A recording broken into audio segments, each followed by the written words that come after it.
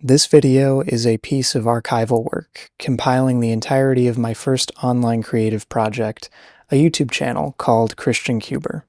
The first video I ever uploaded to the internet, which will play after this preamble, was published to that channel on February 3rd, 2017.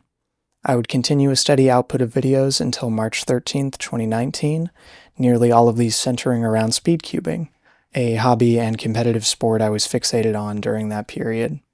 The other major fixture of these videos would be, as the channel name implies, Christianity. I've included all available videos and live stream replays in their entirety. Now, with that technical explanation out of the way, I want to disclose my motivation for this effort beyond straightforward posterity. What's being cataloged here is, in fact, hours of video made by a child.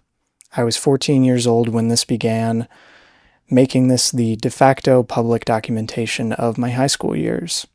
I was homeschooled by my parents, both of whom are pastors, and I attended a Christian private school one day a week during most of this period. Only a few months after uploading my first video, I began a Christian devotional series called Christ, Coffee, and Cubes, adapting, to use the word liberally, Nancy S. Hill's book, The 1 Year Did You Know Devotions. I produced these videos at a breakneck speed for nearly an entire year, resulting in my first major creative burnout and a series of back-to-back depressive episodes.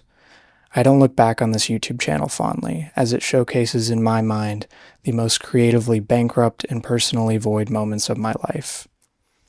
A majority of this channel is a manifestation of my social, existential, and creative anxieties, a display of my people-pleasing and spineless regurgitation. Internet content vomit made by a scared teenager. All of this self-mythologizing leads me again to ask, why preserve these painful pieces of my past self? The most straightforward reason is to document my technical evolution as a video producer. I'm self-taught in lighting, editing, and camera work, and I still hold a bit of pride for how well assembled and expressive these videos can be on a technical level.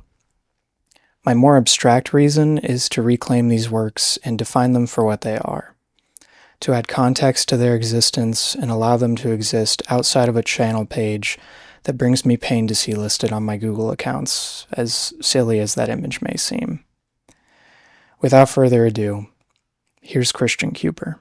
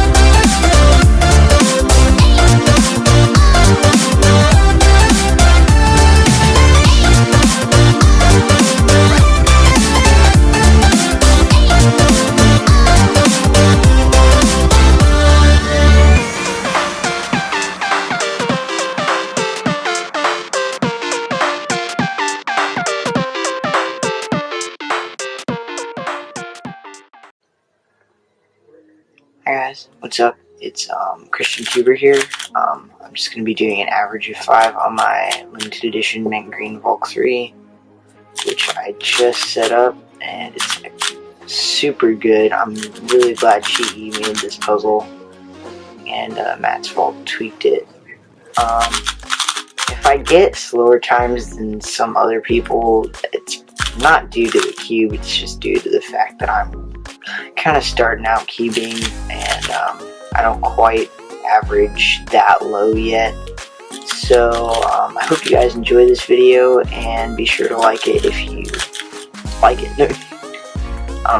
Anyway, hope you guys enjoy.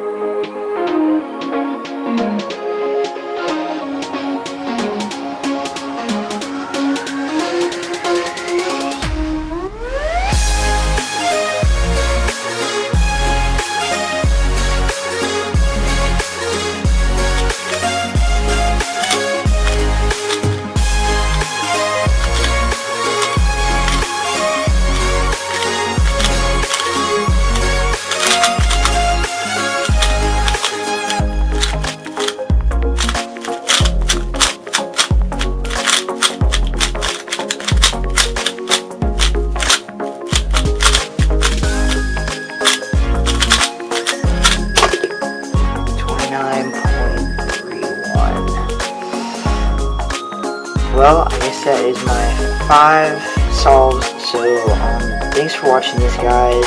If you liked it, be sure to press that like button down there. If you want to see more like this, press smash the subscribe button. I'm hoping to do an unboxing of a few more puzzles later, maybe a couple reviews. That's mostly what I'm hoping to do with this channel. Hope that you guys enjoyed that. Thanks for watching, guys. Bye.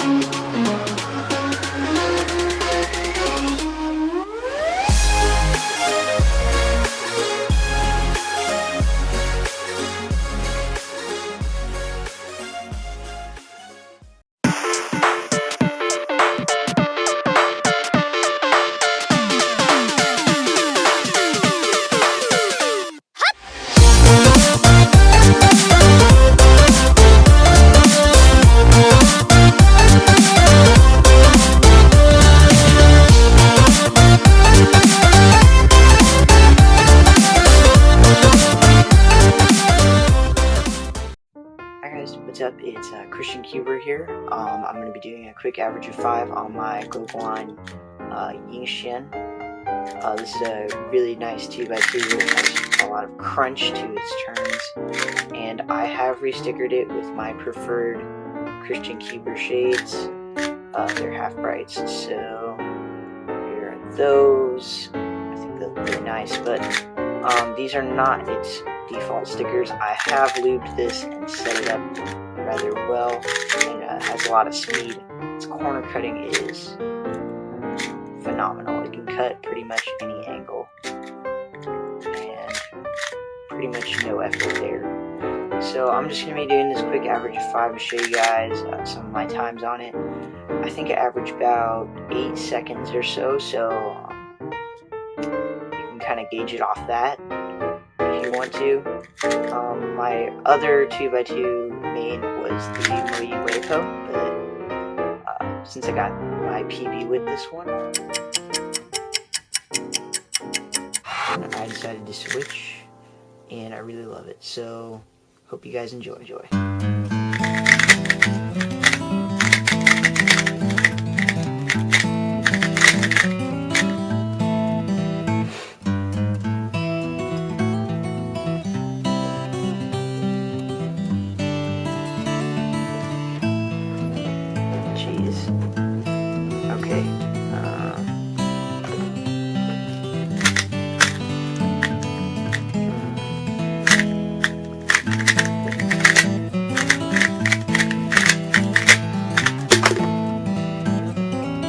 10.27. That's not good.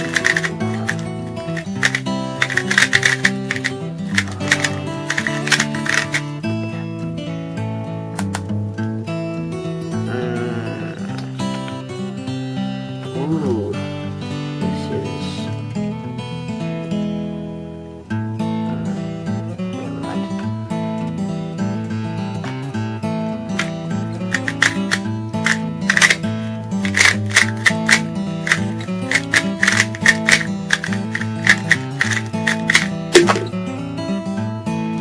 7. Okay, no, that's not a +2. Okay, so 10.06.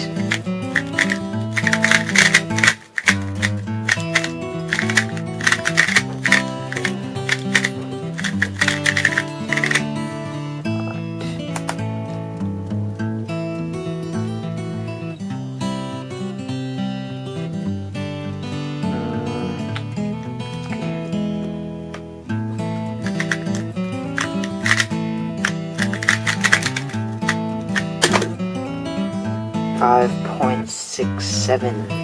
Wow, that was impressive. Okay.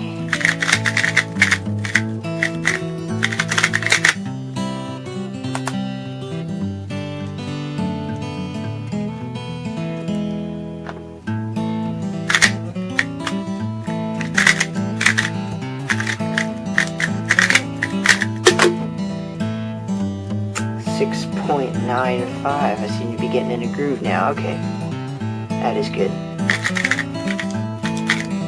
And by the way, these are just my hand scrambles. I'm just doing random stuff here. I don't know. Okay, that looks good.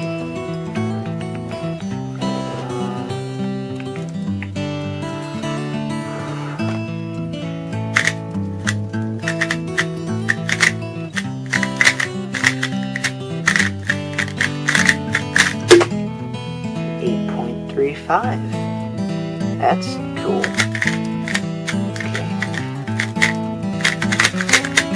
I wish I would have gotten my PB on film like this, with my mat and everything, but because I was recording a different video at the time, I didn't get the right angle that I wanted to, but, you know. Let's see. Yes.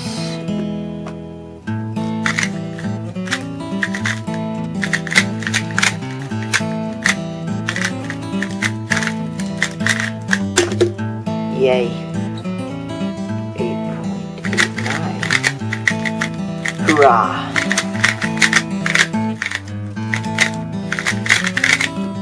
Okay, here we go.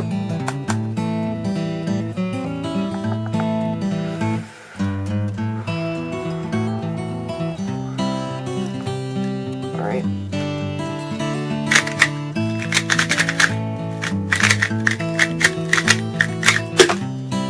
5.82. Okay. Let's just go ahead and do a couple more just for the heck of it.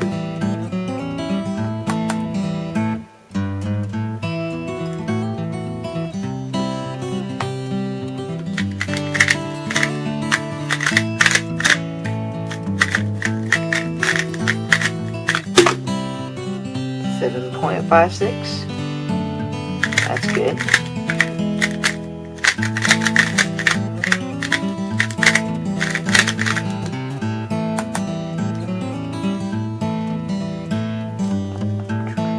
Yes.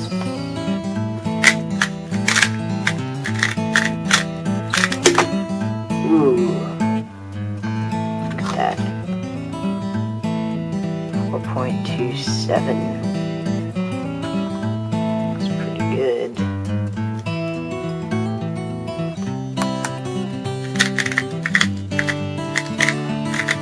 Alright, this is gonna be my last solve, so I'll keep you guys here forever. Even though I said at the beginning it was an average of 5, I'm just gonna do a couple more.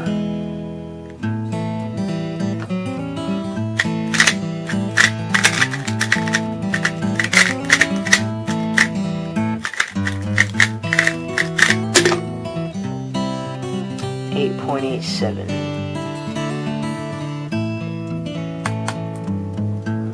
Alright guys, that was a pretty nice session. I think I averaged about 7 seconds, so it was a little below my usual times. I did get a couple high times in that one, but yeah, this cube is really nice. You can go onto the Cubicle.us and order this. Costs about 12 bucks if I remember correctly. But anyway, be sure to pick this up, add it to your collection, and huge thanks to Cubicle for making this video possible. It's a really great website, guys. You really should go there, order some cubes like this one. But anyway, thanks for watching. Bye.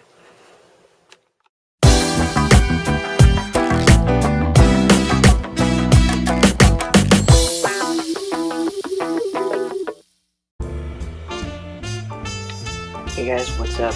ChristianCuber here. Today I'm going to be comparing the performance of a Rubik's brand 3x3 from the 80s to one of the newest speed cubes on the market, the GuoGuan's 356 Air. Quite honestly, I was going to do it with my Valk, but I figured one of the most recent cubes produced on the market was the GuoGuan's Air, so I decided to use this one. You can tell it has the ChristianCuber logo. And this is a Rubik's Cube that was bought in the 80s when it first came out, as you can tell by that sticker quality. The Rubik's brand logo. Yeah, they're peeling, chipping, and all sorts of stuff. But it's been broken in a lot, and as you can tell, it's actually not half bad, but I'm gonna see which one I get faster times with. I'm assuming it'll be the GuoGuan's Air, just due to corner cutting.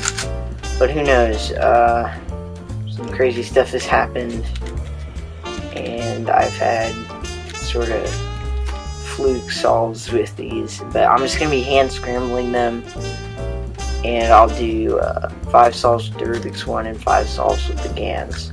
So I hope you guys enjoy it.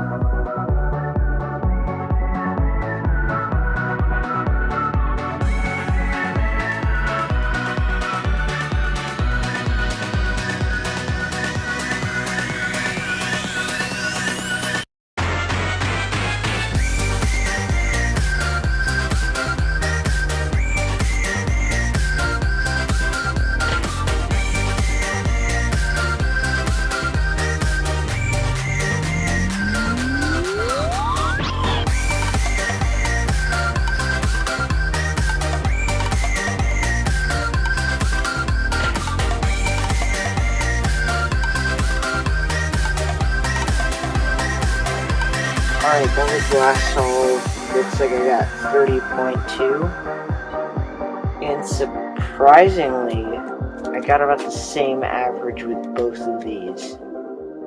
I mean, this kind of proves my theory that I had for a while, that unless your turning style really, like, super relies on corner cutting, I know my brother's does, I know some people's, style of turning can rely completely almost on corner cutting for speed. But anyway, this is a really fun video to make. I had a lot of fun filming it, and I hope you guys enjoyed. If you liked it, be sure to click that like button down there, and if you want to see more videos like this, subscribe to my channel. Anyway, guys, thanks for watching.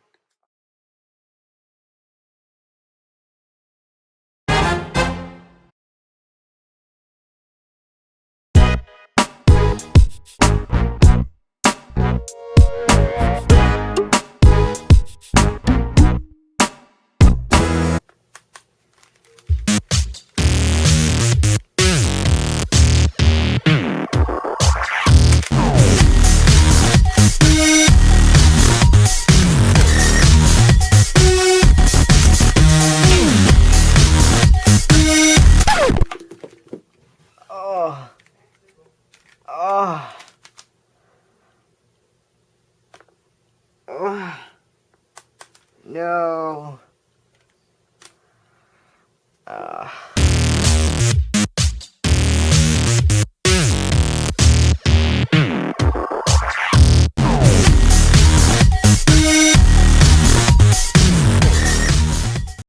Hey guys, what's up? QuBer here.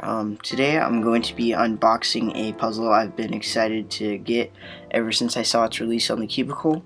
As you probably guessed by the title, it's the Mefferts Mini Pyrastar. So I'm really interested to see what it turns like, because it's a Pyrastar. I don't really know, but anyway, here we go. By the way, I got this at a mall actually. So yeah, here we go. Alright. Whoa. That was cool. So I guess it turns like a 2x2? Wow, that is really catchy. I was expecting with the kind of large gaps in the pieces that it would have corner cutting or something, but it doesn't. Huh?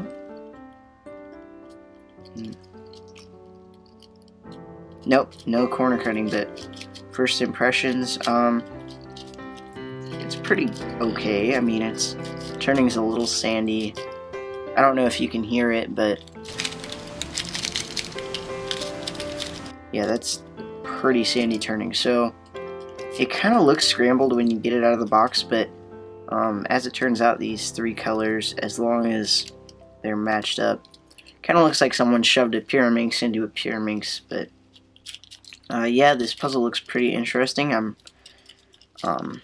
tempted to get some lube in it and see if that helps, but the regular version of this is $24 on the Cubicle.us, but Mefferts made it $24. I got this one for $9.95 at a store at the mall, and that's one of the benefits of keychain cubes. I got one of the Mefferts Skewb Extreme or Skewb Ultimates and one of the Rubik's keychains, and you can get these at a fraction of the cost.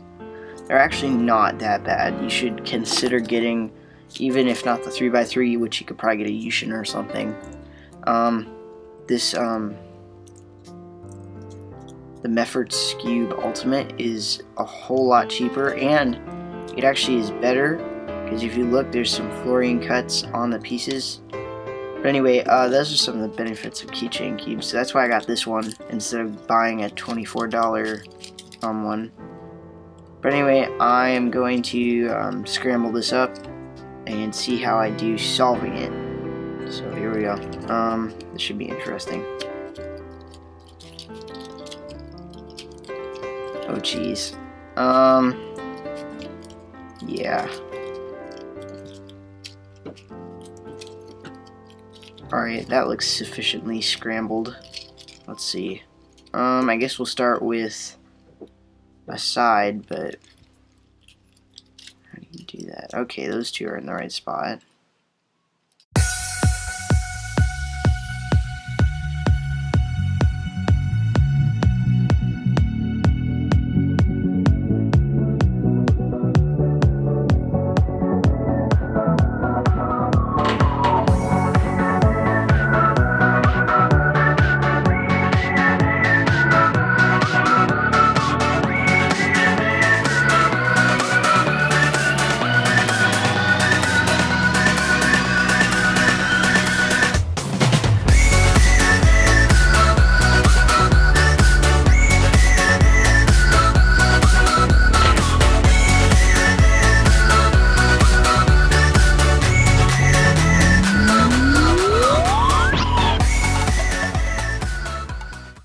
I wasn't able to solve this.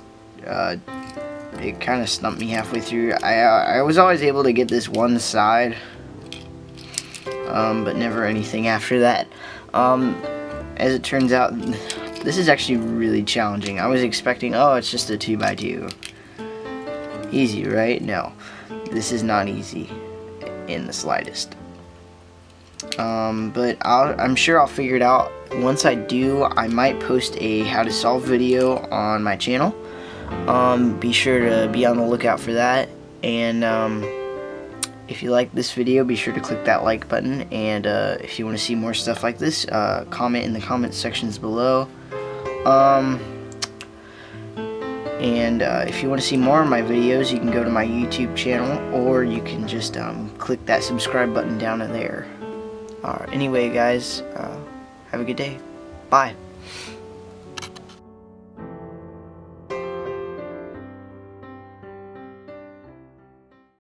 No. Yeah, now it's recording now? Yes. Okay. So, what's up, guys? Robbie's gonna introduce me. Go ahead. This is my sister. So, I don't cube, like, at all. We're sorry, the number you have dialed is not in service at this time. This is what he got me for Christmas. It's an elephant 2x2. I don't know who makes it. I don't know what. YJ. YJ. It's a YJ cube. YJ elephant 2x2 cube.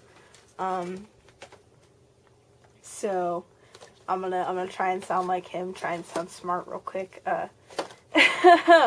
Its turning is not so great. It's actually pretty confusing to solve once you get it all mixed up. Of course, I'm gonna mix it up and then not be able to solve it again and regret it. So I'm just gonna do that. I actually know how to solve a 2x2 in real life, but it takes me a long time to do it. And I have to have somebody help me. But Doesn't count. yes, it does. No, it doesn't. It counts. Not if you have someone help you.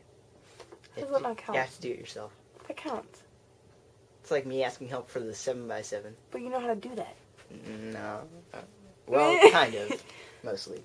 You know you're on your YouTube channel, right? Yeah. People now know that he can't solve a 7x7. So, but I mean, I can't even solve this thing, so I'm not one to really talk. Look at it. It's adorable. It's so cute. Yay. Why is It has a little tail. his face is disformed? No, it's not. Yes, it is. Oh, why would you do that? Okay, so, wow, my laugh sounds disgusting. What the heck? Anyway, oh look, it matches my elephant bracelet that I have too. Isn't that? It's wow. I'm really bad at this. Anyway, I like elephants, so he got me this, and my favorite color is blue, so it's awesome. I think I'm wearing a blue shirt right now. Yeah, I'm wearing a blue shirt, and then my braids that I have on, there's little blue bands that are on those too. And look, there's blue here. Yeah. And the walls are blue. There's a lot of blue things. The world is blue. The world is not blue. The sky's blue. The ocean is kind of blue. Blue-ish. Yeah. Anyway, I'm going off on a rabbit trail, but this is, yeah, that elephant YJ or YG or Q something. There's GJ and YJ. It's YJ, that's what it is. YJ elephant 2x2 cube.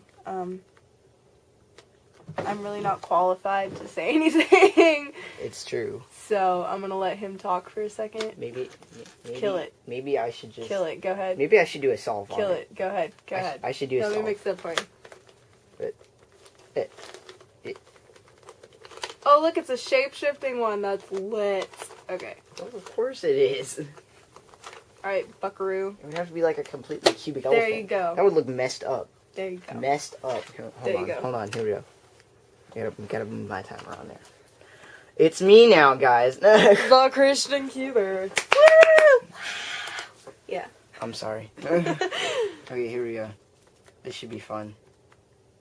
Kind of. Truth is, he's only solved it once in his life. What do you mean? I've solved it plenty of times.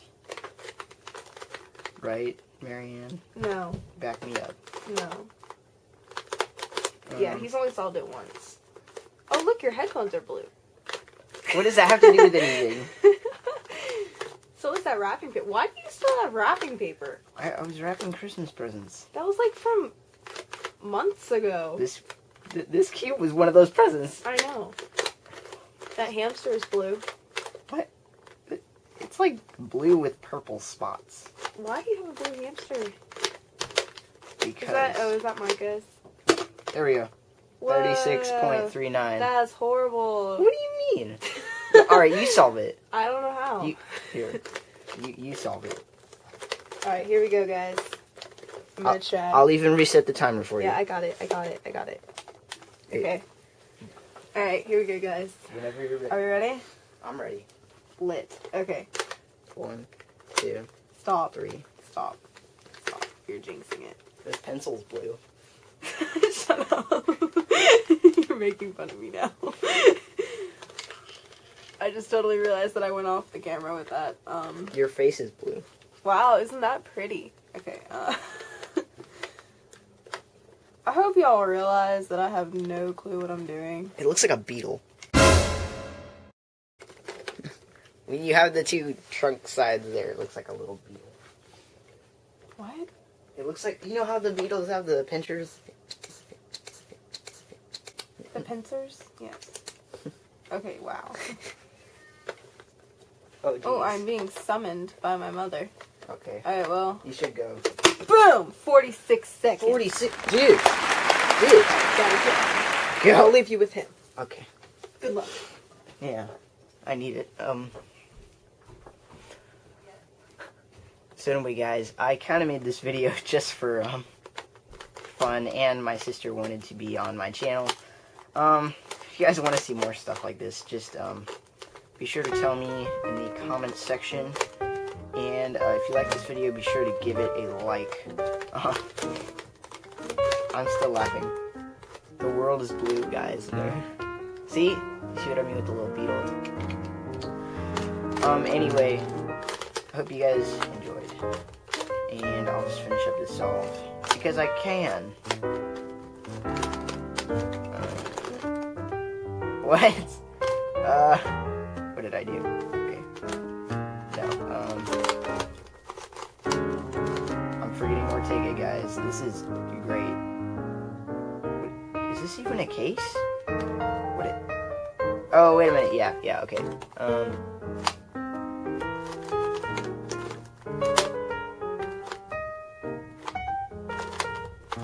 There we go. No.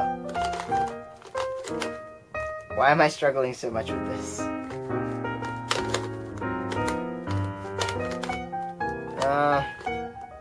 No. Can we call that solved? We'll call that solved. Okay. Bye from the elephant. Bye. Hey guys, what's up? Christian Cuber here. Today I'm going to be showing you my thoughts on the cube style puzzles. I only have the 2x2 and 3x3. So I'll just be showing you my thoughts after I set both of these up. And now that I have, I'm going to tell you my thoughts on the setup versions of them. So I'll start with the 2x2. Okay, so the 2x2, out of the box, it was really sandy and really catchy, like really catchy. If you were to do like, I don't know, this case, it would kind of just catch all over the place, like that. It would just sort of lock. It still does, not nearly as much now that I've set it up and tensioned it, but it does catch a lot still. Trying to do that, it just will snag on its inner layers and lock up. But corner cutting, redeeming qualities, well, maybe not. It locks on that when you corner cut. Okay, here we go. Yeah, it doesn't really corner cut reverse that well. Upwards is, let's see, it can just corner cut 45, barely. Yeah, there's a lock. Okay.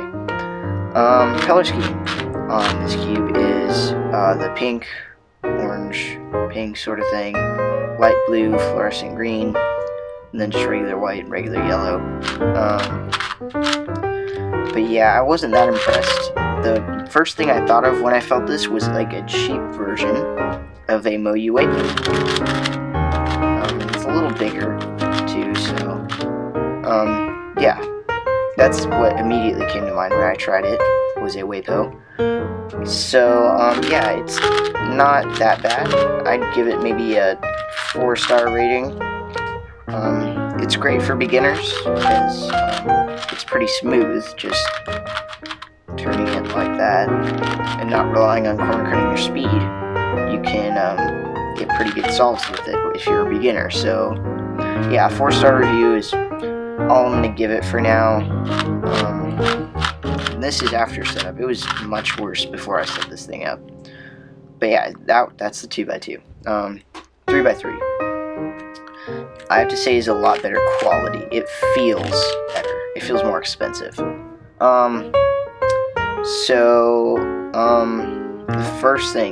The very first thing I thought when I saw this is it looks like a stickerless Valk. It feels like a Valk. Hold on. You hear that? Okay, now hear the Valk.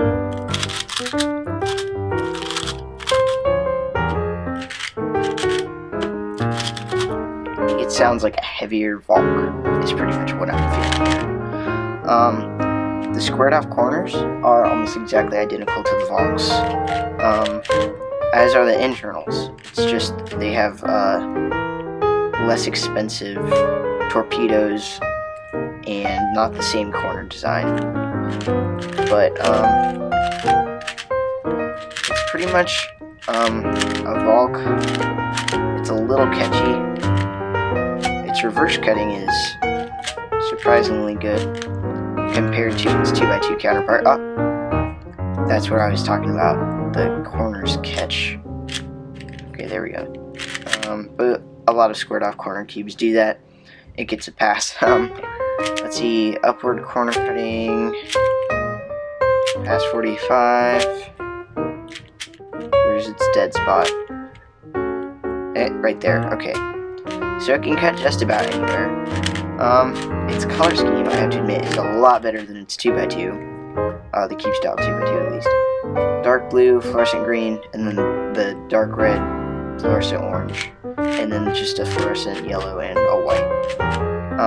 I put this Cubicle logo on there, so that does not come with this cube, in case you are wondering. But yeah, this cube is pretty much like a noisier, heavier turning Valk. So yeah, those are my thoughts on the Cubestyle 2x2 and 3x3. Now I'm going to show you guys some solves. So here we go.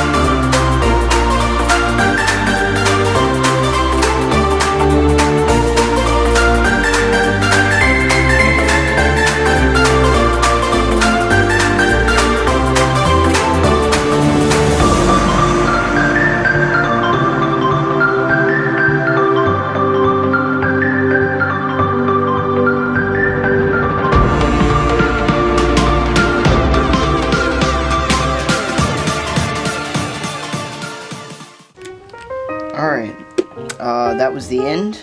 I got about my average with this cube. I caught a couple times. I had that one pop. Overall, this is a really good 3x3. The 2x2s, okay. If you want to buy these, you can pick them up on the Cubicle.us. Anyways, guys, have a good day, and I'll see you guys next time. Bye. Hey guys, what's up? ChristianCuber. Today we have an unboxing from the Cubicle.us. So let's see what it is. It's going to be beautiful. Ooh! It is beautiful. Cool, business card. As usual. Come on. Ooh. Okay, that's everything. Oh wait, there's a receipt. Anyway, throw that knife away. We got the QiYi 7x7. It looks like it's the, yeah, WuJi. But anyway, see if I can get it open. First try. Oh, I did. Okay. Ooh, that's a really nice blue. Do you guys see that blue? It's a nice blue. This is actually my first 7x7 I've ever gotten. So, I'm pretty excited. Knife. Get this plastic wrap. There we go. There. Okay. This looks awesome. First turns. It seems a little sandy, which is to be expected with factory lube and stuff. But overall, it's really fast and really smooth. But the thing I was most interested in when I saw this cube was the fact that it came with such an awesome color scheme. It's pretty much exactly identical to my custom color scheme with the dark blue and fluorescent green. But the other ones just look like stock Moyu shades besides those two, so yeah, the turning of this cube is super smooth, super sandy. I have a feeling it's going to get a lot better if I were to lube it and set it up and put some Maru in it or something. It looks like they have fluorine cuts on just about every single piece. So that should allow for corner cutting. Oh, no, there we go. And downward. It doesn't really do much. Oh. The inner layers. Let's see. Yeah. They're pretty small, but that's to be expected with a 7x7.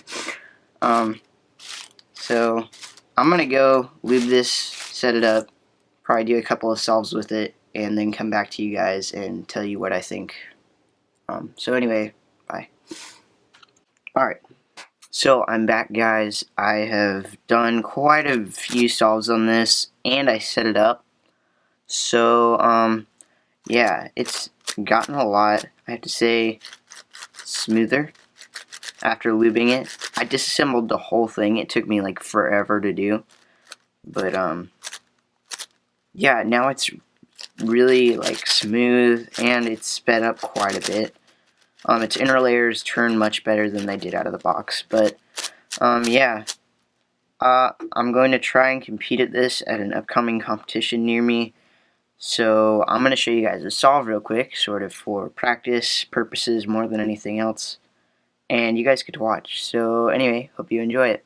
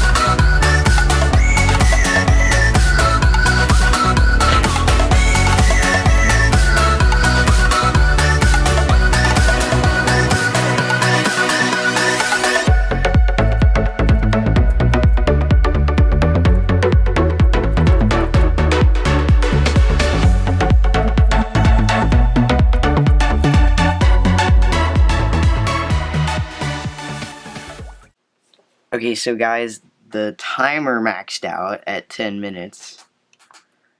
And the camera just turned off. So, yeah, I obviously need to get a little faster at 7x7. But I'll just wrap this solve up while I tell you my thoughts on this cube. The WuJi is, I gotta say, it's a really, really good 7x7. I don't know if it's the best on the market, mainly because I don't own any other ones. I know that a really big competitor for this one is the Yushin, I guess it's just a Yushin 7x7, there's no name for it. But, yeah, that's considered by some the best one. I tried one at my last competition I went to, and it was okay. I don't know which one I'd prefer. It was kind of a long time ago when I felt it. Well, not obviously that long, because it's a pretty new 7x7, but it wasn't like recent. But yeah, the scratchy feeling of this cube is surprisingly pleasant to turn. But you know, quite honestly, on looser tensions it's so much faster. But I did struggle with actually a corner twist. I got a corner twist on a 7x7. And that should never happen. Ever. I mean, these are big flooring cuts, but that just shouldn't happen. So I actually tightened it up before I made this video so I wouldn't get a pop or something, because I got a pop before that. So I figured it's popping, it's too loose. So, yeah, that's kind of the way I feel about this cube. It's not really anything to write home about, but it's a good 7x7. A solid 7x7. Like, it feels pretty solidly constructed. So, it looks like I got a parity. Okay. Another thing about this cube, it's kind of inconsistently turning throughout the puzzle. Not due to any uneven tensions or anything, it was this way out of the box. Just the inner and outer layers, but you can't really fix that since it's a big cube, and the inner and outer layers are going to turn differently because of the different friction on the surfaces. There's going to be more pressure on some of them than others. So, on a side note, the sticker quality is pretty good. I actually chipped the center sticker on the blue side. You can't really tell because it's such a dark blue though. So, yeah. Just to keep in mind, it's probably because it's a small sticker. There are so many of them. One of them was bound to chip in the mini solves that I did do. Probably did around, I would say 10 solves, maybe. But yeah, I would definitely suggest this to anyone who's looking to get a better 7x7 or just get into 7x7. Oh, there we go. Okay. So my time was probably somewhere north of 11 minutes, which is really bad because I will not make it at all in competition with those times. But anyway, I hope you guys enjoyed this video. If you liked it, give it a like, and if you want to see more like this, be sure to subscribe. Bye. Video me? Okay, it's videoing now. That's lovely. You just like... magical. Okay. Anyway. Hey guys, what's up? Christian Cuber here, and today we have an unboxing from the Cubicle.us.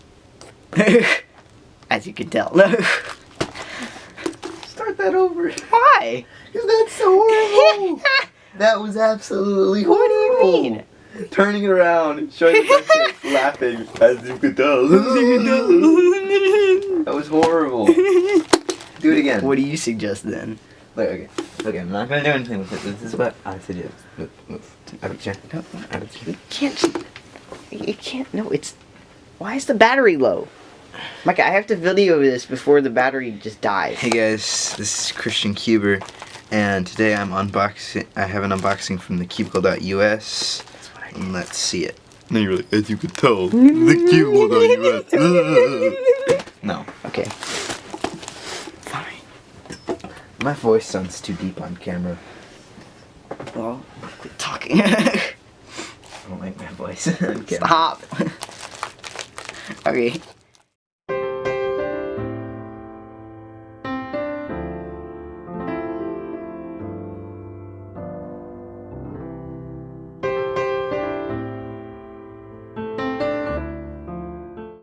We're in our last week of our series through 1 Peter.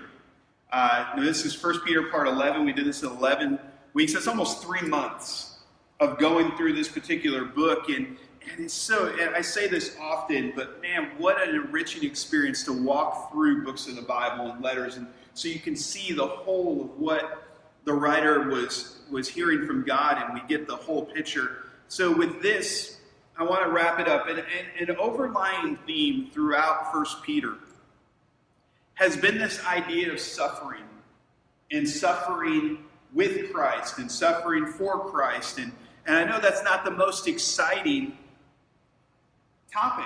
Who wants to suffer? Who wants to go through the suffering in that way? So with this overlying theme, there's 5 chapters in 1 Peter, and in each one, it talks about suffering. I wanted to look at that just for a little bit to kind of bring a refresher and remind us the overall theme that Peter had in here. 1 Peter 1:11 says this: "They wondered what time or situation the Spirit of Christ within them was talking about when he told them in advance about Christ's suffering in his great glory afterwards." 1 Peter 2:21 says, "For God called you to do good, even if it means suffering, just as Christ suffered for you." 1 Peter 3:18, "Christ suffered for our sins once and for all. He never sinned, but he died for sinners to bring them safely home to God. He suffered physical death, but he was raised to life in the Spirit." And then 4:13, "Instead, be very glad, for these trials make you partners with Christ in his suffering, so that you will have the wonderful joy of seeing his glory when it is revealed to all the world." 5:9, "Stand firm against him and be strong in your faith. Remember that you are a family of believers all over the world. Your family of believers all over the world are going through the same kind of suffering you are." It's not a matter of if you're going to suffer, it's a matter of when. That goes in life. That's not just for being a Christian, that's life. We're going to suffer. There's going to be hard times. Some of those are suffering just because it's life. Some of that is suffering because the enemy is attacking us. And I don't believe that behind every corner is a demon. I don't believe that this Satan is behind every bad thing that's ever happened in our lives. But there's suffering. And so we need to know how to respond to this. I have a friend of mine, Scott Gaither. Some of you know him, and he's been a part of the church, helped us start this a few years ago. We got into mountain biking together. And he kept telling me, he goes, "I notice when you talk about mountain biking, you always say, it isn't if you crash, but when you crash." He goes, "That's not the most encouraging." He said, "You're telling me that I'm going to crash at some point." Yes. Mountain biking is somewhat dangerous. Things happen, you crash. Some of them are silly and not that painful, but there is time that you will crash. And so we have to know that suffering will come. That it's not going to be necessarily that it's our fault or anything else. We live in a broken and messed up world. And so there's going to be difficulty. Sometimes it's from a governmental side. Sometimes it's, things that are just out of our control that we can't control. Maybe you got in a car accident, or maybe, whatever. You could put in the blank that the week before Easter. Can you believe that the first quarter of the year is gone and then we're already into our second Sunday of April? We're at Palm Sunday. We're a week from Easter. This is flying by. I don't talk about my kids a lot. They say I do. But man, my daughter turned 17 this week. My son turned 15 this week. It's just been a crazy week. I'm not old enough to have a 17-year-old daughter. It's just not, it's not possible. You can do the math. No, it is. But man, to have a 17-year-old daughter, it's been a great week. It's been a fun week. But man, I'm excited for Easter. But Palm Sunday, a lot of people, this Sunday gets kind of overlooked. It's called Palm Sunday because they waved palm fronds and laid palm fronds out in front of Jesus as he was entering the city. And today I want to talk about that. We finished up 1 Peter last week. We'll continue another book study after we get past Easter. But right now, I want to focus on Easter and on what Palm Sunday means and kind of give you a little bit of a history there and show you kind of the significance about Palm Sunday. See, at this point, Palm Sunday marks the beginning of the Passion Week. It's the beginning of the last week that Jesus physically walked the earth before his crucifixion. They call it the Passion Week. There's a lot of different names for it. It was actually the week that was coming and leading into Passover. And so there was just tons of things going on in the city. A lot of stuff going on. And people were hearing rumors about Jesus. But you got to understand, there wasn't social media. There wasn't even broadcast media. There wasn't email. There wasn't any of these electronic things. So Jesus went around the region healing people and doing things. But a lot of times he told people, don't tell them what I did. Now, word gets out. Things will get out. People are going to say, hey, you know that man healed somebody over there? He told somebody over here that their sins were forgiven. And so Jesus was making ripples in the world. So people knew who Jesus was, but maybe not everybody. Man, could you imagine? I think back even, 10 years, and we didn't have Facebook and all that stuff really going on yet. It was just getting started. Remember what life was like, maybe for some of us that when we were teenagers, cell phones were, they were called car phones. They required an extra vehicle to carry the thing that was so big. And you used to come along and they looked like a regular phone that would be attached to something in your car. Those were the first mobile phones. Man, you remember having to have a 25-foot long phone cord so you could walk around the house and wrap around the corner so you could talk to somebody on the phone? All that stuff. And we think about how much it's changed with social media and all that kind of stuff. What if Jesus had walked the earth today? What would his profile look like? Would he have done a Facebook Live when he gave the Beatitudes? I don't know. Would it have looked different? Jesus seemed to kind of try and hold down his profile in the beginning. But now we come into the Passion Week. We come into Palm Sunday. And so I want to look at this. And turn in your Bibles to Matthew 21. I want to read out of there. The Gospels all kind of talk about this a little bit, but I want to focus on Matthew 21. And this account, we'll jump over to Luke a little bit later, and we're going to hit some different verses. But I want to read to you out of Matthew 21, verses 1 through 11. This is the account of Palm Sunday, of Jesus coming into the city. Starting at verse 1, it says, And Jesus and the disciples approached Jerusalem. They came to the town of Bethphage on the Mount of Olives. Jesus sent two of them ahead. Go into the village over there, he said. As soon as you enter it, you will see a donkey tied there with a colt beside it. Untie them and bring them to me. If anyone asks what you are doing, just say the Lord needs them, and he will immediately let you take them. This took place to fulfill the prophecy that said, Tell the people of Jerusalem, look, your king is coming to you. He is humble, riding on a donkey, riding on a donkey's colt. The two disciples did as Jesus commanded. They brought the donkey and the colt to him. They threw their garments over the colt, and he sat on it. Most of the crowd spread their garments on the road ahead of him, and the others cut branches from the trees and spread them on the road. Jesus was in the center of the procession, and all the people around him were shouting, Praise God for the Son of David. Blessings on the one who comes in the name of the Lord. Praise God in the highest. Or some versions say Hosanna. Hosanna. The entire city was in an uproar as he entered. Who is this, they asked. And the crowds replied, It's Jesus, the prophet from Nazareth. Alright, so it looks like I got a average of 8.05 on my average of 12. So that was about average. Anyway, I hope you guys enjoyed Sunday Solves. I'm hoping to keep putting them out every week. Be sure to check out Kennesaw Family Life Church's Facebook page, and be sure to like and subscribe if you like this video. Anyway, guys, bye. And we're rolling. Alright.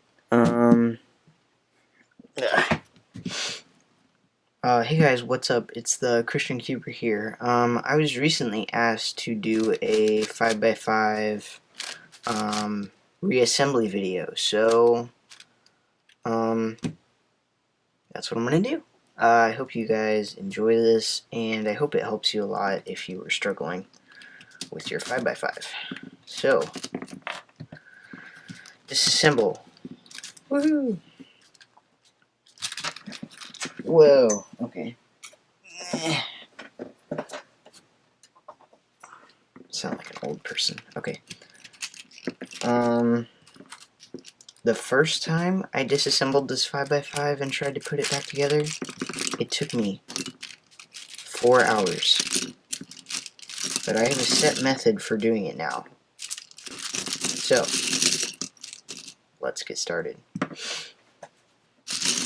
The first step to reassembling any puzzle or anything like that is going to be sorting the pieces. And I hate doing this. Everyone hates doing this, but it is like crucial to get your 5x5 back together in less than like 50 years. So I just sort out these smaller edge pieces and these bigger edge pieces, these side pieces, and then these top pieces.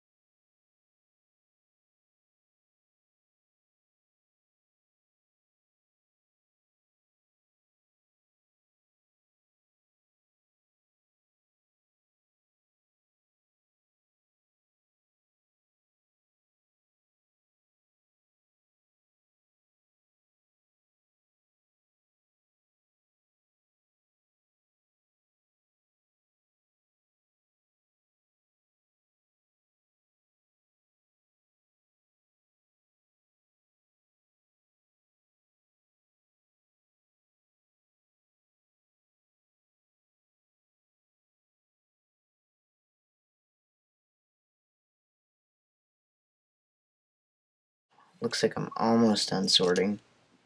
And guys, sorting really doesn't take that long. It really is just kind of an easy thing. It'll make assembly a lot faster.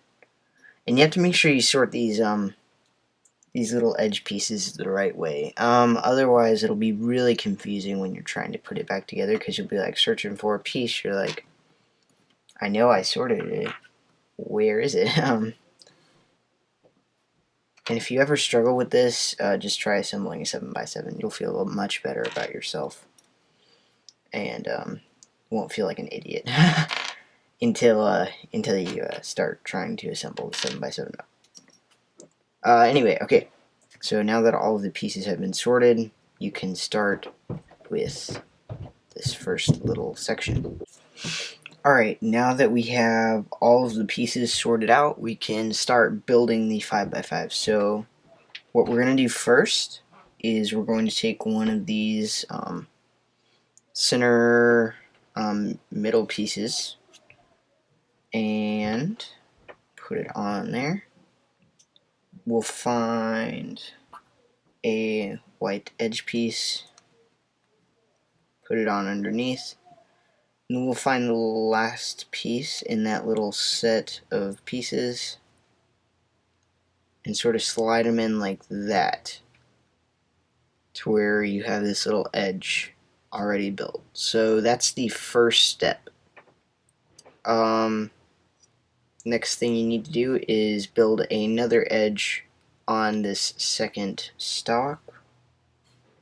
So you grab another white piece, and here we go.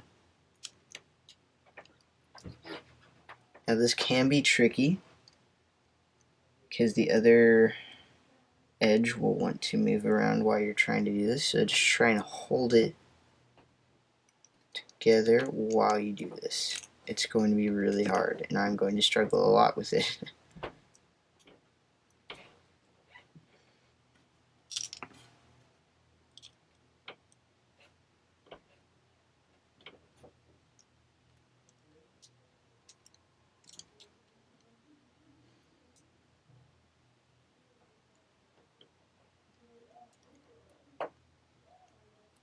There we go. Okay. So you get those first two sections in. Then you build a little section of pieces right around here. So you find one of these, stick it in. Then you find the next few pieces that run in this section, and they should be these little side pieces. Then you put the corner in, like so. There we go. No, don't fall apart. Alright. And you just keep building it out. One of those. And then the edge.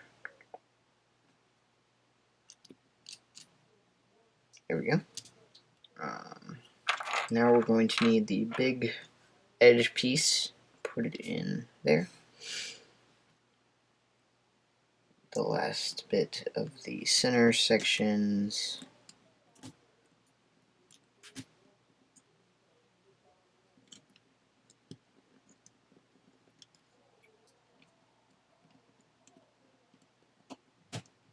Alright, so you're gonna have this little 3x3 block. And that's gonna be our starting base for the 5x5 building. So after you have this little block built, you move on to the next edge on the white side, or I guess whatever side you started on. It really could be any color, it's not going to matter that much.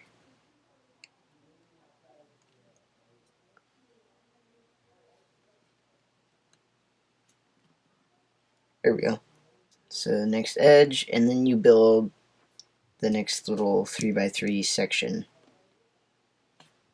So white center edge, or corner, I guess. There we go.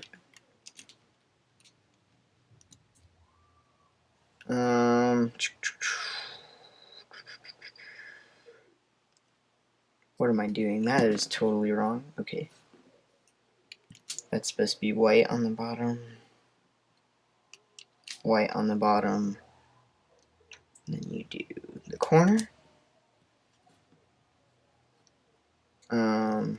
Do the sides, corners of the centers.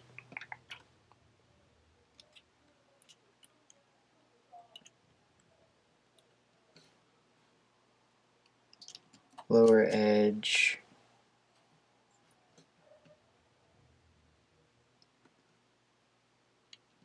Side. Side. Then there. Okay. So now you'll have this section all finished. So you move on to the last white edge. No, actually I'm going to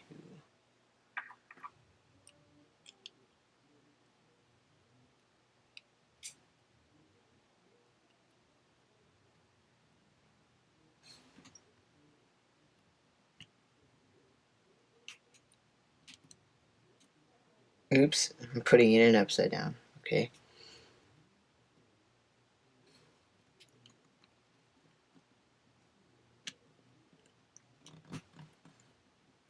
No, don't fall apart. There we go.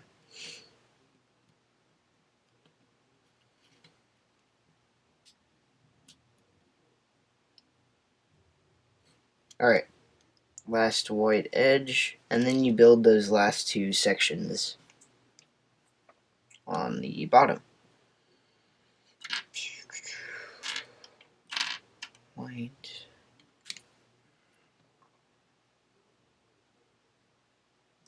Then the... wait, that's the wrong outer edge.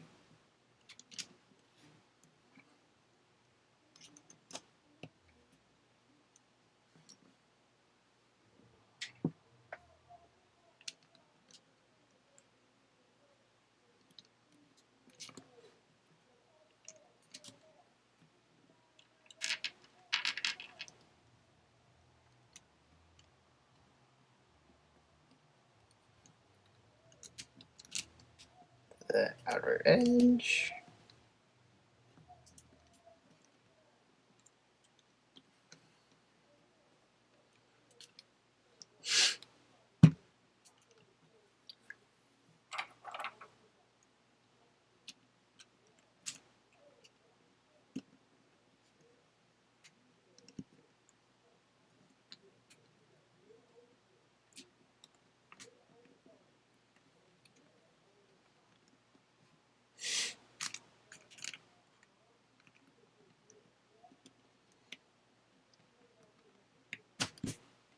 There we go.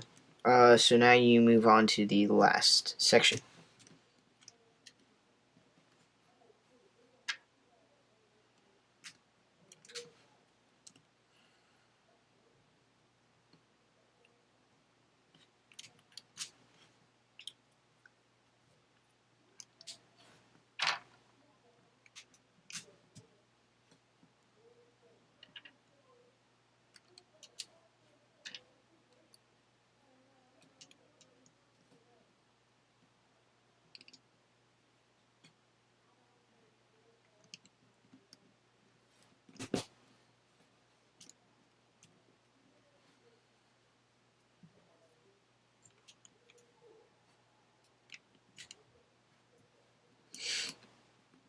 Alright, and the last edge.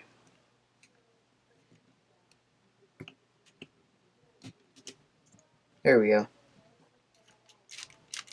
So you now have the first 3 layers assembled.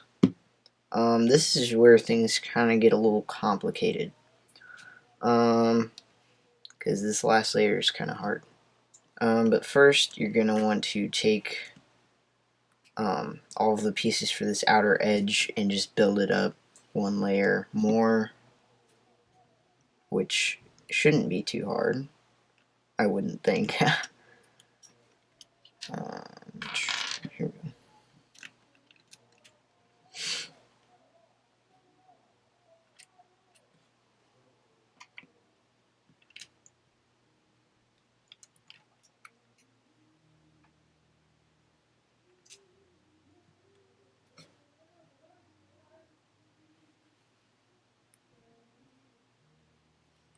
So we're just sliding the pieces on, sort of on the track, like so.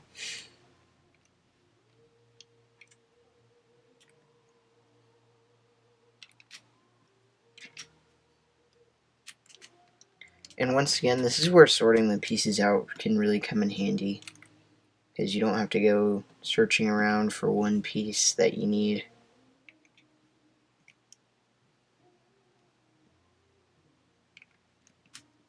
There we go. So you have this little outer edge, that's the 4 layers. And now you can start assembling that lovely last layer. So I'm going to start with an edge.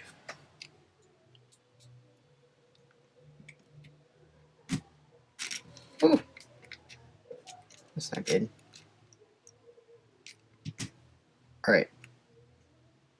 So I just kind of popped it in when I turned this top to a 45-degree angle, just popped it down.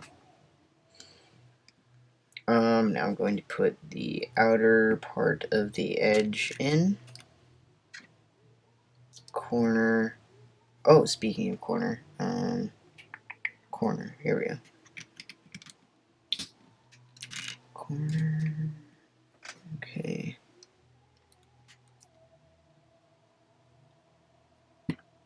Oh, one. Alright, so you just kind of put together that little section right there, and then you move on to the next edge.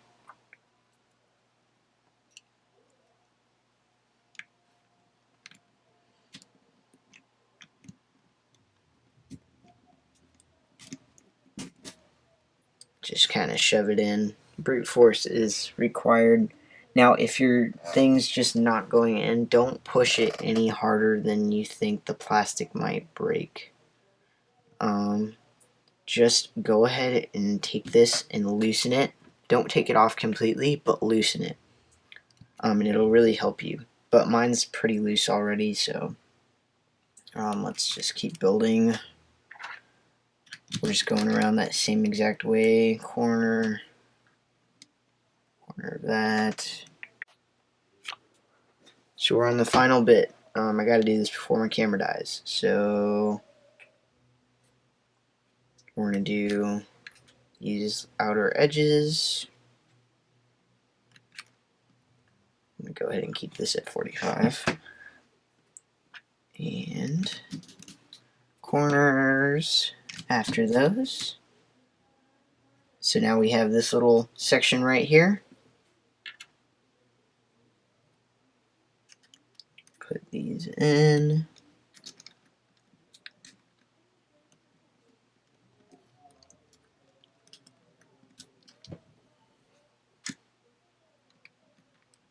That one goes in there. Okay, last part. Super hard. Put this last piece in. And this is literally the hardest piece to get in you will ever have to get in. You know what, actually? Take one of the edges out and go ahead and try and stick this in. It'll probably be a little easier. Yep, there we go. So now stick that in and put in this last little side edge. And there we go. Your 5x5 should be assembled. If that was a pop, you may have wiped out some of the internal lube like I did. So I'm going to put a little bit of lubical silk and kind of tell you how I did some of this stuff. So if you ever try this with 7x7, it's pretty much the same basic concept. Just building that first little section and then just kind of going on from there, and then the final layer is pretty similar as well. But for 4x4 it's a little tiny bit different, mainly because you have to build the 5x5's layer on the inside of the 4x4. So yeah, that can be a little difficult. But I might be posting a video about that as well, so be on the lookout for that if I do end up doing it. Yeah, you can tell my thing's loose. There we go. But anyway, guys, I hope you enjoyed this video. I hope you like this new camera angle. I'm not going to be doing it for all my videos, just mostly tutorials, stuff like that. It gives me easy access to all my tools and stuff. So, if you like this video, be sure to press that like button, and if you want to see more videos like this, you can be sure to subscribe and tell me in the comments below. Anyway, guys, bye. Hey guys, what's up? QuiYi here, and today we're going to be unboxing a package from the Cubicle.us. In here should be the GTS2 and some stickers. Also a replacement part for my Cubicle, well, not Cubicle, WuJi. One of the pieces broke on my WuJi, so I ordered a new one. and the Cubicle was really good about it. Alright. Yeah, okay. My brute strength. Alright, we got a GAN nut driver.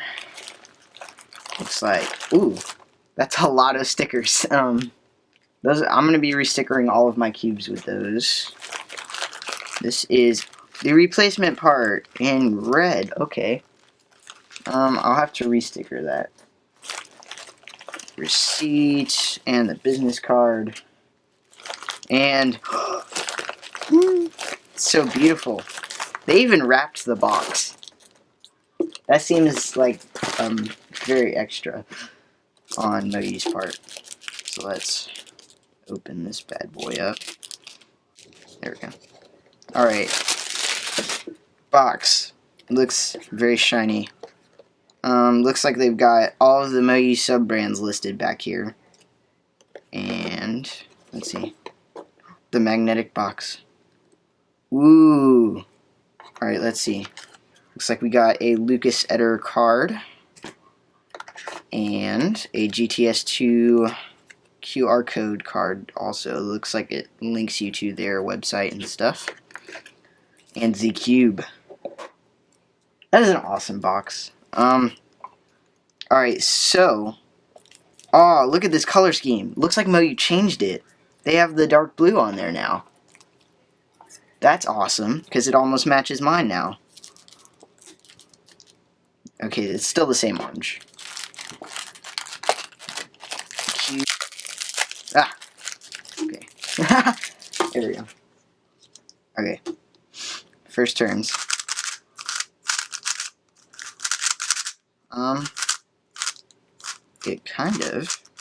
It's really fast. Like, it carries a lot of momentum when you're turning. But,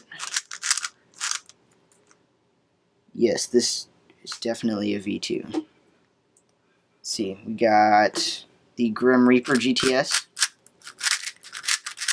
As you can tell, it's a little louder also. Yes, this is a little bit smaller. It's about the same size as a Valk.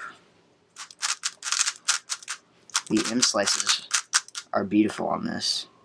It seems a little tight right now. It seems like it could be loosened up. I'm probably going to keep it like this because it seems like the perfect tension for me. This is a homemade GTS M. It seems like the GTS M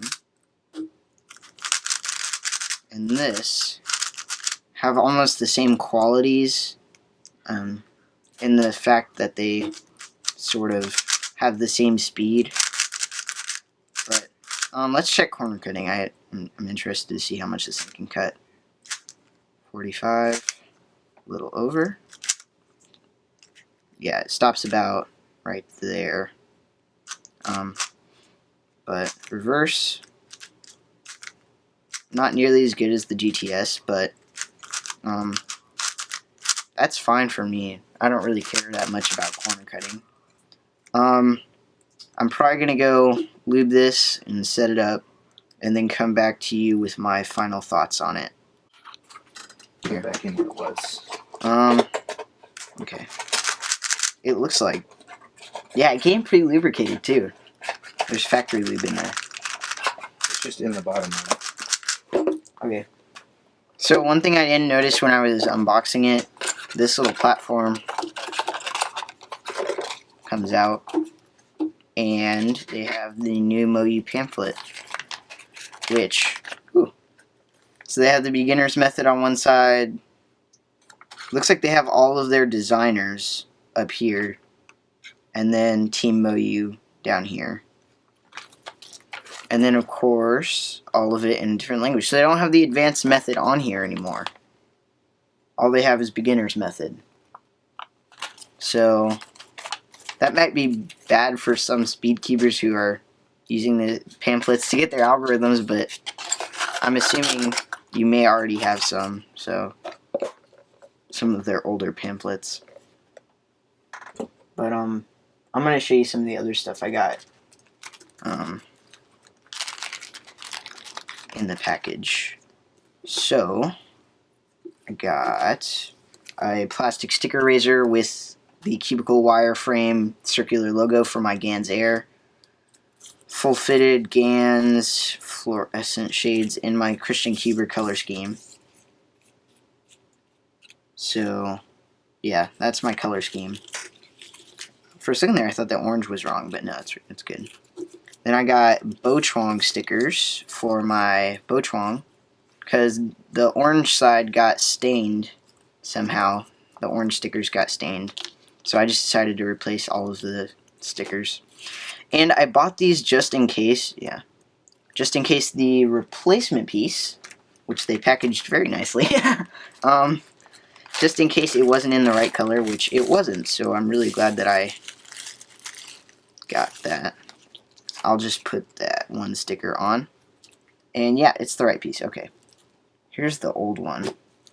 It snapped right at the, kind of right at the stock there. So, yeah. Huge thanks to the Cubicle for sending me that. And it looks like they did a great job on these GAN stickers. I'm super excited to get this all stickered up.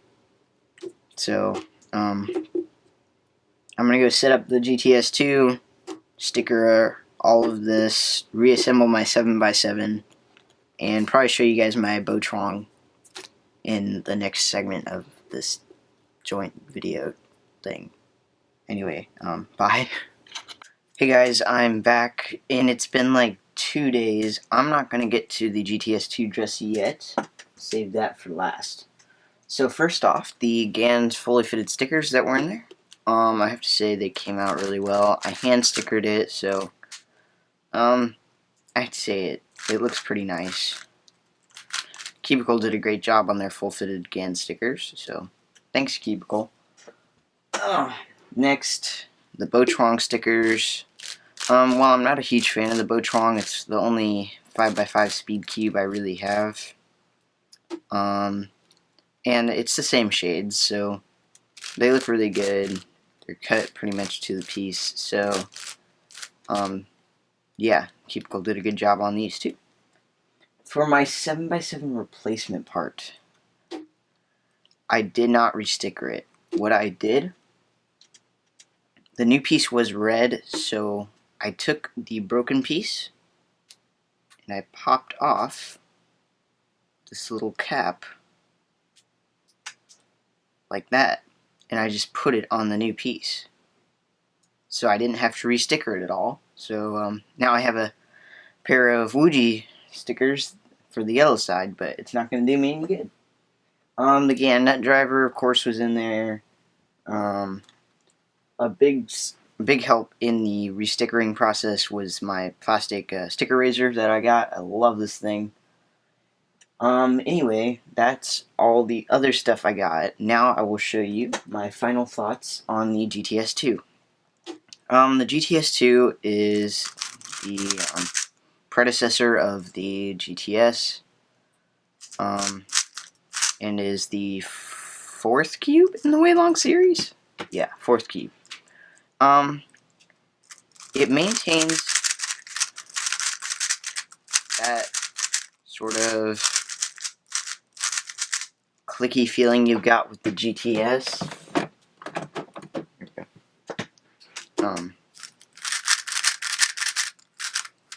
This one's very overlubed. But anyway,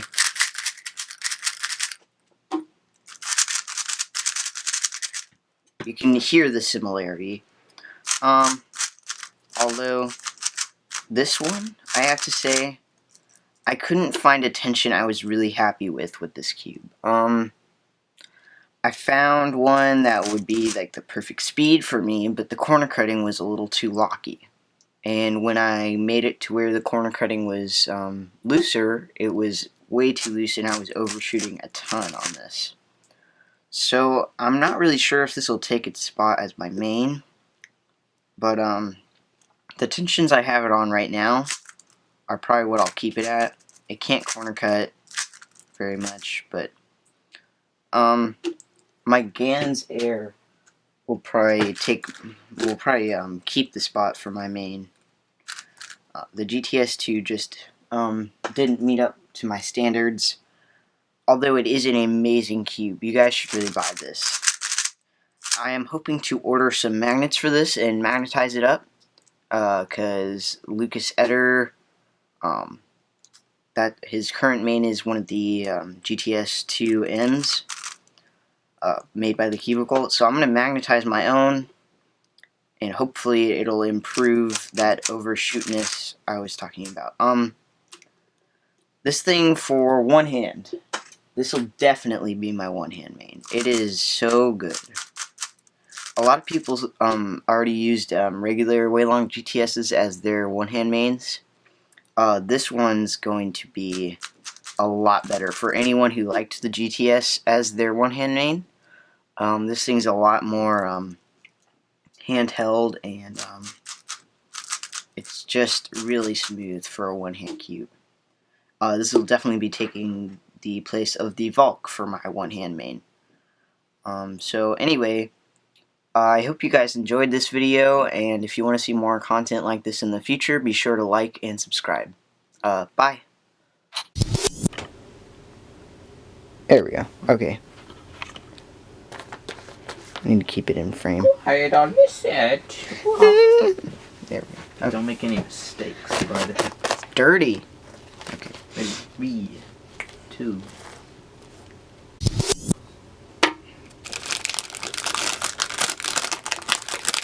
This is gonna be awesome. I hope. No. I'm gonna have to cut this out. Because it's taking forever. Okay. Lube. Come on. Out you come. It's really funny to see a GTS. Go. Go. Come on.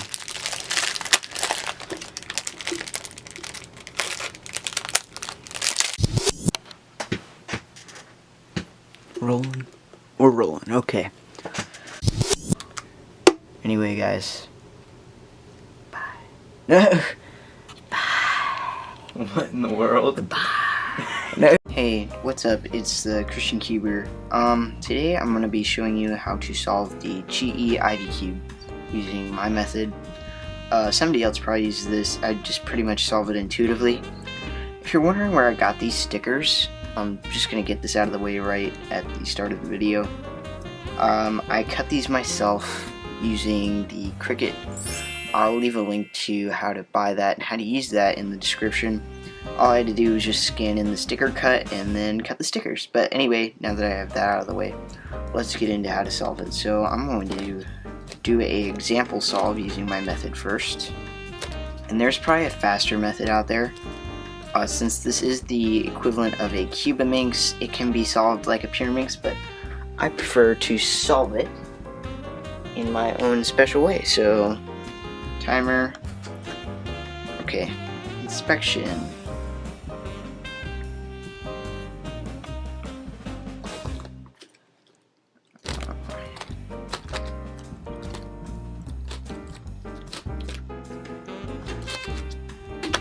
There we go. 9.68. So I usually get it in about under 10 seconds, which is probably really slow for Ivy Cube. But I'm going to show you that method that I just used. So I'll scramble it up again. Once again, I don't think there's any official WCA scramble method for this. Well, mainly since it's not a WCA event. But we will call that scrambled. So, first step. Step 1. Woo, this should be fun. Okay.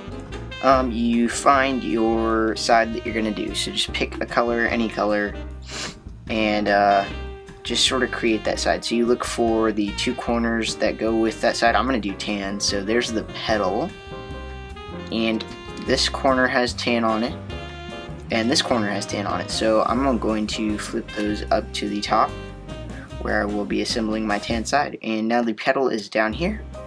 So I turn it up, turn the pedal out of the way, corner I orient again, and turn the pedal back up. So basically what that was I turned it up to match this, moved it back out of the way so I wouldn't mess up the pairing I just did, turn this corner back down to where it was oriented correctly, and turn the pedal corner combo back up. After that, you pick one of these little 3-piece sections that has this on the bottom. So, well, not on the bottom, but on the front side. I'm going to do this one because it already has one pedal in. So you orient this corner that you've chosen, and then you place these 2 pedals in. So what I do is we need to put red in this little slot. So what I'm going to do here, I'm actually going to solve these last little bit and solve this at the same time. So I find the red pedal, and I know I can flip this up, turn it in, and turn it back down without messing anything else up. But when I flip this up, it's going to put that pink pedal in place too. So I flip it up, turn it over to insert it, and turn it back down. And that solved this upper tip, this tri-piece that I was working on, and the other side that we started with. So I'm gonna do that one more time. I got a really easy case. If you solve it like a Pyraminx, you can get that really terrible Pyraminx case where you get the whole tip rotated thing that happens on Pyraminx. So I'm going to start with the same side again. Tan, no tan. Here's the tan corner. So I turn that up to the top. And I find the tan pedal, which is on the bottom this time. So we'll just rotate it up, in, turn it out of the way, corner back down, and the corner pedal back up. And I'm going to do this little tri-piece, this little section right here. So it's going to be your top, and then either this or this. So either one of those is fine. So I'll orient that corner. It doesn't look like I have either one of my pedals in this time. But when you're flipping the pedals up, just try and match them up to the colors. So I'm just putting in a random color just to show you guys that. So I'm going to do pink, but it looks like I'll have to turn it out of the way first. There we go. So now I'm going to insert the pink. So that's in. Once again, this is the tri-piece I'm working on, top. And this is the final step. So to get this silver piece in, I'll turn the blue up to match it, turn the silver piece in its place, and then turn it back down. And so now it's solved. After doing that, there might be like a sort of, I guess, the equivalent to a U move or maybe a L move, depending on how you look at it, might be needed to solve it, but it's pretty much the same thing. I'm going to show you guys a couple more solves. Alright, so the solves. Let's do it. Alright. I'm just going to be hand scrambling this, and this is probably not going to go in the video because my camera's going to die before that. Okay, that works. Okay, study time, pink, okay. Orient corner, flip pedal. There we go, 8.38. I did see a video once of someone who had a heavily modded Ivy Cube that had amazing corner cutting. They probably modded it themselves or got someone else to do it. But mine is just a stock Ivy Cube with custom stickers, so. There we go. Tan.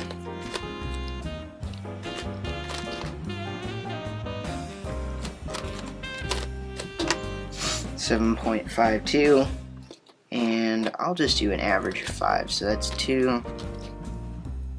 So far I've got an average of like some odd number, I don't know, probably somewhere between 8 and 7. Okay.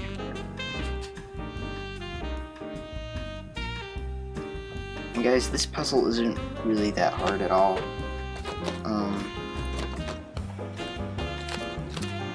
It doesn't even look that daunting. I was gonna say it looks a little daunting at first, but it doesn't, so.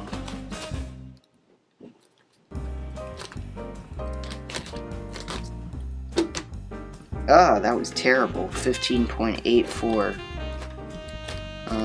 That was bad. It's just to release those off. Okay.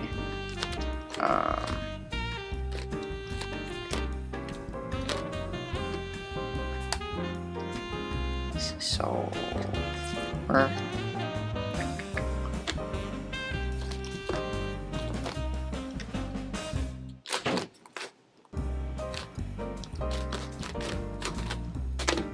8.6, and the fifth solve.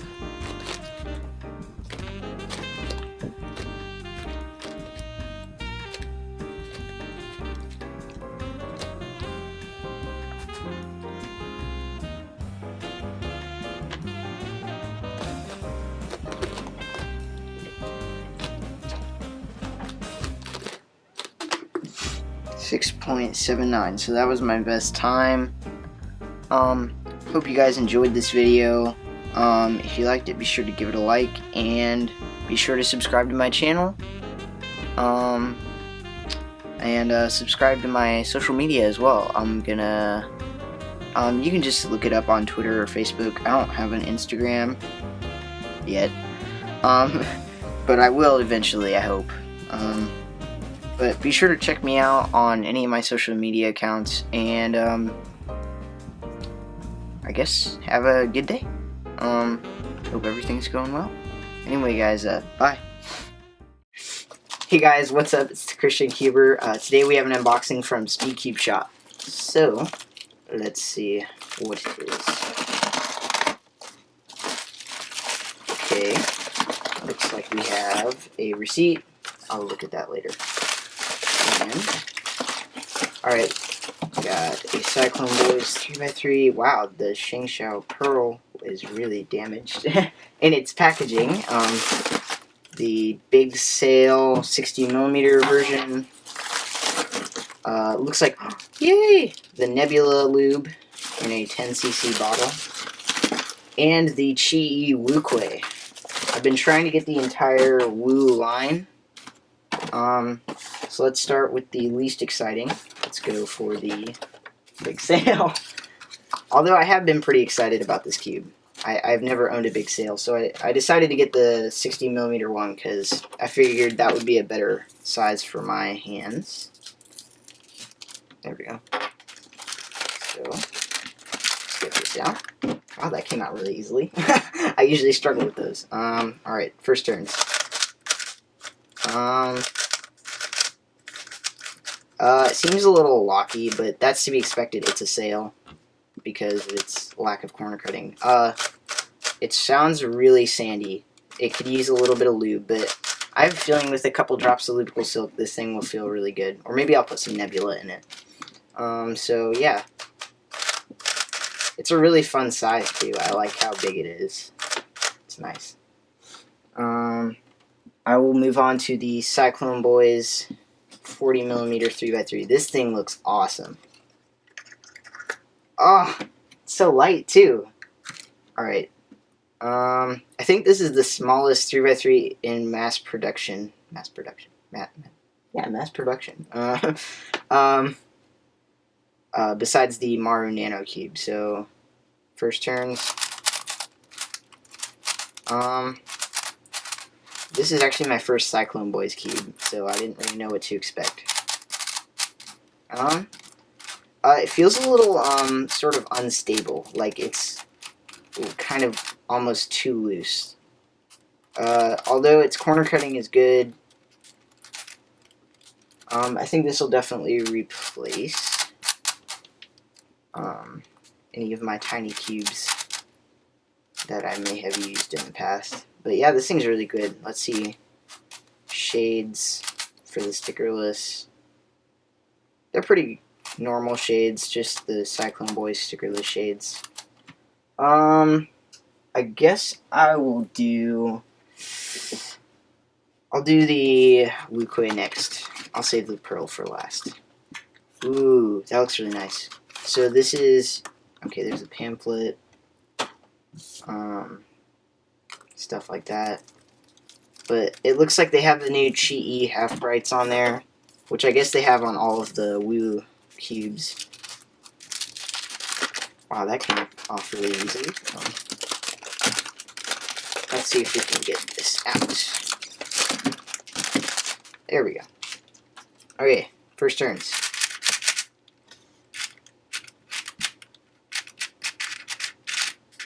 Wow, this is really nice. This is definitely better than my mini Aosu. It's just faster, and I have a feeling after I lube it, right now it feels really sandy.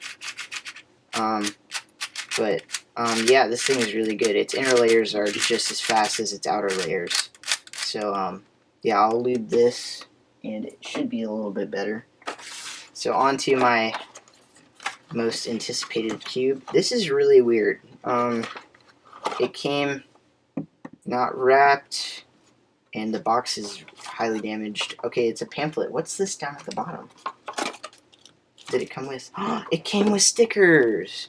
Yay! I didn't know it was coming with stickers. Thank you, SpeedCubeShop. Okay, yeah. So it looks like they came with...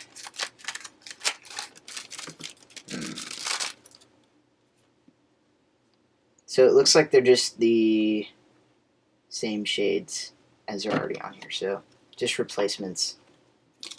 So nothing different there. Let's do first turns. This is really fast. Definitely very fast. It has ridges on the pieces, which is nice for the grip. I noticed that the pearls centers were almost circular, so let's see reverse corner cutting. It's pretty good. Upward, not as good as I was hoping, but it's still really good. I don't know how much I'm liking the really big gaps. It kind of messes with my recognition a little, but I will probably be posting a review on this later. So the Nebula. This makes me very happy. Cameron Brown's card and lube. It's so tiny. I didn't expect the 10cc bottle to be so tiny. Let's see if we can zoom the camera in a little. Okay, there. You can kind of see it a little better now. It just has the little Nebula sticker on it. It looks like the Nebula is off-center though. So I'm going to put a couple drops of this and the QiYi Big Sale. Let's see what it does. Okay, wow, that has a really weird consistency. It like was stringy almost. So this is completely dry.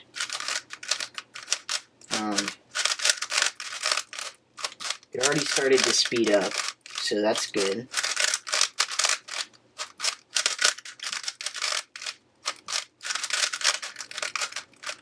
It feels really nice. It didn't like go super fast like Mario would have, but it definitely gave it a really smooth feeling, kind of like a Valk or something, or maybe a GTS2. But I will finish up this quick solve, if you can call it quick. I really need to get a little faster. But yeah, this definitely helped it. It got rid of most of that sandy feeling. But sales sometimes keep that. Okay, wow. I'm having a really hard time with that Z print. There we go. So, yeah, this is really nice. I like the way the Nebula makes the cube feel. It feels really good. I will put a couple drops in my miniature Cyclone boys. I hope it doesn't speed it up too much, because right now it's pretty fast and I don't want it to become uncontrollable. But it kind of strings out. It's really weird.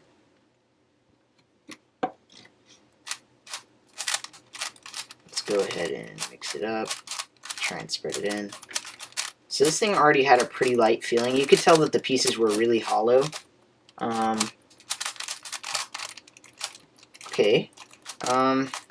I almost want to say that the Nebula helped it.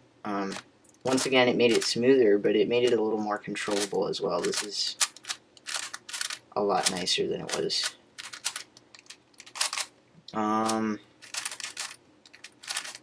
So let's finish this up. The size of this cube is a little weird. I don't know. It just feels a little awkward in the hands. Not that I really expected it to be an amazing grip. There we go. But yeah, it's just kind of weird. The cuts almost remind me of Diane Zanchi in a way. I'm going to put a tiny bit in the Wuque and see how that helps it, because it felt like it needed lube. It felt very sandy. So, put some in the outer layers.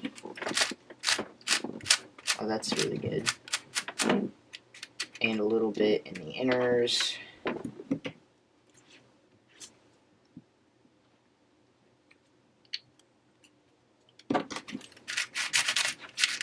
Spread it around.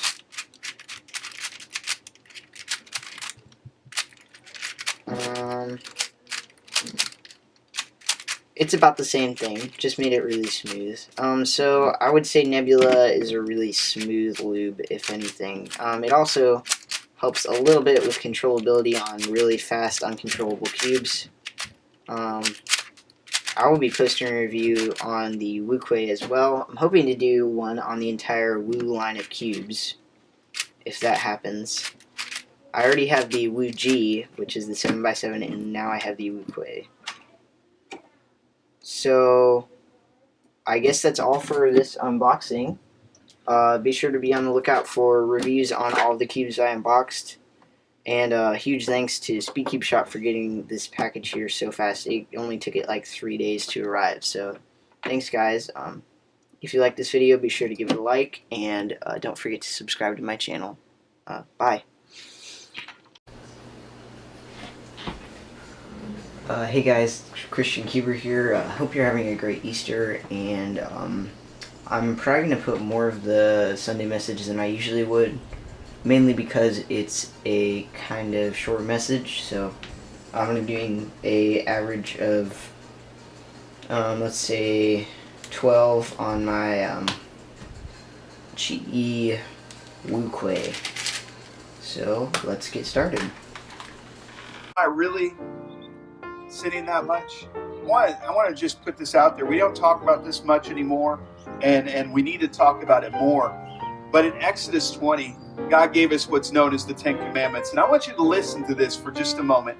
This isn't a message that's meant to tear you down, but I just want to put things into perspective, because if we don't know why Jesus came and died, then his resurrection and what he did doesn't have the same meaning for us. It's kind of like you don't really know what joy is without really understanding what sorrow is. But look at this. It says in Exodus 20, it says, I am the Lord your God who rescued you from the land of Egypt, the place of your slavery. You must not have any other gods before me. You must not make yourselves an idol of any kind or an image of anything in the heavens or in the earth or in the sea. You must not bow down to them or worship them, for I, the Lord your God, am a jealous God, who will not tolerate your affection for any other gods. I lay the sins of the parents upon their children. Their entire family is affected, even the children to the 3rd and 4th generations of those who reject me. But I lavish unfailing love for 1,000 generations on those who love and obey my commands. You must not misuse the name of the Lord your God. The Lord will not let you go unpunished if you misuse his name. Remember to observe the Sabbath day and keep it holy. You have 6 days each week for your ordinary work, but the 7th day is the Sabbath day of rest dedicated to the Lord your God. On that day, no one in your household may do work. This includes you, your sons, your daughters, your males and female servants, your livestock, and foreigners who live among you. For 6 days the Lord made the heavens and the earth and the sea and everything in them. But on the 7th day he rested. That is why the Lord blessed the Sabbath day and set it apart as holy. Stop there for just a second. That's one that we miss. Rest. Do you rest? Do you keep a Sabbath day? It says that God will bless us when we do. We need that time of rest. Those were all sins against God. When we don't rest, when we put other things before Him, when we have idols in our lives.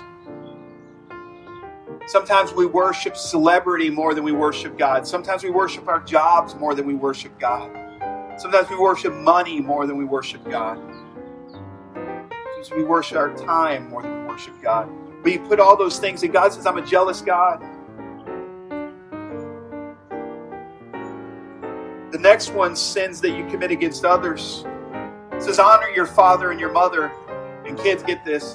Honor your father and mother. Then you will live a long, full life in the Lord your God, that the Lord your God has given you. Man, what a promise that if we honor our father and mother, we'll have a long life. Next thing, you must not murder. We all get that one pretty well. You must not commit adultery. You must not steal. You must not testify falsely against your neighbor, lie against somebody.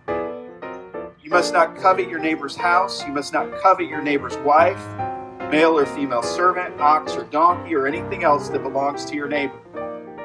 A nice new car that they bought. See, all of those things represent sins in our lives. See, sin is anything that we put before God. Anything that separates us from God is a sin. And that's our selfishness. That's us putting our own desires before other people. And I want to think I'm kind of, as they say, preaching to the choir, because you guys were dedicated enough to get up and be here at 7 o'clock in the morning for an Easter sunrise service, which is amazing. Worship, Jennifer and Marianne getting up and leading song. You know how hard it is to sing at 7 o'clock in the morning? It's hard to do anything at 7, I think, sometimes. So I'm very thankful for that. But see, we can't put other things before God. God is a very jealous God. Now, He doesn't beat us down. He's a gentleman. He's not going to sit there and lord over us. All He asks is that we put Him first. We put Him first with our time. We put Him first with our finances. We put Him first with our whole hearts. He's the one that gives us jobs. He's the one that gives us cars. He's the one that gives us houses. He's the one that gives us our families. I want to challenge you. Your family is your own personal ministry. And sometimes we can put our families before God and miss what God has for us. That's difficult.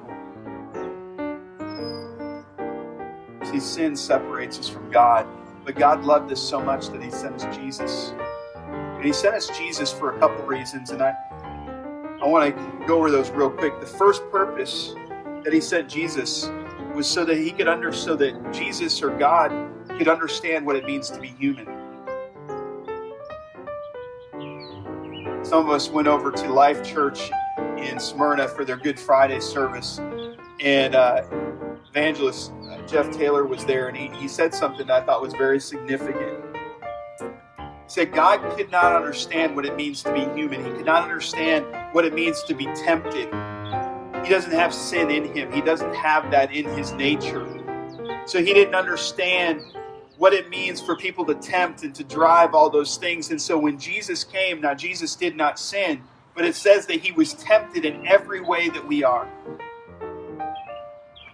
I would have to imagine, well, we know that when Jesus was in the wilderness, that Satan tempted Him with all power, with rule over the world and all those things, that he could test God in those areas. We have to think that we know that every person that's ever had a leadership position that's rose to a great authority, there have been people that have tried to seduce them, that have tried to do things like that. I'm sure flying out on Easter. That's awesome. We know that Jesus was tempted in every way that we are. So God, through Jesus, understands who we are, understands the struggle that we have, knows how difficult it is. next thing it was for him to model how to live a sinless life. Now, we're all sinners, all of us, every single one of us. And we are striving not to sin. It's not our goal to be forgiven and just live our lives and go, okay, well, we sinned, so no big deal. God understands that we sin, so we don't have to worry about it. That's not it. We're to strive to be like Christ. That means to live sin-free. That means to follow him in every part of our lives. God understands when we mess up, but it means that we should turn to Jesus and live the way Jesus lived, to love the way Jesus loved. The final thing that he did was to provide once and for all sacrifice for our sins. Because of Jesus' death, we have a relationship with him. We learned in Ephesians that we are co-heirs with Christ in heaven. That's pretty awesome. That leads to the resurrection. That leads to the next thing, is that Jesus was the first to rise. And what that means to us is that we will too one day rise with him. I read to you 1 Corinthians 21 through 23, or 15, 21 through 23 a few minutes ago. And it says that death came through one man, now resurrection from the dead began through another man. Just as everyone dies because we all belong to Adam, everyone who belongs to Christ will be given new life. But there is an order to resurrection. Christ was raised first. Then all who belong to Christ will be raised when he comes back. Something we forget is Jesus is coming again. And when he comes again, whether we leave this life before he comes, we'll raise with him then, or those that are here when he comes again will just rise up with him and be taken out of this life. He's coming again. That's the promise. That's the hope of Easter, is that this life is not all there is. That we are going to be raised up to a new life, be given new bodies that will last for eternity, forever and ever. Something we can't understand or comprehend. We know beginnings and ends, but when we walk out of this life, it's eternity. I love this passage in Revelation. It's Revelation 1, 17 through 19. It says, Don't be afraid. I am the first and the last. I am the living one. I died, but look, I am alive forever and ever. And I hold the keys of death and the grave. There's nothing for us to fear. As Christians, as ones that follow Christ, as ones that have given our lives to him, we have nothing to fear. Nothing. Because when we leave this life, we immediately start eternity. This life is just a short period of time.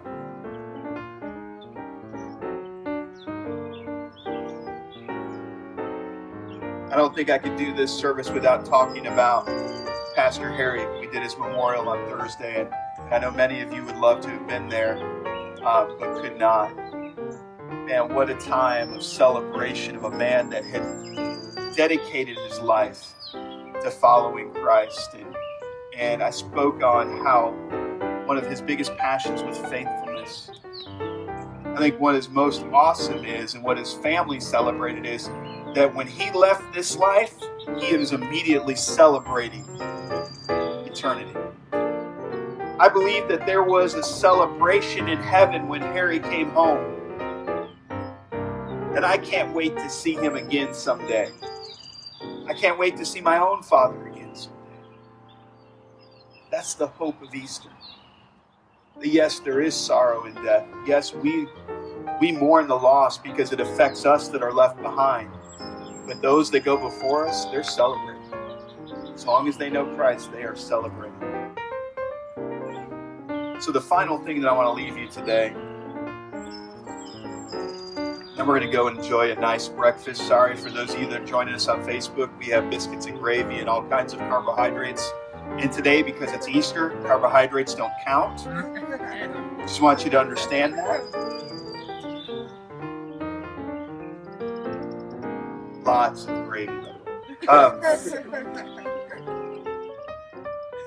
The last thing is it's your move. This is where it comes down to, what are you going to do with Easter? What are you going to do with what God's done for you? And I think that's the big question. all you have to do is surrender your life to Jesus and believe to be saved. See, the question in there, or the difficult part, it's free, it's easy to accept Jesus in your life. And I think this is where we've kind of missed it in the church over the last few years. There's been this swing. The church went really ultra strict for a period of time, and it seemed like you could hardly do anything without somebody looking at you and saying you're the greatest sinner because you did this or that. And we got all about what you could do.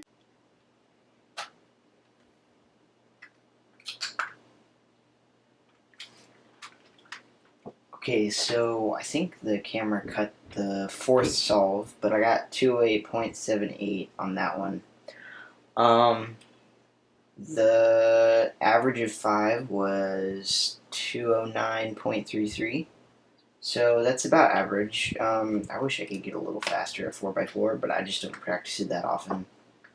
Anyway, I hope you guys enjoyed this, and I hope you have a good Easter. Bye.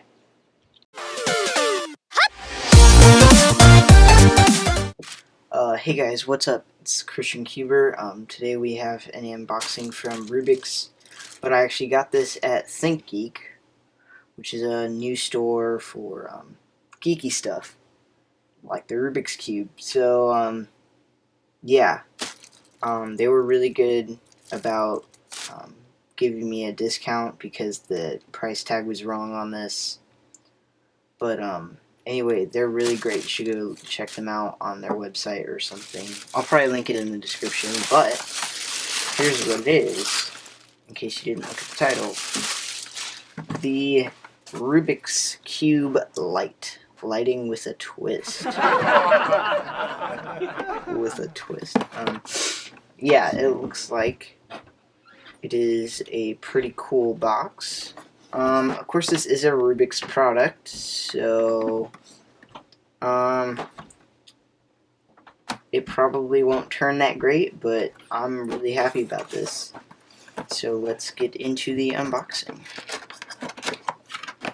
Oh, and just a side note, you probably wondered why isn't he cutting tape or something like that, because, the tape was already peeled off when I got this from the store, so, yeah.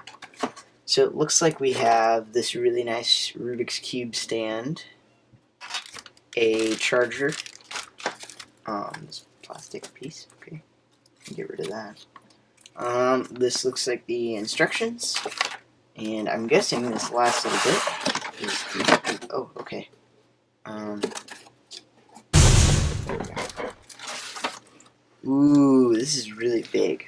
Is there anything else? No. Okay. Okay, so this is really, really big packaging. Oh, and it's really heavy too. Okay. Yeah, it's already open. Whoa. This thing is huge. Okay, so there actually are tiny Florian cuts, but this thing is massive. Like, let me get rid of that box. So just looking at it, the color scheme is correct. They did not put a white sticker on the side, which is kind of disappointing. If you guys have seen the YuXin lamp cube, you know that they put the stickers on the top as well for the charging side, but that doesn't really matter. I don't care that much. So it looks like they have the logo on the yellow side, which is really strange because usually they have this on the white, but I guess since they put the charger on that side, they had to put it somewhere. So, first turns, if you can call them turns. Oh man, this is really bad. But I didn't really expect much. It's a Rubik's brand, ginormous 3x3. Let's see. Did they charge it? Oh, they did. Alright, I'm going to turn the lights off real quick and show you guys what this looks like in the dark. So there it is in the dark. This looks really cool. It's like a Rubik's YuXin lamp cube. So I'm guessing this Rubik's Cube will balance on the stand. It balances quite well on there, surprisingly. I'm going to do a quick checkerboard while it's lit up. So it's not necessarily that it's not smooth in its turning, it's that it's just takes so much effort to turn. There we go. It is a checkerboard. But yeah, this thing looks really awesome. I'm really glad I bought this.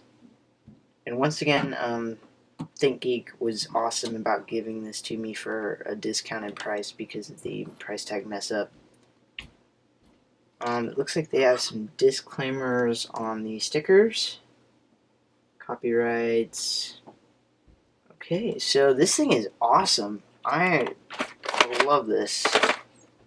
I'm probably going to show you guys the solve in the dark, which is going to be really awesome, but I'm going to do that in a separate video. So I'm going to scramble this up.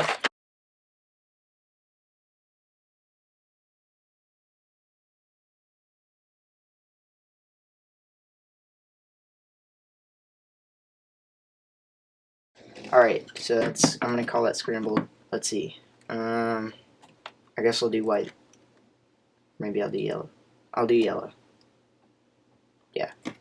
Okay, here we go.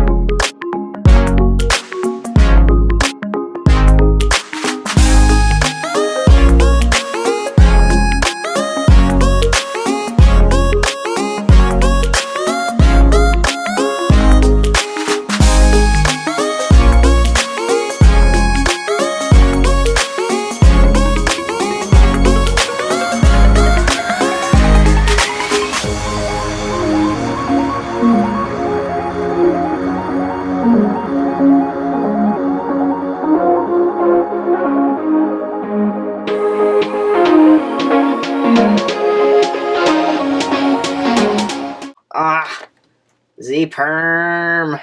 No. Can you do an M-slice? Oh, okay. I'm starting to forget how to do it because I'm doing it so slow.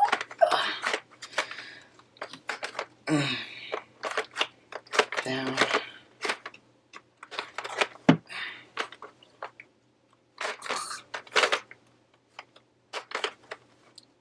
And solve.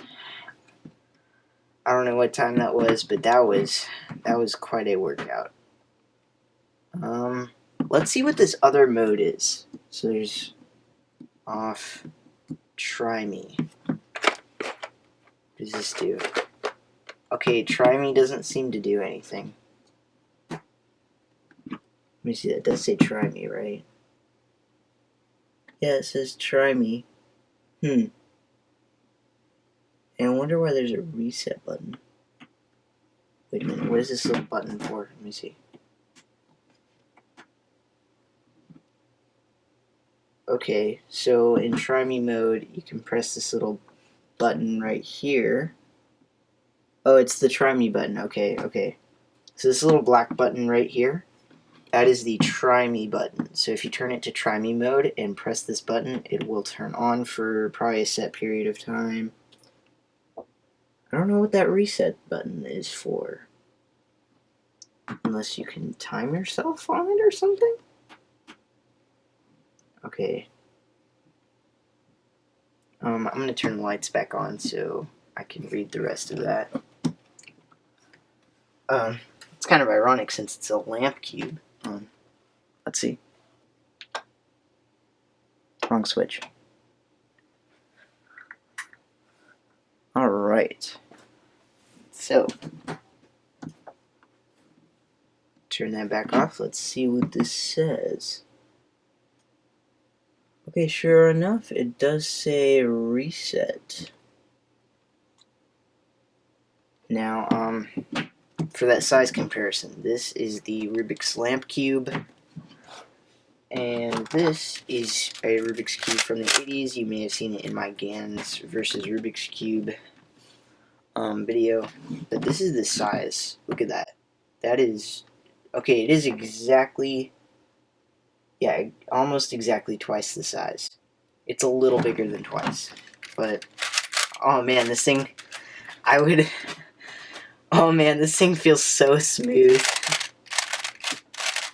compared to this massive thing. Who knows, this may take place as my nightlight. I'll just have Rubik's themed everything. So I'm guessing that it's supposed to be on Try Me mode. Let's see. It doesn't look like these informational stickers are like... Yeah, these aren't covers. These are actually printed onto the stickers, so that kind of stinks. I'm not going to be able to peel those off. I might cut some new ones with my own vinyl, so... Yeah. Are these caps? These don't look like caps. I'm not going to try any more than that. Let me see if I can pop a piece out and see what the mech looks like. Okay, that is extremely difficult for a Rubik's. Usually they pop pretty easily, but I guess this one's really tight. Ooh, ow, that is really sharp. I think it just cut me. Okay guys, the interior plastic is really, really sharp.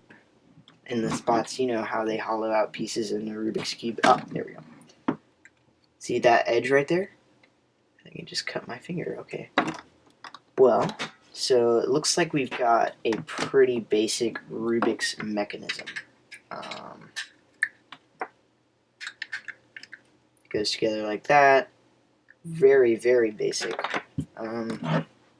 So it looks like the core is a ball and the lighting's inside. So let's see, let's turn this on. Yeah, okay, so it's just a basic little circuit. Oh, you can tension it. Let me see. Can I pop this cap off? This thing could be really good if I tensioned it. Okay, so it doesn't look like the caps will come off without a fight.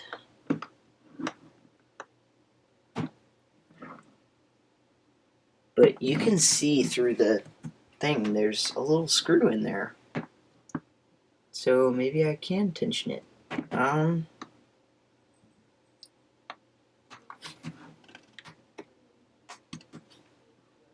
It's not supposed to come off. Is that what they're getting out here? Okay, while I have this thing open, I'm going to put a couple drops of Cubicle silk on the pieces. Ooh. More than a couple drops, and lube this baby up.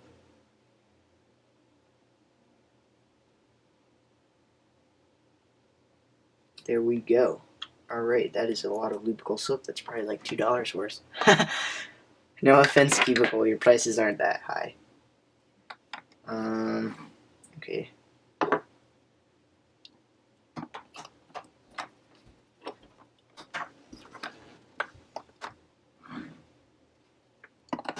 So I'm probably going to try and tension this and then come back to you guys. Oh, that feels really good. Okay, let me put this last edge back in. Oh, don't want to put it in upside down. I remember when I did that. Okay. Oh yeah, that's...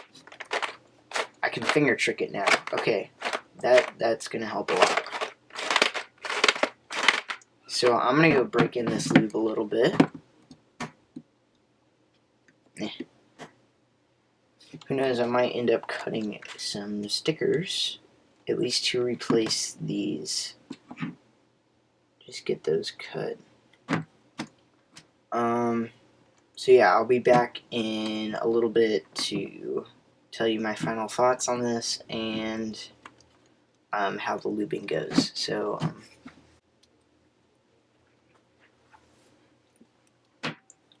and we're back. So, stuff I didn't mention before. I didn't even look at this charger cable, so I'm going to pull that out. It's a lovely twist tie. So it came charged, which is really nice. Wow, this thing is really long. Okay. So it just plugs in right there, and then I'm guessing you can just charge it up. So yeah, the switch has a off/charge setting for when you charge it.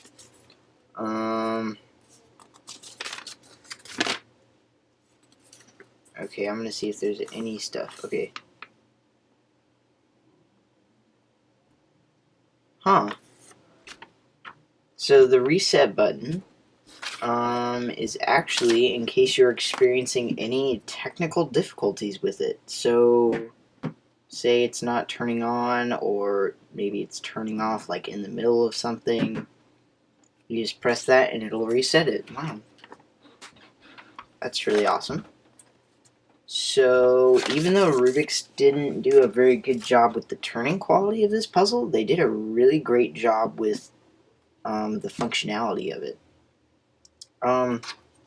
This Rubik stand, you might notice, is a tad different from the usual Rubik stand, because it has this lovely little 3D cube on it. So that's really awesome. I love this stand. I might keep it up here. Unlike all of my other billions of Rubik stands. Okay, so I went and I lubed it, and it's amazing. It takes a lot less effort. I was not able to tension it. I found out the hard way that the center caps do not come off. I actually ended up scratching the blue sticker with my screwdriver as I tried to pry it off. But yeah, this thing is really cool. I'm trying to think of anything else that I didn't mention. It can lock a little, which is to be expected with any Rubik's brand. But I noticed when I pulled it apart again, when I wanted to lube it, it is actually a 2.0 mech. So the 2.0, you may know, has a circular ball center, so it's like a ball on the core.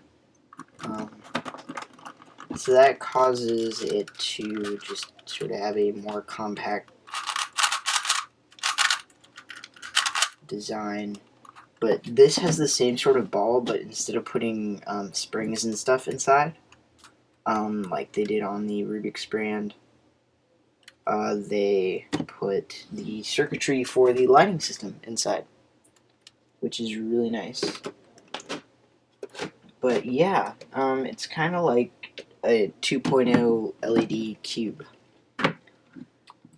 So I'm probably going to make a video of when I cut new stickers for this. I might cut a little rim sticker for this. That would look really nice. Yeah, I'm going to do that. So be sure to be on the lookout for that. I'm going to do a square in the middle pattern real quick. I hope you guys enjoyed this video. If you want to see more content like this in the future, be sure to hit like and tell me in the comments. If you have any new ideas for videos, I'll be very grateful to hear them. I'm kind of running out of ideas. I should have thought this through a little better before I started a channel. Oh, I'm going to show you my predecessor of biggest cube. So this was my domino cube. It's actually surprisingly fast, but it has no corner cutting and really bad stickers. So there is my previous record holder of biggest cube in my collection. Also loudest. But now this thing is going to take its place. I don't know where I'm going to put this. I might keep it up here, like on a little stand like that. That would look cool. But anyway, be sure to check out. Hold on, let me cut this out. Anyway, be sure to check out any of my other videos, and yeah, any cool stuff like that. But this thing is awesome. You should go buy it from Rubik's or ThinkGeek, because they're great. But yeah, lubing makes this thing a ton better, guys. But anyway, bye. We'll start these up. Yay. Okay. Still solid. Okay. Hey guys, what's up? It's the Christian Cuber. Today I'm going to be introducing a new person to my channel, which he was actually in some other videos, but he was only at the end. I never actually told you who he was. He cut me out of everything. Well, yeah. Of course. But he's my brother, and he's probably going to be helping me with some videos. And to welcome him to the channel, I built this lovely cube, which is lovely and awesome. And it turns it's like it turns so amazing. it's the new GAN's 357 Air. You know, it's got this lovely turning that might pop if and it's got this new air core. Yeah. I mean, it's the best. This lovely air core. It's beautiful. And the magnets are so strong. I mean, they just hold it together. Yeah. The new floppy air. But yeah, I built this little 3x3 chest for him out of like a really horrible bad cube. It's like a dollar store cube too. It had like Christmas stickers. So I got it for free. I got it for free though, so it was okay. But yeah, I built this for him to welcome him to the channel, and now it's yours. It's horrible craftsman. I mean, like, look at this. You didn't spray paint it black for one. I mean, I don't have any spray. You got all this white in here. Although he did, it was actually very nice of him. He took magnets left over from a couple magnetic cubes we made, and he put one here, one here, and one here. So the lid kind of stays on. Yeah. Full hand rotation. But then if you do this, like... Ow. That was loud. They go flying off. Yeah. So... And also the hole goes straight down to the sticker. So... Hey, that's not my fault. If you push down on this... Don't push down on it. You could potentially rip through the sticker. Yeah. So, it's not the greatest. It's not anything as good as actual chest cubes. But it's homemade, so... And it has my got the logo. My awesome logo on Can't beat the logo. And I cut these stickers for it. And it was free to me, so... I was going to say, I'm giving this to him for free, so... I cut the stickers with the Cricut. I take it. It's going to be my new 3x3 main. Yeah, new main. It's going to be great.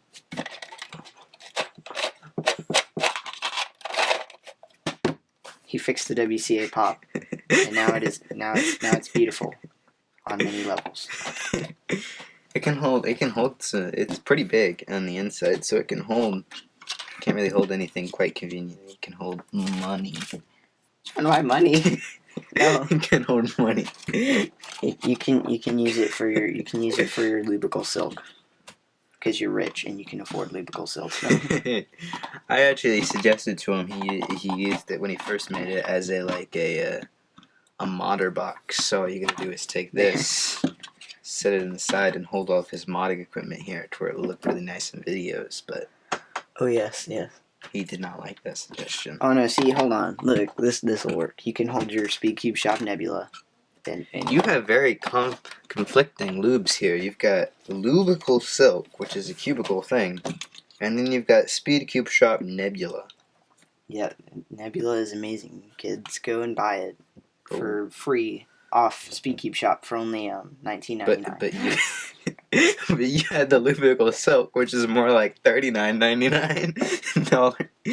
Discount code lubical silk to get 100% off your order. Oh yeah, 100%.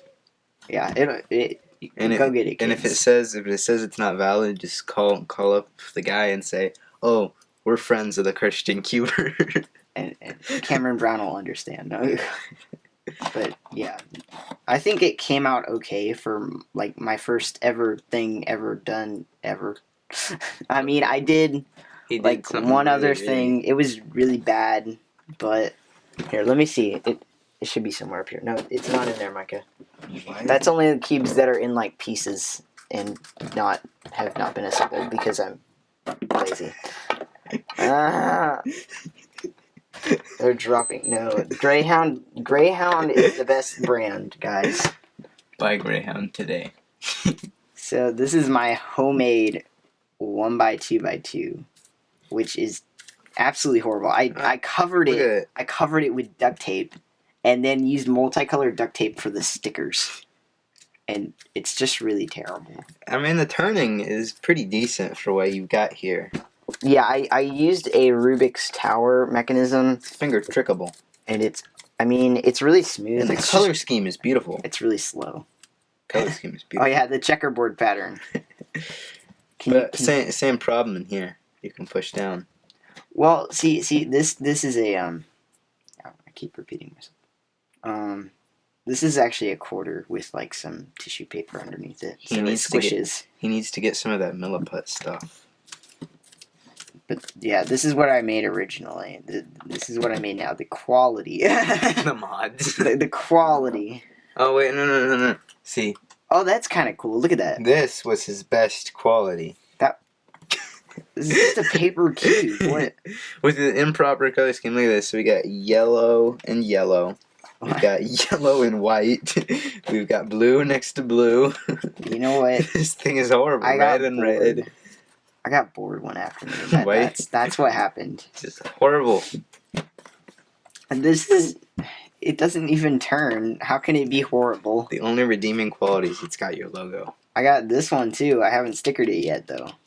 It's gonna be great. No. Let me feel, because I set up mine. Oh yeah, it's your axis cube. Yeah, no, it's not an axis cube. What do you call them then? I called it a double axis 3x3, but my axis cube is like way up there. And he's got this. It is a homemade puzzle. It's I couldn't tell. It's like the mix-up cube. So you take all these and you mix it up. There is nothing. That is nothing like a mix-up cube, Micah. You called it a mix-up cube. No, I called it So a tangle cube because it's held together by strings. So you got it, and it doesn't go back together until you untie it from its knot. So you've got to undo. It's actually surprisingly difficult for like a 1x2, or yeah, a 1x1x2. Undo what you did. Or is that a 2x2x1? I guess it's 2x2x1. Yeah. So that's a cool puzzle. Is it actually solved? Yes, it is. Okay. It should be mass produced, you know. No, that would be a really bad idea. I think it's a fun puzzle. I mean, it's fun, but it wouldn't do well mass produced. The magnets are horrible though. It's because they're craft magnets, like in a bar, but not a bar, like a bar of He magnets. walked up to this bar and he was like, "Hey, got any craft magnets?" And they were like, "Yeah, it'll cost you." He was like, "Here you go." No. You can hold your camera recording equipment in here. No, you can't. Frame it up, guys. The yes. newest cam cuber. No. Cam cuber, Remy. Yeah, that'll be beautiful. You should just start adding this to every single one Canon of his Rebel videos. Rubik's keyboard. No. It's a 3D printed frog. Ugly. Well, I mean, it's not ugly. No offense, little frog, but you're It's ugly. cute. That's surprising. No. It fits so perfectly in there. No. This is buy the Canon cameras today, you know. Canon Rebel T5, guys. It's quality. Quality of quality. So, I guess now that we're done fooling around with everything, and now that he's touched everything at my desk, this is the end of the video, and the end of his time on my channel. No. He'll probably be starring in some of my other videos. We had a contract. I get all of your videos. I don't think you're gonna be there for all of my videos. What if I move away to college and you can't just come with me? Sure I can. No, you can't. Yeah. No. Yeah. No, that thing's gonna pop. It won't pop. I can do a Z-perm. Oh, it popped. You don't say. Done. Do you want to do a race? But Christian Keyboard. We should do a race. All right. Okay, you use No, that. we should do a relay. No, We should do a relay. use that. You use that. We relay. I use this. No, let's do a relay. I'll do my hand on this side of the timer, and No, we'll no. do. Okay. I saw this on YouTube once. This one, I love it. Okay, yeah, let's do the. I was just saying my GTS. GTS 2 is Let's great. do this. Okay, I don't know what I'm doing here. How do you do this? I'll solve a cross, unless you want to solve the cross, and then I'll do. So we both F2L. just do a step and a step. Yeah, and we a do step and a one step of C-fop, and then we pass it back to the other person. I would rather do F2L personally. Okay. Then, so we'll both start like that, and then when one of us finishes, we'll put our hand on there, and then when the other one's done, you'll slam it back down. Just look at the cube. Okay. You really have to look at it. I don't. Cross. Okay.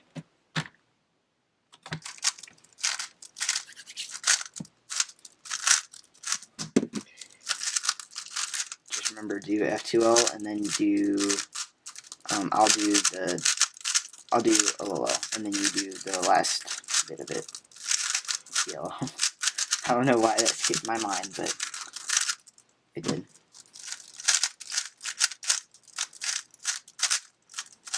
Oh wait, go! It's solved. So Hey, we but got that's a pretty good time. We gotta skip. It's sub 30. It's a sub 30 time with a relay. That was shocking. Do you want to do another one? All right, this time we'll do 2 cubes. So you have your GTS, and we'll both solve the cross, and then pass it over, and we'll solve F2 all on the. By the way, opposite this is our homemade magnetic GTS 2. They already know that. GTS 2. I mean GTS. I was about to say it's just a Weilong GTS. There's no. This is a homemade, not really homemade, not magnetic GTS 2. Okay. Yeah, my magnetic GTS. Okay, so just mix it up.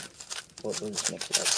So you solve the cross on that cube, and I'll solve it on mine, and then we'll pass. And once we're both done, then we can both slam the timer. Well, not slam the timer. It's fragile. Okay. Okay, I'm ready. Oh no, it cut. Okay. This is the bad thing about the Canon Rebel T5 I have found, because then everything just cuts. It's beautiful. Well, that's more inspection time for us kids. Alright, let me see if it's recording again. It is, okay. And we're back. Yeah. With Okay. more stuff. Okay. Are we ready? Yeah. Go.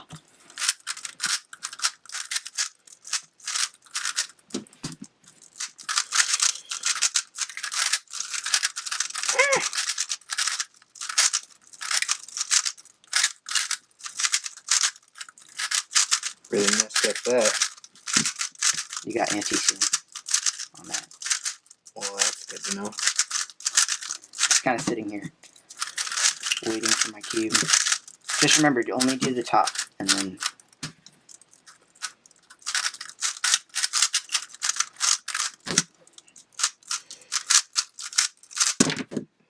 $38.87, but that was actually still pretty good. And that's a +2. Oh, you got +2? Yeah. I'll do +1 since we have 2 cubes. We'll just do +1. So that'd be 39. That is 39.87. horrible. That's horrible. What That's happened? not that bad. What happened to our sub 30s? We're doing a relay. We have to buffer with passing. Sub 30s. Plus, that was with 1 cube. I wasn't even like We should do one with Pyraminx. Pyra. We both stink at Pyra. I rock at Pyraminx. And your crappy Moyu Pyraminx. You mean Old Faithful? But we have to do tips.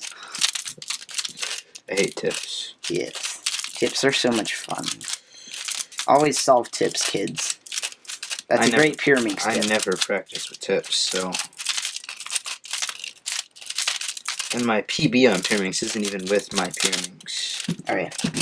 Okay, well, how is this gonna go? So we'll do the entire first bottom half, and then we'll Bottom pass, half and then pass. we'll do all of that. So it's just going to be one swap in the middle. Okay. Ready? Inspection. I'm ready. Let's go. We're both so bad at Pyraminx, it's funny. Let me see. Ah, what was that? I don't even know. You got a really bad case, I'm sorry. Ugh, that was bad. Oh my goodness! How did you miss? You were just like slapping the side of the desk. Hey, we got 17.98. That's really bad. It's not horrible for a relay. I mean, I average like... That was only one swap. I average like 10 with no tips, so... Yeah, no tips. real men use tips. Ouch. Well... Real cubers. Real cubers don't use crappy cubes like this one. That's one of the best cubes I own. It's my main. Maybe it shouldn't be. Do you want to do one more challenge? Let's just do one more. I gotta finish up this Pyrastar. We could Why do... you think it's a challenge? Oh, I've got a great idea. Where's my big sail? I'll have to grab my big sail to do it. Foot relay. No, I'm just kidding. No, that's a really bad idea. It's in the back, Micah. In the back of the drawer. He doesn't know my keeping desk like I do. And this is the new big sale that he just unboxed. Yes, I haven't done a review on it yet. I haven't set it up at all. So this is just a cute little big sale. What we're gonna do is we're going to do a nose solve. No, Tongue solve. No, disgusting. I only use this for feet. Well, that'd be a bad pair to mix. Of course, I did sanitize it. Sanitization is very important, kids. Dude, I traded that GAN that you used to use as your main for the kid who used it for feet. Wait, that GAN was used for feet? Yeah. Did you sanitize it? No. I've been using it all this time. And I sold it. Hey, but it's totally sanitary. I'm really glad I changed the stickers on that cube now. Oh, my full-fitted... You defaced it with this. No, my lovely full-fitted GAN stickers that look amazing. Thanks, Cubicle. Wait. You have conflicting messages. Thanks, SpeedCubeShop. Thanks. Cubicle. They're both good. They're both good. Yeah, but they're both really good. You keep on saying you want to get sponsored by something. You can't be so conflicting. What we're gonna have to do? I don't know if we should do this with the Rubik's lamp cube or my big sail. I will probably end up doing it with the big sail. So what we're gonna do is we're gonna do two-person. We'll do a. I don't know. I'm really trying to decide. Should we do two-hand? Should we do two-hand like? By the way, these are like the same size. This is 7x7. Well, that's the WuJi. The WuJi. WuJi. But you can't hold the WuJi inside of that, which was kind of disappointing. Okay, so what we're going to do is we're going to do a two-person solve. So one of us is going to have one hand, and then the other is going to have the other hand, and we'll have to do this solve like that. We solve the cube differently. That doesn't matter. One of us is going to have to... just rip it away from you and do it one hand. No. Okay, so do you want to use your left hand, or... I guess that would make sense. I am not left-handed, and I never use my left hand for one hand, but okay. Okay, so... Let me mix it up first. That would probably be a good idea. We'll just, like, start the timer, and it'll be gone. No, we'll just say we're done. Like, world record. Boom. So, what we're going to do... These unofficial comps right here. Study time. Wow. You must be my other hand. There's a match. There's a match. I know. Stop it. Okay. Okay, here we go. We'll just do... We'll move that green down first. No, move the green down first. Move the green down. You take it over here. No, that is not how... You take it over here. Take this. No, you flip that over there. You're supposed to let me...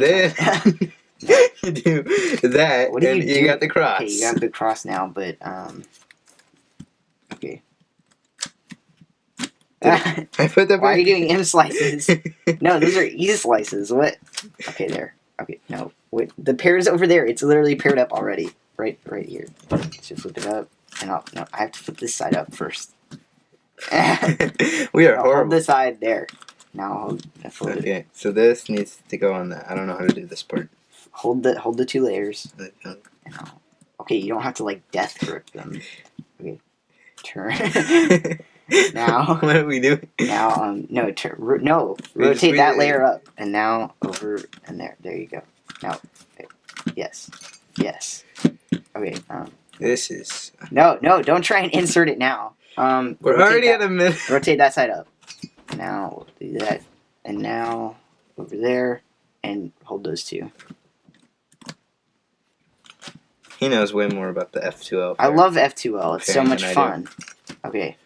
Oh no, I forget to do this. We got a line, so we'll do F. Hold that side. Hold it. There we go. Oh, soon. I'll do it soon. Don't worry. Because we only need RU. Okay, I get it. Faces. So. Okay, wait, I have to have my hand on the cube. You can't just turn it without me. But you got your hand on the cube. I mean, now I do. Okay, there. Just do F2. You! It'll mess it up if you go that way. Oh, wait. Yes, it does. Okay. There. Up. And... 2 minutes and 10 seconds. Right, I think the cannon's about to cut again. We're about the time that it cut last time. So I guess we're good. We're done. Yeah, I hope you guys liked this introduction video of this weirdo. Of course they did, because everybody loves me. This weirdo, known as my brother. As you can tell, we're identical twins. That's what people used to call. Are you twins? 2 years apart, actually. Yeah. He's the older one. But, enough about our age. We have more to say about our cubes. So, hope you guys liked this video. If you did, be sure to give it a like. And subscribe, people. Yeah. Subscribe. Stop stealing people's stuff, I'm sorry, Derpy Cuber. I'm stealing your stuff. I didn't mean to. It was an accident. Okay. Let's just... I don't know what... You just press the button. Yeah, that's not the right button. What button? There's like a million different buttons.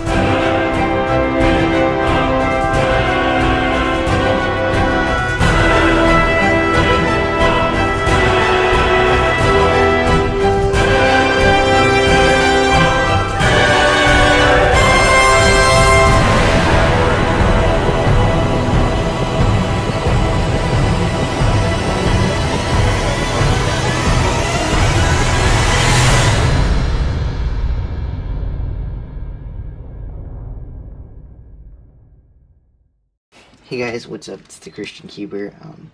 Today I'm going to be reviewing the QiYi Wuque.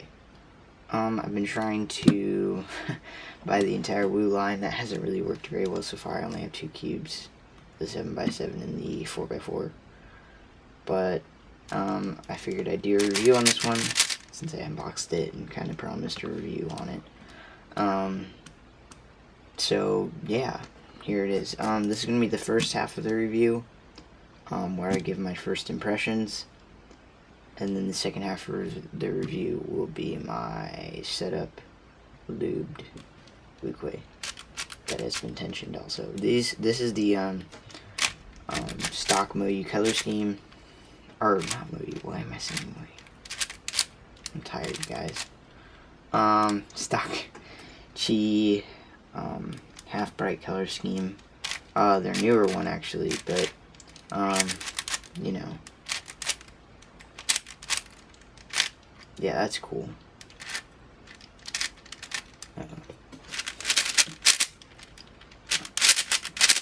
So the turning, on the outer layers, this is just it out of the box, not tensioned at all. Kind of reminded me of a GuoGuan suit, weirdly enough. I actually got this because my GuoGuan suit broke. Well, it didn't break. I lost a piece to it when I was trying to make a 4x4 assembly video. I never uploaded it, mainly because I never finished it because I have a piece missing and now it's over here in pieces. But yeah, the GuoGuan suit felt a lot like it. On the outer layers at least. So on the outer layers it kind of feels like a GuoGuan suit mixed with a Fengshi Shuangren or something like that. Maybe some sort of Fengshi product with that scratchy sort of feel. Which you can kind of hear.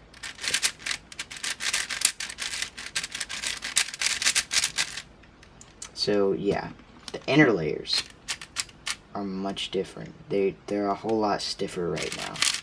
Well, not like that much, but they're still just as fast. They're just a little more stiff to turn, if you know what I mean. Like, just kind of stiff. I'm hoping this wears off with lubing, but right now it kind of feels like a heavily Maru lubed Fengshi 2x2. So this thing's kind of reminding me a lot of a Fengshi product, but that may change after lubing.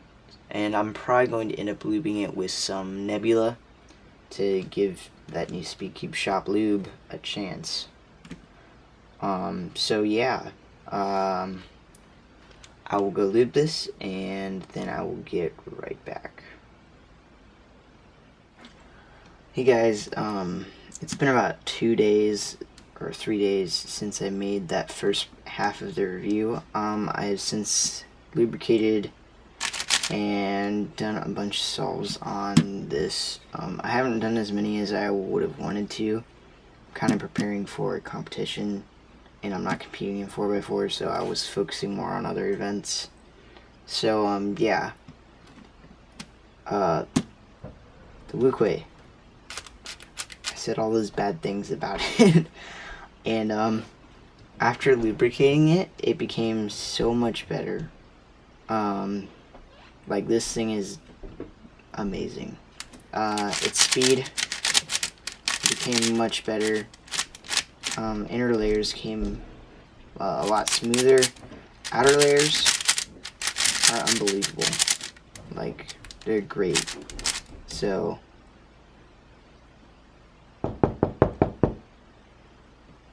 what? Yeah. Yeah. I guess. Like,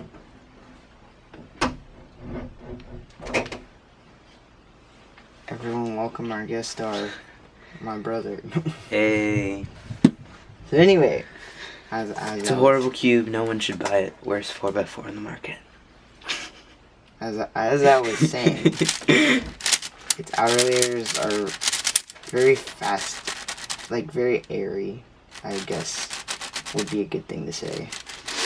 Like, they're just sort of airy in their turning, but they're also very fast. And I'm kind of repeating this. Can I give my thoughts on the cube in a second? While I was solving this, it was kind of hard at first to find a good tension for it, but I don't get any pops on it anymore. I used to pop a lot before I tightened it. But yeah, it's really good. You should go buy it. Well, I mean, unless you already have a really good 4x4 that you like, then there's no real need to get another 4x4. But Yeah, that's another thing. If you have a cube, you feel like and you're getting fast times on it, that doesn't mean you have to just go buy the next new big thing just because it's a new. Because you may not like it as much, and just because it's a newer mechanism or something doesn't mean you should switch from your good main 4x4 or 3x3 or any kind of cube, really. Yeah. But anyway, I was gonna mention how it turns compared to another Wu line product. The WuJi, which is actually kind of a bad comparison because 7x7s and 4x4s turn a lot differently, but I figured I'd leave it in there. The outer layers on the WuJi are actually kind of similar. It's just a little bit more friction because there's a lot more pieces on this one. But they feel about the same in their airiness and speed. In the inner layers, once again, there's a little more friction, but they feel about the same because obviously they're going to be made from the same plastic and stuff. But I just figured I'd throw that in there. I just ordered one of the Was it a 5x5 or a 6x6? It was a 6x6. I don't know what the 6x6 is. The 6x6 from the QiYi Wu line of cubes, whatever it is, I don't remember. But it should be arriving, and I should have an unboxing of that in a couple of days. Or maybe tomorrow, I don't know. SpeedCubeShop is very good in their shipping. But, yeah. I guess I'll let... What am I calling you? I guess I called you Cyberx in the preview I posted, but It's me.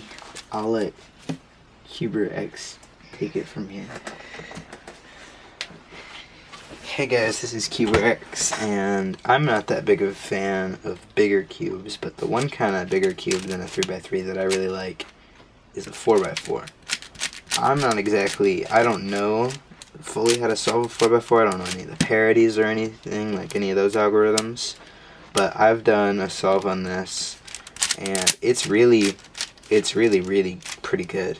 So he had Christian Cuber had another 4x4. What was your old 4x4, man? You mean like before the Guansu? No, yeah, the Guansu. Oh. So he had the Guansu before. Look at that, corn twist. And that thing was not that great. It was very sandy compared to this. And what do you mean? The Guansu had no bit of sand. I thought it was very sandy. Okay, the Guansu was the smoothest cube I'd ever had. No, the Along, the mini, not the Along, but the mini Aosu was good.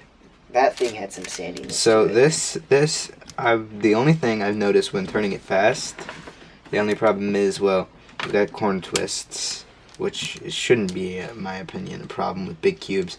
And then while I was turning it fast, I nearly popped it because this piece got caught on like these two pieces, and it was like being ripped up. And if you ever try to do the middle layers and stuff really fast on this, I feel like that happens. You're gonna get some sort of catch. So you can't do exceptionally fast on this if you're gonna be a really fast solver, at least the way he has it set up. So I think it's a good 4x4. I don't know much about 4x4s. I would say get this cube. I would say get this cube. I would say get the Wu line. They're pretty good cubes from what I've felt. I felt a couple of ones at competitions, and they've all been pretty good. So I'd say get the Wu line cubes, especially this one. It's good. So that's all I've got. And now I'll let Sheep Cuber take it from here. What? He's gonna show you a couple stack mat solves. So I'll just start the timer for him. And he'll give his final opinions on the cube. There we go. Okay. Sheep Cuber can't seem to do OH 4x4. That's okay. Because he'll live. 13 seconds, new PB. But anyway, It's a new world record, man. this is what I average. Yeah, this is a good cube. Buy it. I mean, if you like how I described it, then you should go buy it. But Nothing quite as good as the Pyraminx. it's called a Pyraminx. It's not called a Pyraminx. That's something stupid that DG Cubes came up with. Don't listen to him, DG. He doesn't know what he's saying. No. Like, I get the system, but if you're that deep about it, man, like, really. But anyway, I hope you guys liked this review. If you do, or did, or Don't. I'm messing up the tenses. If you do like it, be sure to like this video and be sure to subscribe to my channel because Everybody likes me, so don't subscribe for him. Subscribe for me. Just make your own channel. I don't have the stuff or the experience. I don't know what I'm doing. He does the editing and stuff. I just get in the videos and say my opinion. But SpeedCuber is probably going to be a great addition to the channel. Oh yes, SpeedCuber holds the world record for 3x3 one hand in Baaland. Baaland. So, if I you feel ever... like I'm reading The Hobbit now. If you ever have heard about that, then this is the sheep in person, you know? In sheep, not in person. Get that out of here. So, SpeedCuber, you know, he's a great addition to the team. Team what? I'm gonna cut the video because this is getting long. Oh, mosquito. By the way, Ruby, I came down here to ask if you wanted to watch Jurassic Park. Oh, I missed. SpeedCuber threw off my focus. Jurassic Park? Yeah. How do you cut it on here? Because you press the little record button. Wait. Where? No, you just... There we go. Sticks out. Okay, we are recording. Oh, I'm recording. Well, we were recording before. It's just not on the other camera. Okay. That's your shirt. What? That's your shirt. So? Who cares? Bro, look at the background. I know. How come you're in frame more than I am? No. Scooch it. My channel. My channel now. Dad Okay. said he was considering letting me get a channel though. Okay. This thing's all dirty. Hi guys. It's the Christian Huber. And it's QiYi. We have an unboxing from SpeedCubeShop.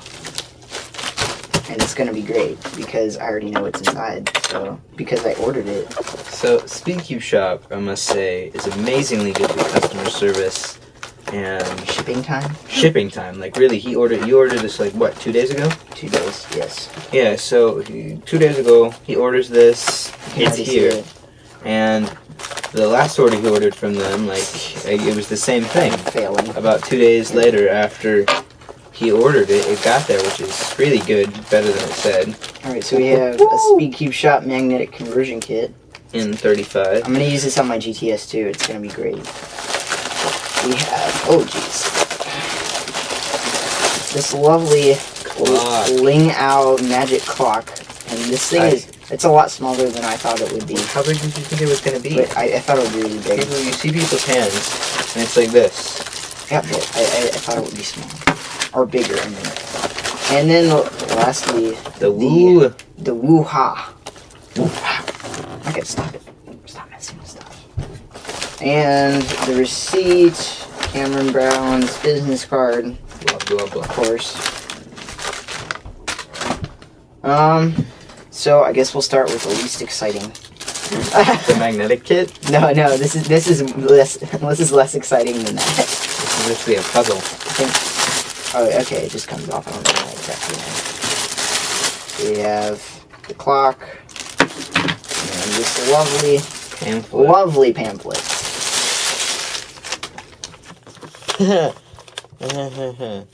Okay, so No, this looks fun. Gotta push it in one of the thingamabobs, I think. Oh man, that takes a lot of force. Okay. Alright, I'm definitely gonna need to like lubricate this or something, because that is... Can you lubricate a clock? Yes, you can. and disassemble it and lubricate it. I'm not that big of a fan of clock. It's not really something that's jumped out as me. I don't really think it should be WCA. God. Dang it. This camera is not on my side today. But otherwise, Is it? it's pretty neat. Seriously? My God, the card's full. Oh, wow, you're right, that is. Okay. How is the card full? Why is the card full? Okay, be on standby while... Tell them your opinions. I think this puzzle's going to be crazy difficult. Because look, what I never realized was there's two sides to this thing. So you've got this side, and you've got this side. So if you push in, like it comes like this with all of these little pegs pushed out. So you push in this peg, which is very difficult actually. Oh yes, my kid. No one knows how a clock works. And you turn this, right? So when you turn that, if you go over to the other side, it turns all four of these. So I am not a fan of this at all. So Why is there just all this stuff? if you push in like multiple ones, you're gonna get scrambled up, which will be very difficult to solve. Alright, there we go. I like the design of it though. It feels very nice in the hands with how big it is. It's kind of heavy though. I didn't expect it to be very I don't heavy. really think it's that heavy. And then the little Okay, guy sorry down our audio cut out there for a long time because our card was full for some reason. because you. That's why. Okay, so to be quite honest, I didn't really actually want a clock, but I wanted to complete my entire WCA puzzle collection because I didn't. Do you have one of them? Yes, now I do. 2x2, Because now I have a 3x3, 6x6 and a clock. 2x2, 3x3, Skewb, Square One, 4x4, 5x5, 6x6, 7x7, Megaminx, Pyra. Clock, and Pyraminx. Yep, it's all of them. So now this thing will probably reside in somewhere on my desk. I don't know where. Yeah, it's not really going to be a huge thing for us because it won't really. Let's see what's in this magnetic conversion kit. What are you doing? Nothing. Breaking stuff. Why are you messing with stuff? Because there's so much stuff to mess with. But you don't have to mess with it. Neat little bag. So it comes with this awesome SpeedCubeShop magnetic logo. I didn't like how you should zoom in on it. I didn't like how it looked on the website, but this looks really nice. I'll show a picture. I'll show the magnetized GTS in this video. So, these tweezers. Wow. Woo! Tweezers. Wow, Dispose after use. That is in nice font there. Oh no, it didn't. My my super glue is open. Is it all hard? Okay, no, it's still wet. That's good. Okay, so Oh dang. this is kind of excessive on the I was gonna like tweezers. freak out there for a second. Kind of excessive. So it looks like, yeah, they just use like dollar store super glue. Tweezers dispose after use. Yeah. Okay, and then the magnets. The they're star of the magnets. program. I ordered N35, so Wasn't it the only one they had in stock though? yeah. I could have ordered N50 if I would have waited a little longer, but I wanted to get these before competition. SpeedCubeShop runs out of their magnetic kits like that. That's because they have such a high demand. Now for the most exciting, I've really wanted a 6x6 for a long time. So this is the QiYi WuHa. After I get the 5x5, which is the WuChuang, I believe, I'll have the entire Wu line, and then I'll do an entire like Wu line. What about Video. She's 3x3s and 2x2s and. Well, I'm just doing the Wu line. Like I'm not doing. Don't they have a Wu 3x3? No, they never made one. It's all big. Oh, cubes. whoa, no. They put a logo on it and they off-centered it. Well, Mecca, there's no center I mean, I know there's QB. no center QB, but still, I don't think I've ever seen. Okay, so there's this nice 6x6. I don't like conflict. that. I don't like even cubes except for the 4x4 and the 2x2. I'm really interested because I think Anything I'll be a over 4x4? huge fan of 6x6 because 7x7 takes me too long. This will probably be like a quicker version. Of Really, one. anything over 4x4, I don't like. 'Cause I'm just not a fan Muscles. of Oh man, I just chipped the sticker. I'm not that big of a... Oh well, that was gonna happen eventually. My WuJi has already chipped a lot. I'm not that big of a fan of long salts. Okay, He's throwing everything at me. first turns. Oh dang, that is Sounds pretty bad, actually. That is really bad. Okay, that layer's a lot better. The outer layers are actually still not that good. I think these second layers are actually the fastest out of all of them. I'm sure after I wipe out all the stock lube and stuff, it'll get a lot better. But first turns and first impressions, this thing's really tight, and it's probably just tensions and that factory lube feel. But Okay. So yeah, that is no. just no. it's actually he's right. It's slow. It's just overall Yeah, it feels really slow. slow. I have a feeling it'll get a lot better because this is how the WuJi was before I set it up. Also, this reminds me of the MF3 RS, not the MF3, the MF5 S or whatever. I don't even know. Whatever he did a video on. Yeah, it's the 5S. Because you turn this, and as you're turning it, it progressively gets faster as you turn it. And that's how it was with the 5x5. It was horrible out of the box, and it's actually pretty good now that it's lubed and set up. And that's really what this reminds me of. I'm probably going to end up putting a time-lapse and magnetizing the GTS2 in here. But yeah, I'll set this up, do a review on it, just like I did my Wuque review earlier. You should go watch that. Oh, yeah, the Wuque, right. The 4x4 microphone. Stop killing stuff. I'm sorry, you have too much stuff on this desk. Alright, I'm going to do a checkerboard real quick. Take a peek at the color scheme. Well, I already know what the color scheme looks like, my guy. Well, your viewers may not. If they've seen any of my past unboxings, they already know. It's another thing I don't like about even cubes. You can't do full checker. Dang it, what have I done? Okay. So to say, what are you doing, Ruby? I've never checkerboarded a 6x6 before. I'm probably doing this really wrong. Okay. I'll call that checkerboard, but... So, how about we compare it to the other It's the same Wu thing. cubes you have? Okay, it's actually not that... It's not that much smaller than the 7x7. No, we're missing one here, so it goes 7x7, 6x6, which should be a 5x5. But like we said, we don't have the Wu 5x5. This is like the setup WuJi, I love that thing. and I didn't feel that actually right out of the box. So Yeah, it was a lot like this right out of the box. this thing right now, I mean, if this feels like that, by the time he gets it set up and stuff, I would say yes, this is going to be a good 6x6. This is going in my lineup right here. But That is beautiful. Now I have all the WCA puzzles. I'm not sure. I'm running out of room here. Not sure it's that great right out of the box. Oh no, it's not. Then we got the Magnetics. I don't know where I'm gonna put this. It can go up on my bizarre stuff shelf. He's got like a shelf full of bizarre cubes. He's got like the Skewb Extreme. The How Skewb fitting! It's going Ultimate, up with the Moyu Wheel of the Time. Wheel of Time, the Gear Ball, the Domino Cube, a bunch of weird stuff. Okay, I'm gonna go magnetize this, and I guess me and this weirdo will be back soon. Okay. Horrible puns. We'll be back soon. Okay. Goodbye. Soon. No, it's not a thing. Soon. It's not a thing. We'll be back soon. It's not a thing. Soon.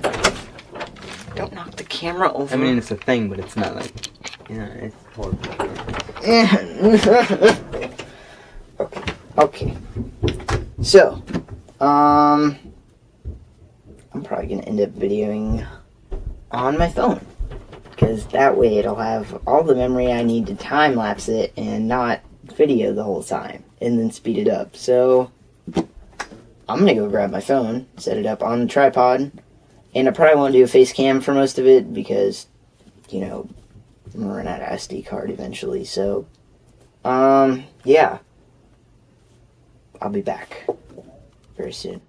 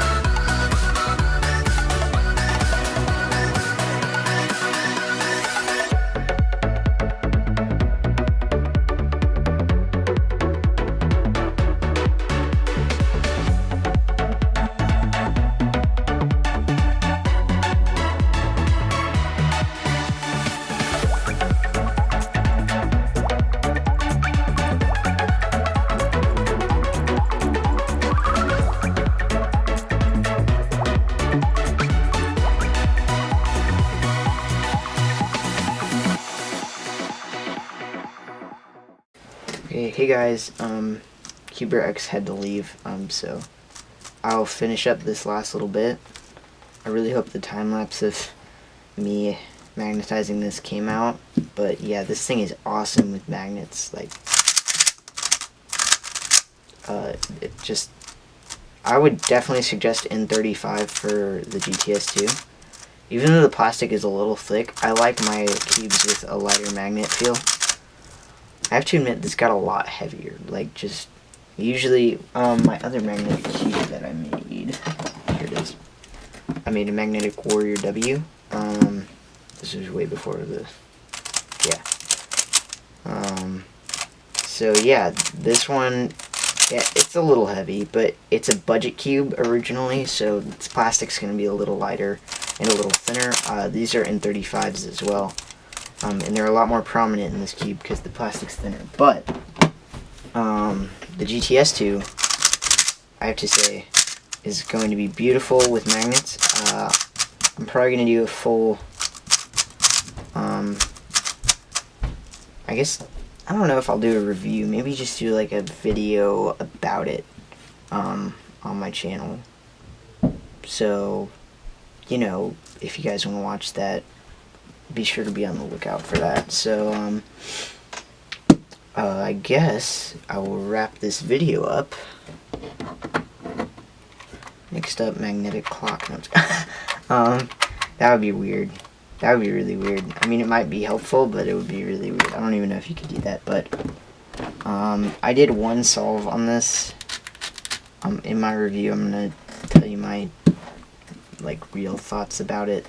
Not that I didn't tell you my real thoughts, just I'll go into more an in-depth sort of thing with my final thoughts video sort of thing, my review. But the clock, I have to say I'm not impressed.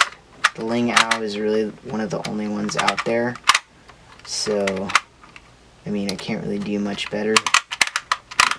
But overall, the pins are just really bad. Like, they take a lot of effort. As you can tell, I'm very muscular. But yeah, I might put a tutorial out on how this, if I don't break it first, assuming, yeah, that's assuming I don't break it first. Oh dang, I lost a cap to one of my pins. Just a second. Let's see. Oh dang, I had no idea these could fall out. I might glue these back on, or, ooh, maybe I'll spray paint them. Something cool. Because I know that you can change the cap color according to WCA regulations, which I read because I was getting a clock. But the reason I really got a clock is just to complete my WCA collection. So now I have all the WCA puzzles, 2x2 through 4x4, or 7x7 through 2x2, and Megaminx, Pyraminx, Skewb, Square One clocks. And yeah, so now I have all of them, and that makes me really happy because now I can say I have all the WCA puzzles. Yeah, I'm gonna be at Mountain View Open 2017. So they're gonna have clock, but I'm not gonna be competing. I'm only gonna be competing in 7x7, 5x5, and 3x3. Oh, and Skewb and Megaminx. Yeah. Not clock though, but they're gonna have clock there, so I figured I'd bring a clock with me. I'm probably gonna have to fix the little caps on the tips first. They're not gonna have 6x6 either, but like I said, I wanted to get the whole Wu line, so I got a 6x6. But anyway, I hope you guys enjoyed this video, and if you did, be sure to hit that like button, and be sure to subscribe to my channel if you want to see more stuff like this. Hey guys, what's up? It's QiYi. I'm going to be doing a giveaway.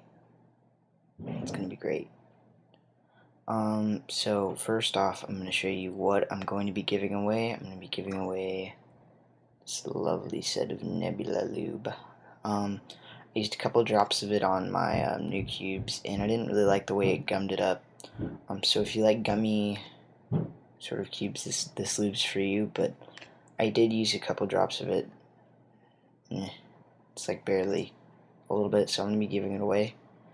This is going to be actually second prize. If you get one in the first drawing, you get this, which you might be able to recognize as the QiYi Warrior W, but I have messed with it in some way. Okay, I should probably tell you, but I have magnetized it. So, take a piece out. There. So, you'll get a Magnetic Warrior W if you get first prize, and you'll get the Nebula lube if I draw your name second. And I'll just be using a random system to pick comments. But anyway, speaking of comments, the rules. The rules of this giveaway are going to be, first off, you have to be subscribed to my channel. So, yeah. Secondly, you have to like the video, of course. And, lastly, comment. Don't just, only comment once, guys, just once. I don't want this to be unfair in any way. So, just comment one time the answer to this question. What is your favorite magnetic cube? That's it. Just list one cube that you think would be really good with magnets, or that you know is really good with magnets. And that's really all. Just subscribe, like, comment. And yeah, this giveaway will be going on for 2 weeks. 2 weeks. And hope you guys like the cube, because this was almost my main. I almost made it my main, but it's really nice. So anyway, good luck. Hey guys, this is Preamble, and today I'm going to be doing a review of the Cubicle Labs limited edition Weilong GTSs. We've got the Jack-o'-lantern and the Grim Reaper. So today I do not have the camera that shows down onto the desk, because I'm not the one who typically sets all that stuff up. Quber is, so today all we've got is the face cam. And I guess we'll jump right into it. So I bought this one, actually the Jack-o'-lantern one, and Cuber got this one. So we got both of these. They were fairly decent priced for what they were, and these were the limited edition Halloween ones. So I'm pretty sure it was like $25. Pretty good price, being that the from the regular price of the GTS, but let's just jump into the review part. So let's start with the Jack-o'-lantern one, and it's what you'd expect. It's a GTS, so you've got it's typical corner cutting, it's typical speed, and the only real complaint they've got, well, there's a couple pros and cons to this cube, and I'll go over the pros first. First of all, it's a GTS. I love GTSs. I've got a magnetic one as my main. I think they're awesome cubes. It's got great corner cutting. I love the orange. I love my custom color scheme my custom Halloween color scheme that I got for it. I think it looks really cool, and so yeah, I really like that. And now it's time for the cons. So the pros were really just all the things of the regular GTS, and the cons are, well, let's start out. So as you can see, there's orange on the outside and black on the inside, right? So it's supposed to be a really cool kind of illusion puzzle, almost. And what they did was they just took the outside pieces and they dyed them. So you cannot get off these pieces here, because what they did was they dipped the corner piece, the little corner cap, into dye, and it got on the posts, making the post bigger, and they must have like jammed them into there, because now I cannot take those out. So if I wanted to magnetize this, I couldn't. Another one of the cons is the dye they used. When you first get it out of the box, super sticky, weird texture. It was not good at all. Right now, it feels really good. It feels just like any other plastic. And another one of the cons is at the corners where they've been touched, they fade. So at the moment, my puzzle is fading, and you can really tell because there's darker spots like there and there. And then you go out to the corners and it's starting to show the white plastic. So, because it's a limited edition puzzle, there's not much you can do with it other than, like, say it's a limited edition puzzle. So, from that aspect, it looks awesome. If you're just looking for a cool looking cube, it's an amazing cube to get. And I would suggest not really solving it right out of the box because I think the dye was a little bit sticky from being in a package and it being hot. So I think the dye kind of melted, and that's why it did what it did. And that's why it was very sticky when it came out. So that's the Jack-o'-lantern GTS. And now I'm going to look at the Grim Reaper one. The Grim Reaper one is the same thing but inverted. So you got orange on the inside, black on the outside. And just like the other one, it's a GTS. He set this one up. Christian Cuber set this one up. So I don't like it as much because I don't like the way he sets up cubes. But you got the same dye problem on this one. It's not on the outside because this is just regular black plastic outsides. But it's with the center caps and stuff.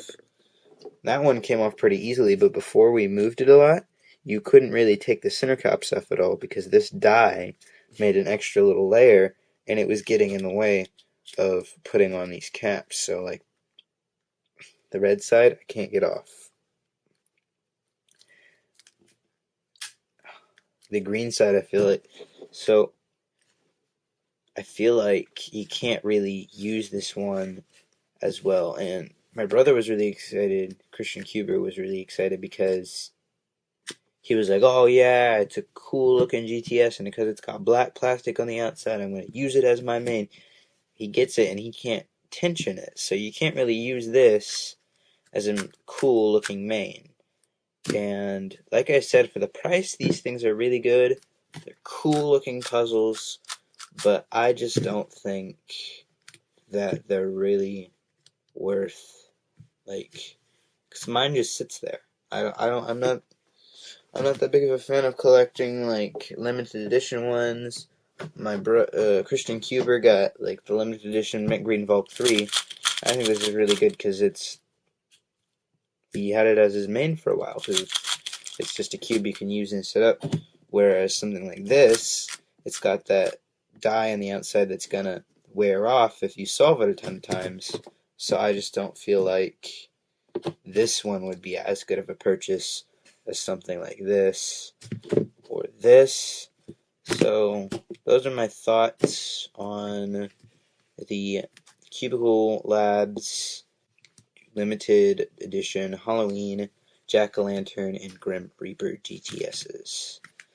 I have not felt any of the other limited edition GTSs. I don't know if they have the same problem with the plastic, so I can't say I wouldn't buy them, but I would say stay away from the ones with the dye on the outside. Unless, of course, the Cubicle changed their dye, I just don't think you should get one with dye on the outside. Something like this, I'd buy another one of these.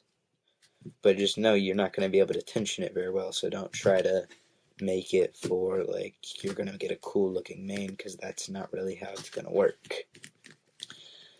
And I think that just about wraps it up. Make sure to like this video if you like it, and subscribe to our channel, and follow us on social media. Goodbye. Hey guys, what's up? This is CuberX, and I'm going to do a review of the Cubicle Labs Jack-o'-lantern GTS. I bought this, of course, off of the Cubicle, and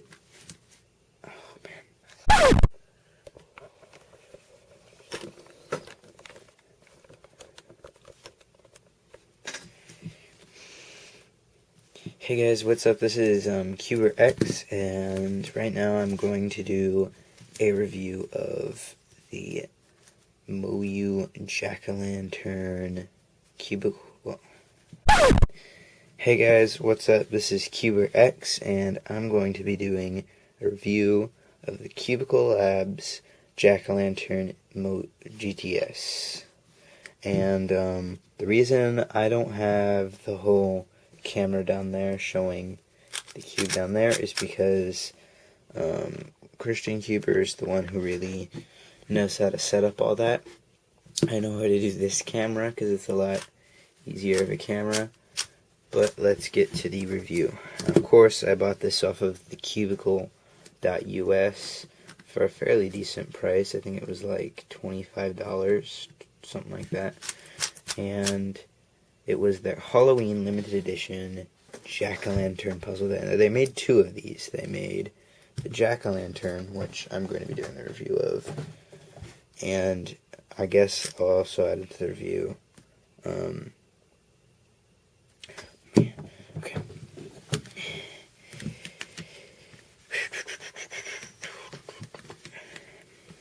Hey guys.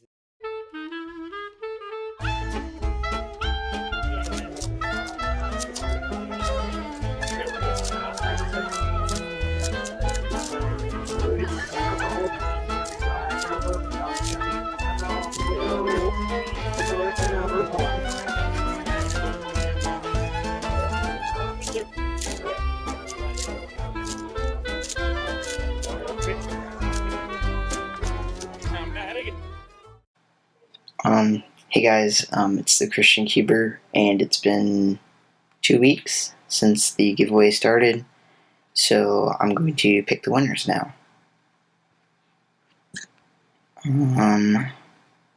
Let's upload my video link.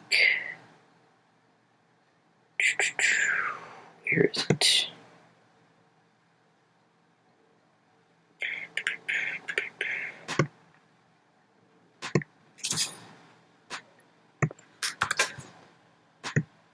Into random comment picker.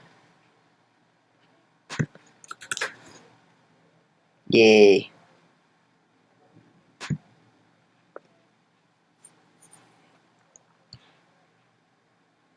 Let's see. 47 entries. And the first winner is Gabrielle Avarado. Gabrielle Avarado? Yeah. Okay, so that's the first winner. Next one. Let's see. Next one. The second winner of the lube. So the first winner, Gabrielle Valorado, is the winner of the Warrior WM. And the second one is PTS 606. He wins the Cosmic Nebula lube. If you guys need to contact me, you can go onto the desktop version of YouTube, and you can click send private message, and just send me your addresses, and I'll try and get you the stuff you want as soon as I can.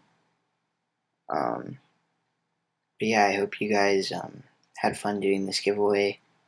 I'm probably going to do an 100 subscriber giveaway, so if you get some more people to subscribe to my channel, I'll probably do another one. But anyway, I hope you guys have a good rest of your day, and I guess that's it. So, bye. Hey guys, what's up? It's the QuiYi. Yeah, and QiYi. Today we have an unboxing from DM Cubing.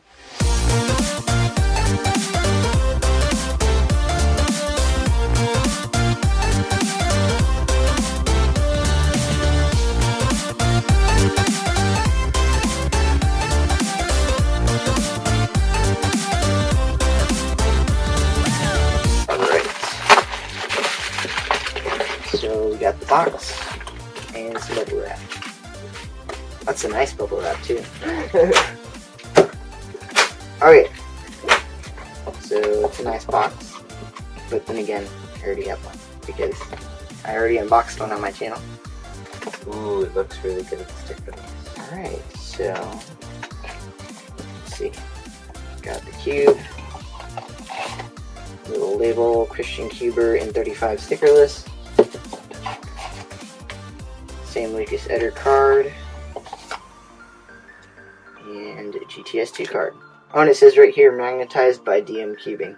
So I'm definitely keeping this box. This box is cool. So, set all this off to the side. And here, let's zoom in a little. And camera in frame. In frame. Okay. Alright. Let's see. Go into the cube. Looks like, yeah. He did a good job repackaging it.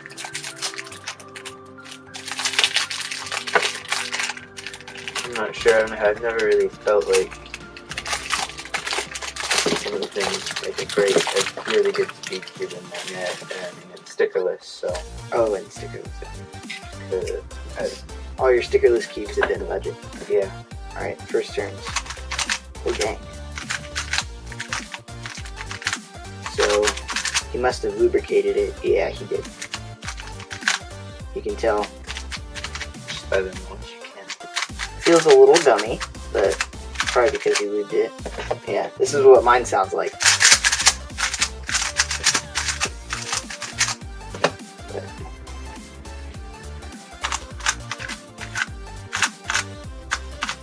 Definitely fast still. Oh yeah, yeah. And you can feel the magnets there, they're nice. Yeah. But no, this feels really good. Let's take a look. It's a little tight. That's probably why it feels a little slower than mine. It's kind of tight too. Yeah. I'll just tension it probably a little bit. Breaking the lube. Yeah, probably do a couple solves on it. Let's do a quick solve.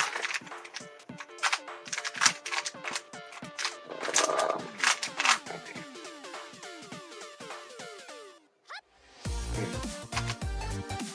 I got a weird case. I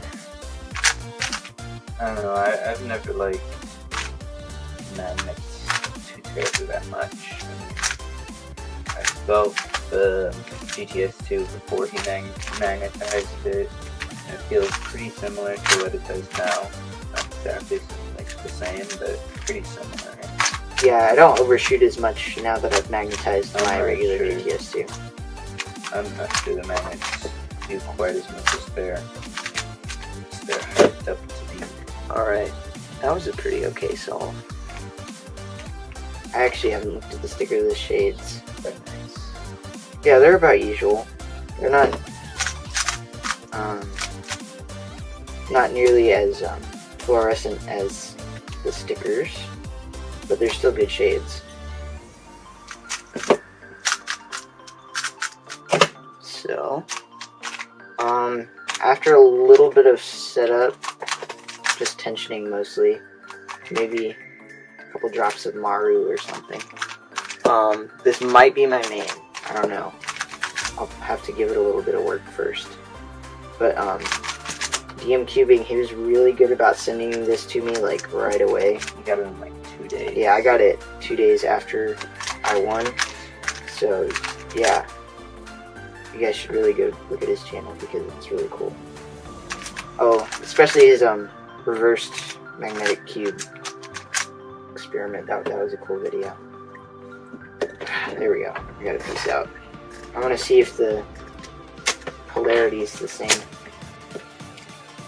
No, they repel. Okay. I got it. So I have opposite polarities on each cube. That's nice. So yeah. I'll go loosen this and do a couple hundred solves on it probably, and then I'll be back with the last part of my video. Oh, and I'm sorry about the audio in this video. I haven't been using the same camera. I had to use a lower quality one because the other camera actually belongs to my sister and she was letting me use it. So she went on a trip and took it with her.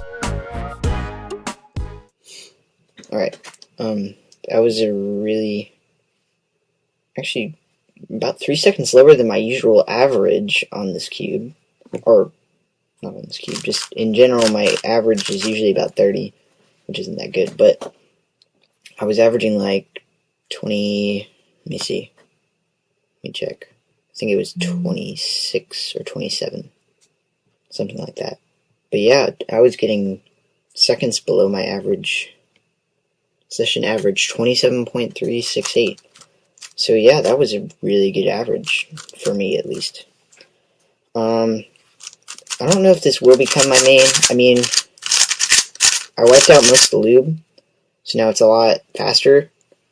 My regular GTS, they're almost identical now. So it really, they're the same cube, same magnets, they're just different feelings because they're stickerless and regular. I really don't know if I can choose. I mean, they're pretty close matched. Either way, I can probably get just about the same times. I think I'm just in the zone today. You can pick up, I guess, yeah, you can pick up either one of these cubes on Cubicle.us. This would be the light version of the Cubicle Labs GTS2M. Although, they're not going to be exactly like these because this one was magnetized by DM Cubing. Thank you so much. Thank you. And this one was magnetized by me, so you're going to get a little bit different results. So yeah, if you guys liked this video, be sure to give it a like, and if you think someone else might like it, maybe you can share it down in the bar down there. If you like it, it'll pop up the share option. And be sure to subscribe to my channel if you haven't been. I should be doing a 100 subscriber giveaway soon. If I reach that, I mean, I got a really, really big boost in subscribers since the giveaway. Yeah, since the giveaway. But yeah, a lot of, I shouldn't say a lot. A couple people unsubscribed after the giveaway ended, which kind of expected. They had to be subscribed to win. So if they didn't, they just kind of unsubscribed. But yeah, like, share, subscribe, be awesome. The end. Hey guys, what's up? It's QuiYi, and today I'm going to be reviewing the miniature Cyclone Boys Fichi. Now the Cyclone Boys Fichi, to start with, it only comes in stickerless, so these shades are pretty awesome. It shows up a little more dark orange on the camera display now that I'm looking at it, but you know, it's a pretty fluorescent orange, and the red is nice and dark. It's pretty similar to my shades, and this is probably what I'd make a stickerless puzzle if I were to ever produce a puzzle.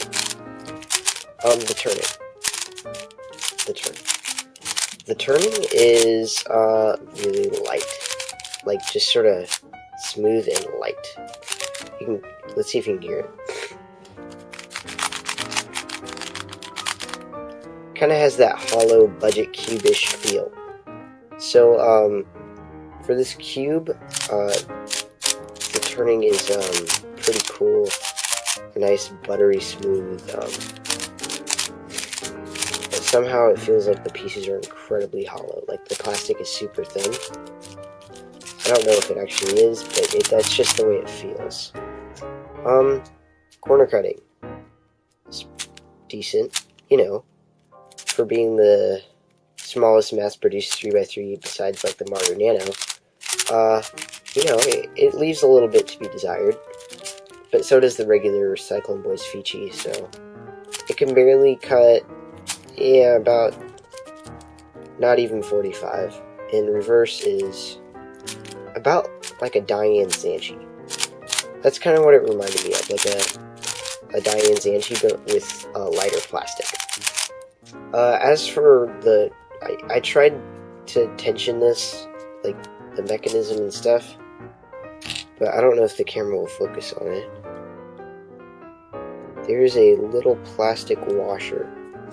There's actually no screw in here to tension it, so it comes on stock tensions. That's really all you're going to get out of it. Focus.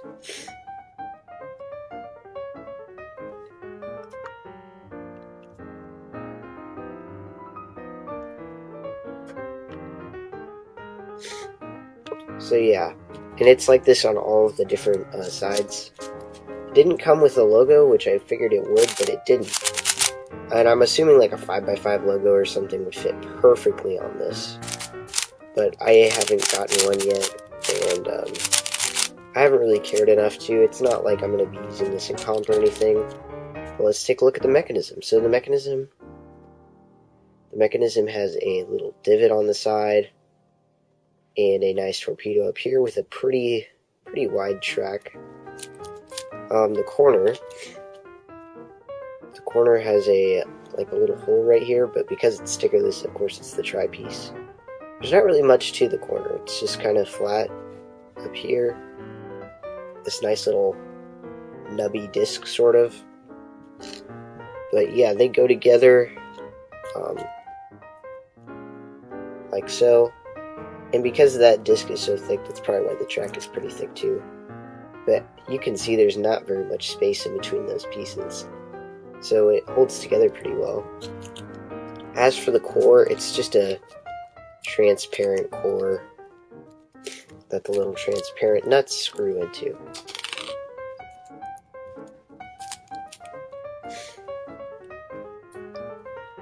Filming.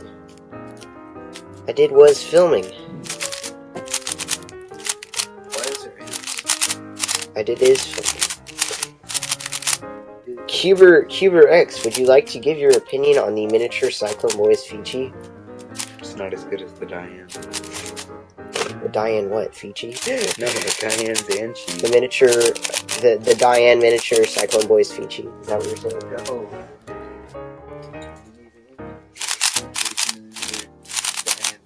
I don't know that it's worse. It's just... It's worse. It's really good quality plastic and such. It's got good shades. Good shade stuff. Cut it. Yeah, the corner cutting is a little lacking.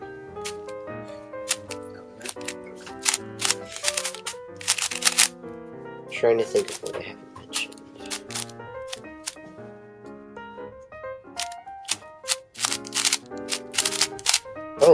Oh, that's right. One thing I forgot. The packaging. The packaging of this cube. This is a Diane Zhanchi 42mm box.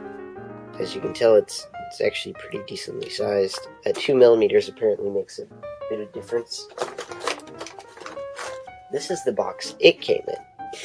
So it's a pretty cool little Cyclone Boys box. It has the cube on the back.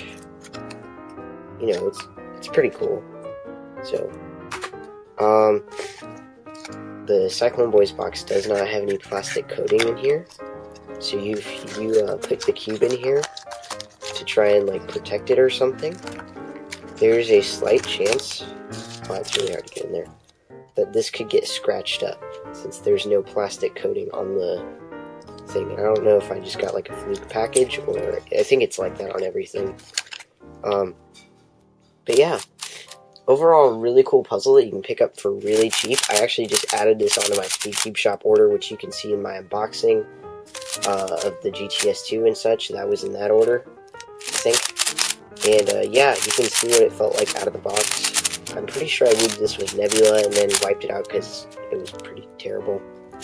Since then, I think I lubed it, I'm pretty sure I lubed it with Cubicle silk, but I couldn't do anything to the mechanism because I can't adjust the nuts. So yeah, if you guys know of any way to adjust the nuts on this thing so I could tension it a little, please let me know in the comments section below. I'm going to show you guys a quick average of 5 on this, just to kind of show you how it performs with algorithms. So.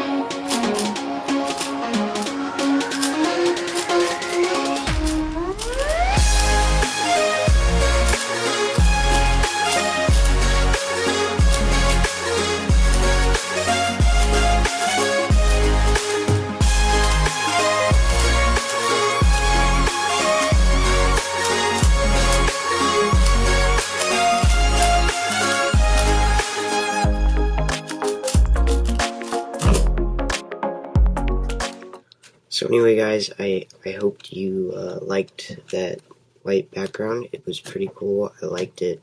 I kind of figured I might go back to a white one, showing less of my face and this crappy desk that's been chipped, and I got it used for free, but got it used. So, yeah, I'm feeling a little under the weather, so if you didn't like my voice in this one, it was really scratchy and blah. But overall, the Cyclone Boys Fichi is a really good puzzle. You can go pick it up on SpeedCubeShop or the Cubicle.us or Light Take or Magic Cube Mall or HK Now Store, or any of those. They all sell them for roughly the same price. So, yeah. If you liked this video, be sure to hit that like button. And if you want to see more like this in the future, be sure to subscribe. Because you won't be able to see more stuff like it in the future if you're not subscribed. It's logic. You know?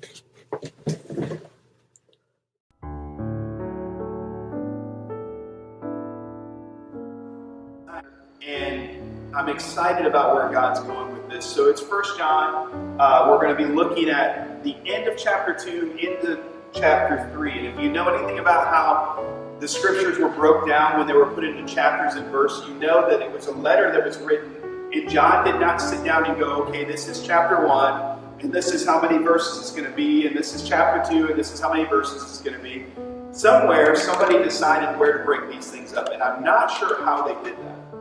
I don't know if it was a computer or what did it. I don't know if computers were around when they broke them up, but sometimes it doesn't make sense, because the thought that starts at verse 28 in chapter 2 continues through verse 10 of chapter 3, and that's the section we're going to look at today.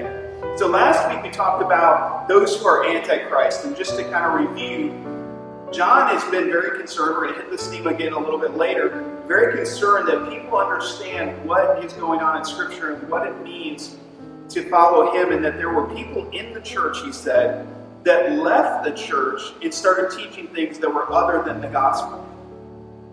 And I referenced kind of some stuff out of other religious movements that have come out of Christianity, that have gotten revelations in the middle of the night and all of a sudden created new doctrines. And it's doctrines that it has just enough of the Bible in it for you to say, oh, well, they're just another part of Christianity. They call themselves a part of Christianity.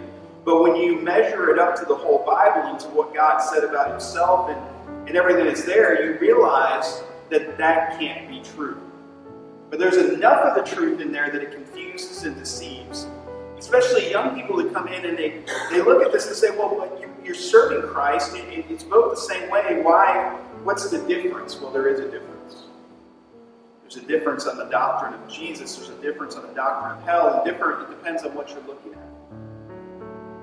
And so we have to be very careful not to be deceived. And that was what that was about last week. This week, John is concerned about us understanding what it means to be a child of God and what the characteristics of a child of God is, so that we can identify people that aren't living for God. It's twofold. He wants us to know what we should be doing and how we should live as Christians, but also how to identify somebody that's not living for Christ, even in our own midst.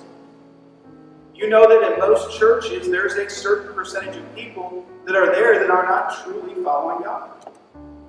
And sometimes, heaven forbid, they end up teaching Sunday school classes, small groups, leading events, in different places, and people see them in places of leadership, and for whatever reason they slip into those areas, and they can be deceitful and can cause people to stumble.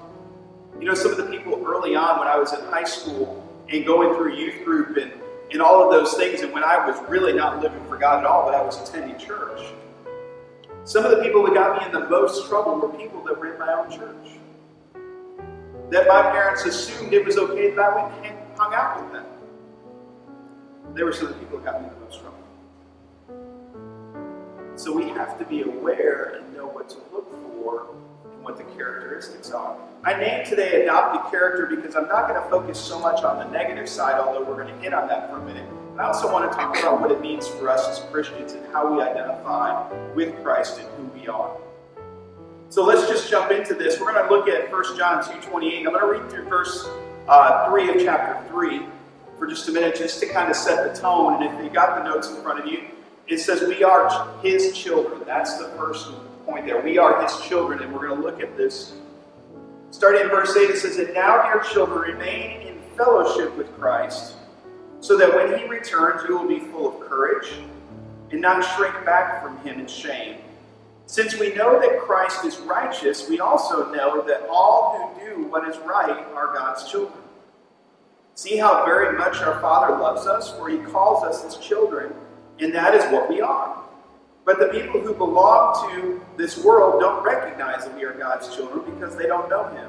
Dear friends, we are already God's children, but he has not yet shown us what we will be like when Christ appears. But we do know that we will be like him, for we will see him as he really is. And all who have this eager expectation will keep themselves pure, just as he is pure." It's amazing, and I've talked about this before, that God has adopted us as his children. Now, I'm not going to go into the whole side of things about when Christ comes back and what we're going to look like when he comes and all of that. You can do a whole message series on that, and we really truly don't know what we're going to be like. It says that we're going to have new bodies, there's going to be a new earth and a new heaven, that everything is going to be made new. I don't know what that looks like, I don't know what that means. I do know that God said it'll be far more than what we could imagine. Far greater than what we could imagine. It would be like having motocross 24/7. I'm just kidding. My family gets tired of hearing me talk about motocross. I love motocross. But you think about the best things that you love in life and just multiply that beyond what you could understand. Maybe your favorite vacation or however you unwind or whatever that is. And we can't comprehend what it's going to be like when we come to know Christ. And it also says we don't know what our bodies are going to be like. We don't know what that means to be like Christ, but it says that we're going to be like Christ. So I want us to understand this whole idea that we are God's children. In Ephesians 1:5, we've talked about this before. I want you to get this. Ephesians 1:5, it says, God decided in advance to adopt us into his own family by bringing us to himself through Jesus Christ. This is what he wanted to do, and it gave him great pleasure. It gave him great pleasure to bring us into his family, to adopt us into his family. Do we truly understand what that means?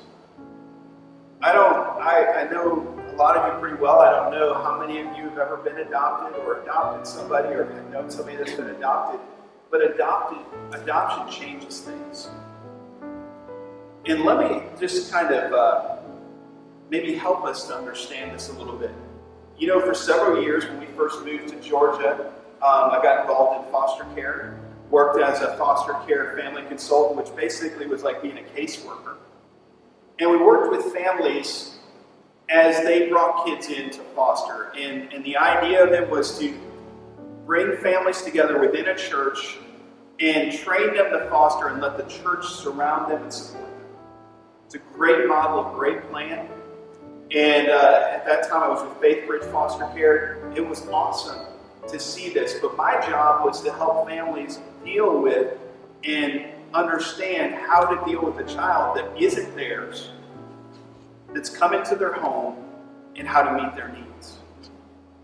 During that time, I was trying to do the math. I think it was somewhere around 19 kids I helped get adopted over those few years.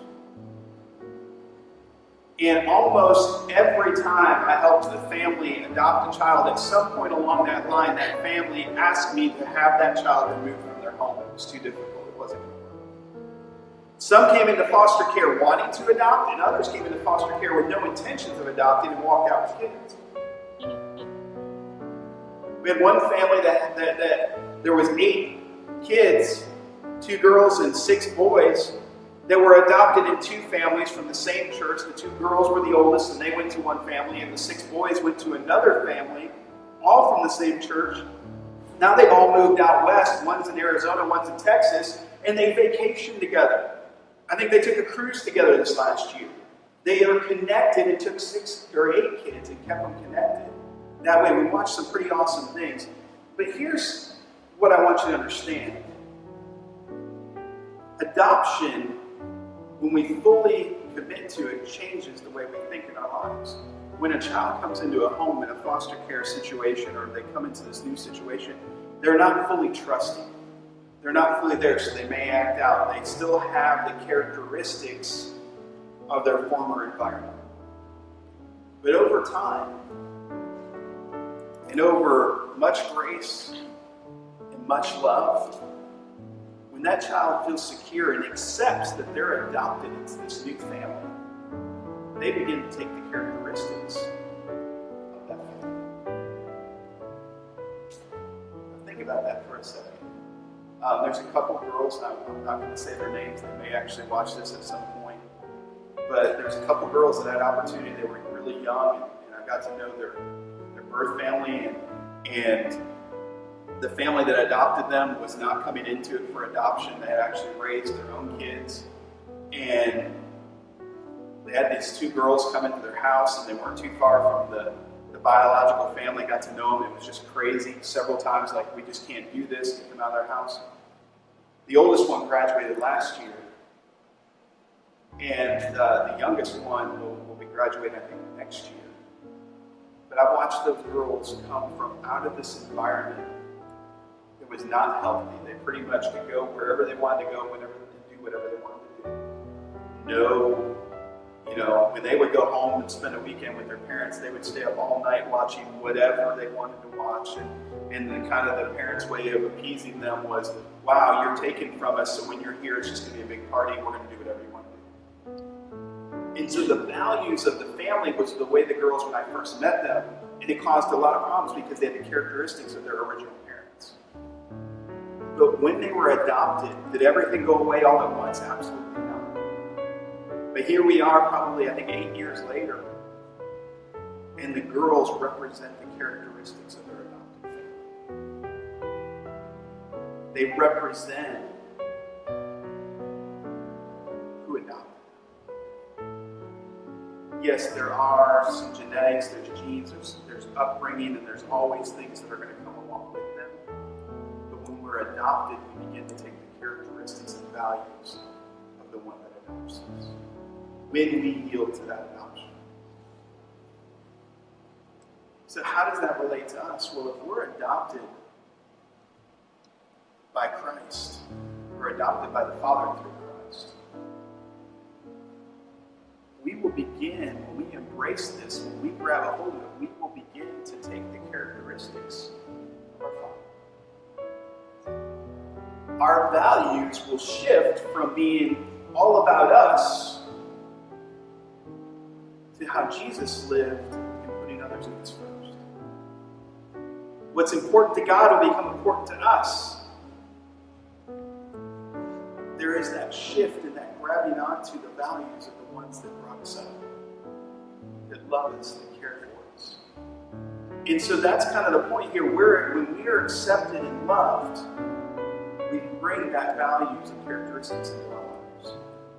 And that's what God does to us. He draws us closer. So I want you to get that connection. If you've ever been around anybody that's fostered, or been around somebody that's adopted somebody into their home, yes, there's baggage. Yes, there's things that come with it. No, it's not just immediate needs. Even with us as Christians, we come to know Christ, but we still deal with our baggage. Even though it's all forgiven, even though God wants to take it away from us, we still deal with the mindsets that we had growing up. If you grew up in a really negative home, that's one of the hardest things to overcome because you approach things from a negative perspective. So we have to fight that sometimes. So when we are adopted into Christ's family, it's a process to allow us to transform us. So the second point today is transforming our character. Christ is transforming our character. So as children of God, and as the one that he loves, he is transforming us into his values and who he is. I can't tell you how powerful that is. As I was studying and looking at this, it just clicked with me on how powerful that is. And I'm thankful to God for the time that I had in foster care because it really helped me to understand people from a different perspective.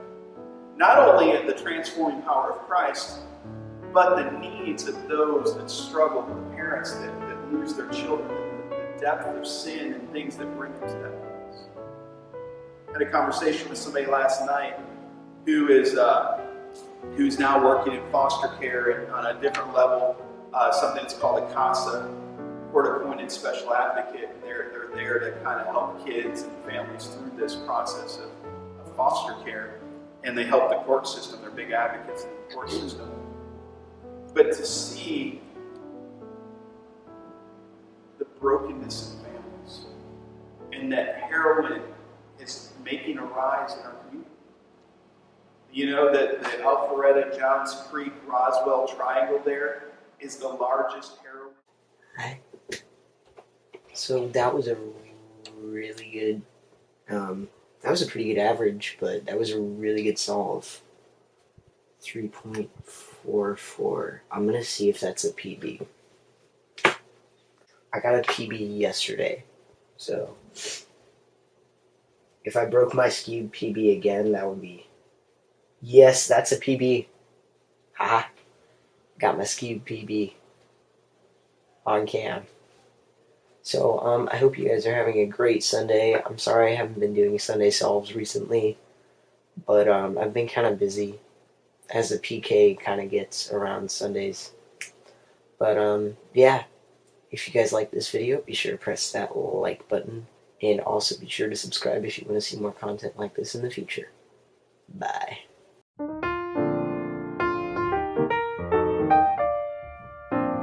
Hey guys, what's up? It's QiYi. Today, for Sunday Solves, I'm going to be solving this sticker modded Fisher cube. I did cut these stickers myself, so it's going to be the equivalent of a 3x3. I'm going to be doing 3x3 scrambles on it, and I hope you guys enjoy. Ugh.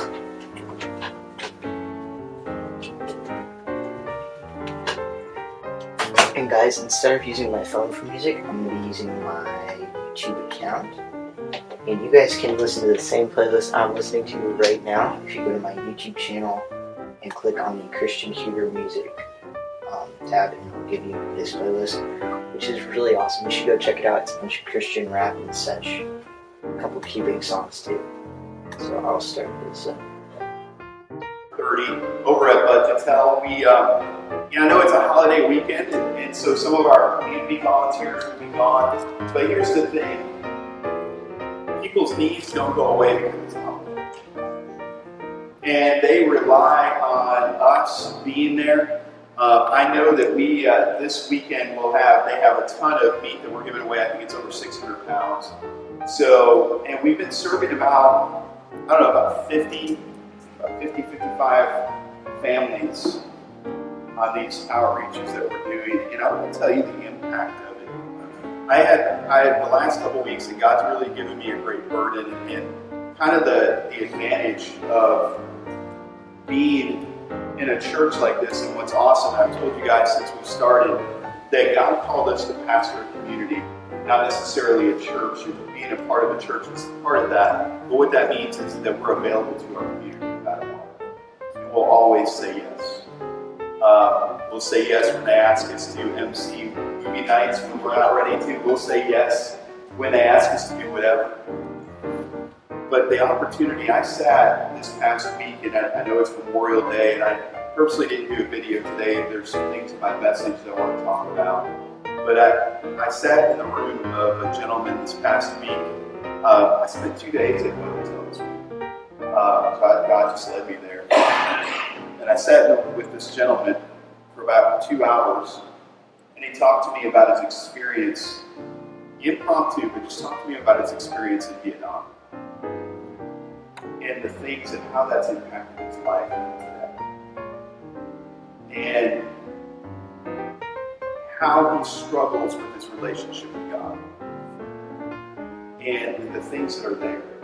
There's real ministry there. People that are hurting. We may never see some of them on a Sunday morning. We may not. But every time we step foot on that campus, every time we share with somebody, every person that we interact with, it's an opportunity to plant a seed. Whenever I walk around there, people ask me to pray for them. They ask me how I'm doing.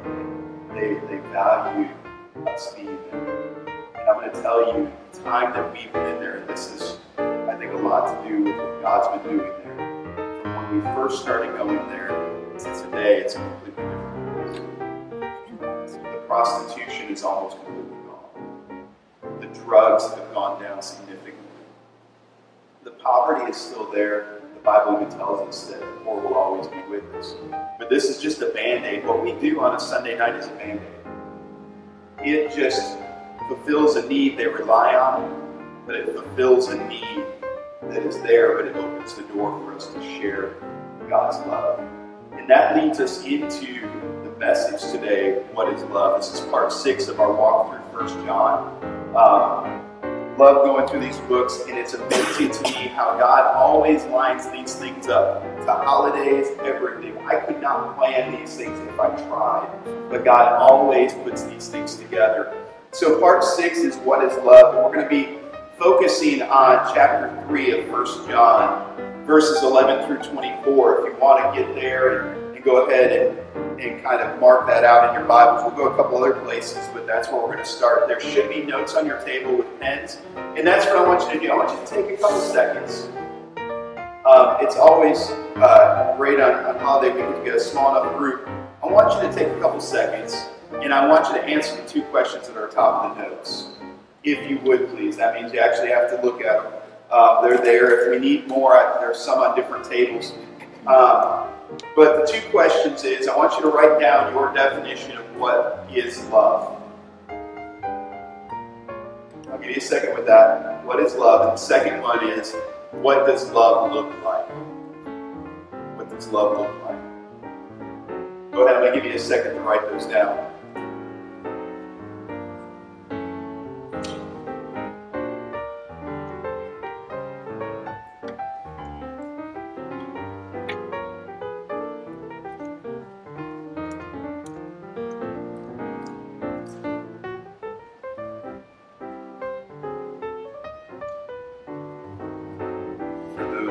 Watch on Facebook Live, sorry. Write it down there as well and get you notes. I know at least one person does. My mother-in-law watches. So hi. So Facebook Live has been amazing, the different people that you watch, and it's great. So hopefully it's working and the stream is working this week. I know we had some issues last week. But what is love? Did you guys get a chance to write it down? We have something. I want to hear some answers. Somebody give me a practical definition of love. Anybody? Joe, you're always good for something. Nothing? I want a practical definition of love. Stephanie, yes? Caring about someone more than you care about yourself. That's awesome. Yeah. What was that? A deep emotion towards somebody else. Sure. Absolutely. Anything else? Yes. Giving without expecting anything in return. Awesome. Those are all great answers. Any other ones? No, those are all great answers. We're going to this passage kind of defines what love is for us.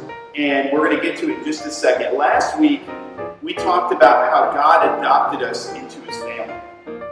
If you were here last week, this has been a theme we've talked about before, but when somebody adopts somebody into their family, the longer that person is in their family, the more they begin to act and respond like that person. Not necessarily look like, but they begin to take on the characteristics of that family. If you marry into somebody's family and you spend a lot of time with them, you take on some of those characteristics for good or for bad. And so when God adopts us into His family, and what we talked about last week is the more we spend time with God, the more we spend time in God's family, is we begin to take on His characteristics. We begin to become more like Him. Not that we're becoming God, but we're taking on His characteristics, His traits. And I think that's so significant for us as believers because there's so much teaching out there that just says, you know what? Just have faith in God and live however you want. It's fine. You're going to be in heaven. It'll be great. It's going to be a lot of fun. We can't describe it. But see, the closer we get to God, the more we become like Him, the more it changes who we are. And that's why we're different people than we used to be. We're a new creation. If you talk to the people that knew me in high school and the people that would know me now, I'm a completely different person. It's like the person that lived in high school didn't even exist. It's just kind of like this weird part of my life. Because God has so radically changed me. I was a selfish jerk back then. Now I'm just not as selfish. So it's one of the, no, a couple of them got that. My wife is the one that laughs, which is great. This section really is about God's character. It's about love. And if you've noticed, we went through a lot of the New Testament, and each one of the writers spoke about love. Jesus spoke about love, and John talks about it a lot. So we're going to look at John a lot today. Not just 1 John, but John. So let me define love for you. We had some great answers. Before we do this, you know what I didn't ask? What does love look like? I just realized I asked what is love, but what does love look like? I got ahead of myself. Just excited. What does love look like? That's maybe a little harder than describing what love is. What does love look like? Our budget's on? Sure. Sure. What else? Anything? Gotta love the silence of air conditioning homes. Being there for anybody, anytime. That's good. Unbridled emotion. These are all good answers. Love is a huge topic. The Greek, I think they have 4 or 5 different words for love and different types of love. And so there's a lot that we can go there, but I want to show you kind of what Jesus talked about in love, what John's talked about in love. And so I want to look at this, and the first point in the notes today is we must love one another. This is going to be out of verses 11 through 13. If you haven't been with us, our guest, we just walk straight through almost verse by verse. We do more section by section of Scripture, but almost verse by verse, and it's awesome how God moves through these things. But look at verses 11 through 13 of 1 John 3. It says this: "This is the message you have heard from the beginning. We should love one another. We must not be like Cain, who belonged to the evil one and killed his brother. And why did he kill him? Because Cain had been doing what was evil, and his brother had been doing what was righteous. So don't be surprised, dear brothers and sisters, if the world hates you." Now it's from the beginning of time, but really this is from the beginning of Christianity. This is what Jesus laid down, was to love one another. He told us that the very core of Christianity is love. It's not rules, it's not do this, don't do that. It's love. That is at the very core of Christianity. A lot of people look at Christianity and say, oh, it's all about serving this God who, might smite us and he might not, but if we love him or if we follow him and we do what's right, we'll be okay. But at the very core of Christianity is love. Because the closer we get to God, the more we become like him, and his character is love. Think about this for a second. The most popular verse ever quoted, end zone of football games, all over the place, is John 3:16. We talked about it last week. This is the core. For God so loved the world that he gave his only Son, that whoever believes in him should not perish but have eternal life. It didn't say that God felt like doing it that day and because he was having fun or thought it'd be a good idea. It said because he loved us. God so loved the world that he gave his Son for us. At the core of Christianity is love. That sacrificial love, that going and putting somebody else's needs before your own. And I think that's really, you guys gave some great definitions of love, but it's really putting somebody else's needs before your own, doing whatever you can, whatever is necessary, being available. I think love is spelled in giving your time. I watched somebody the other day. I was sitting in a room and I was talking to him, and we were talking about this subject, and I said, look, I think the greatest act of love is spending time with someone. Because time is the one thing we can't ever get back. That's why I don't take it for granted when you guys come on a Sunday morning. I want to give messages that come from God. I want to be fully in tune with the Holy Spirit, because time is the one thing we can't ever get back. That's why it shouldn't just be a check mark. It should be a part of who we are, to spend time with God, because that shows Him how much we love Him and we want to learn. For us to love one another, to give time to one another, to spend time with one another, is one of the highest forms of love. Jesus talked about His disciples, that they would be identified by love. In John, not 1 John, but John 13, 34, and 35, I put it in your notes so you wouldn't have to bounce around. It says, "So now I'm giving you a new commandment. Love each other. Just as I have loved you, you should love each other. Your love for one another will prove to the world that you are my disciples." See, the difference between us and the world is, the world will love some people, but it's always conditional. It's always because we want something in return. We want this. But when Christ comes into our hearts and when we show love, it's not because we want something in return. It's because it's what God's called us to do. It's because it's what He's asked us to do. We love on a community. We love on a group of people. We spend time together. And so when we give of ourselves, we're showing people that we love them. When we love on one another and we care for each other's needs, that's showing the world that we love each other. They want to be a part of that type of community. And I wish the church was better at it. Unfortunately, the name of the church for about a decade was all about selfishness and excluding people and being rude to people, and man, if I don't get what I want, I'm just going to go to a different church, and being divisions and strife and backbiting, and that was what people associated the church with. No wonder people left. We're supposed to be coming into the house of God where there's love.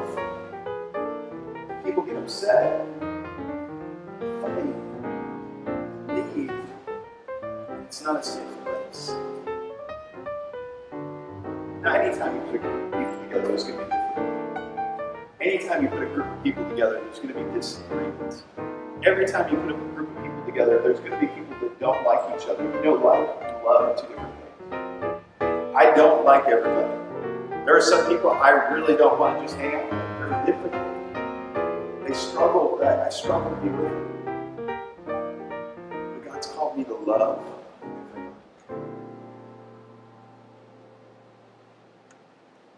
If you've ever had the opportunity to come over to Cubicle, I think most of you here have, there's some people there that are challenging. It doesn't mean that I have to like everything about them. I do have to love them. When you go to work, there are people that are challenging. Shoot, I would even probably go wager that some of you that have been married more than 15 minutes at times don't even like your spouse that much. But you love them. It's not about like, it's not about emotion.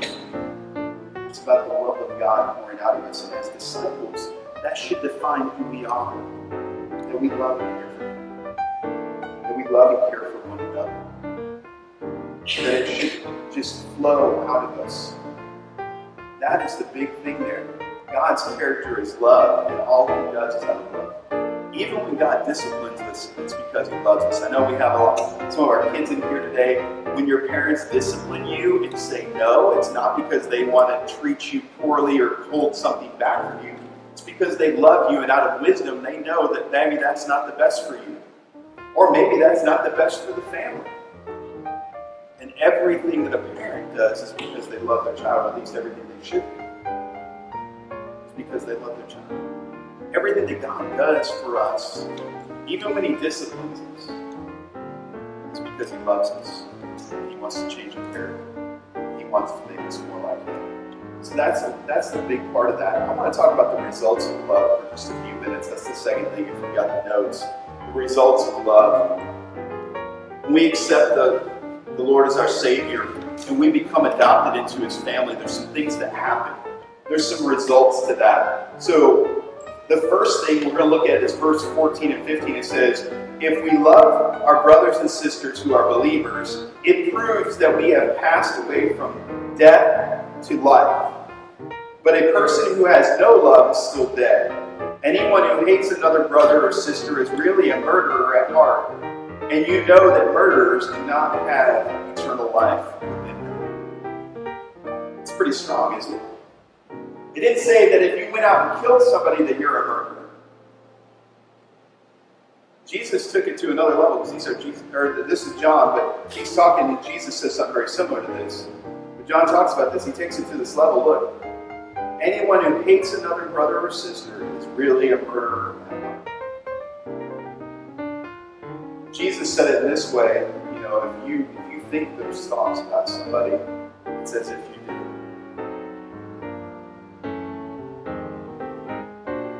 It's a big deal, isn't it? It hurts. Because we use the word hate a lot, we use the word love a lot, and I think our culture has so diminished the power of those words that they don't mean anything. We love our cars. We love our cell phones. We love blue skies. We love, you can throw anything in there. We love iced tea. We treat things kind of flippant. See, if we love somebody, it proves that we have passed from death, which is eternal death without God, into life. When we have the love of Jesus in our lives, the result is from death to life. The closer we grow to Christ, the more alive we become in Him. The more we become like Him, the more our lives change, the more people are going to want to be around us because we exude that love. Have you ever been around somebody that has contagious love? Somebody who's just so on fire for God, not awkwardly, but just because they are so in love with God that they share everything that they have and just want to be around Him. Jeannie Mayo, who is one of my mentors in youth ministry, man, I just wanted to be around her. Her personality and the love of God through her was so contagious. You knew that every time you stepped into her house or into a meeting with her, that you felt like you could be thousands of people around, you felt like you were the only person there. She just had that love of God within her. See, this proves to the world that we are His. The second thing is that Jesus demonstrated real love. Alright, so that was a decent average, you know. It's essentially a 3x3, but I can't get my usual average on it because of the locks. And I have to worry about this center orientation. But yeah, that was pretty fun. Hope you guys are having a great Sunday, and see you next time.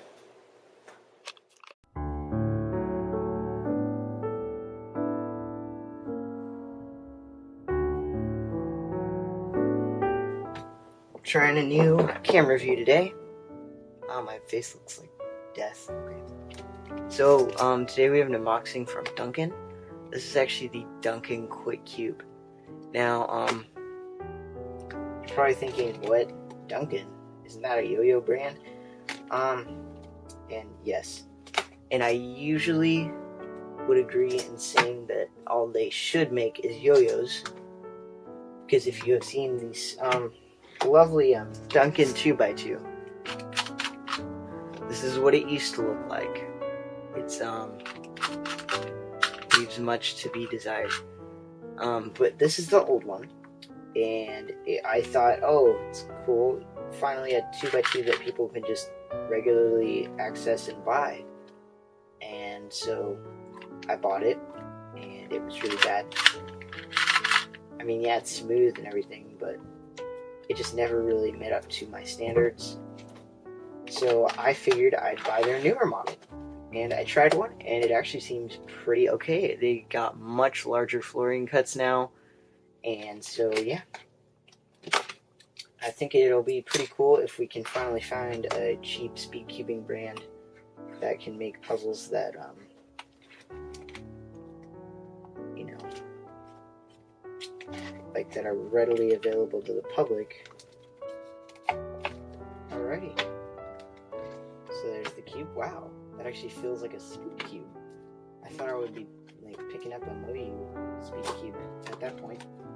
Alright, so that is the box. It just pretty much shows an advertisement for the cube. So, right off the bat, without even turning it, I'm noticing that it feels a lot more like a SpeedCube. Like, the pieces are holding together a little.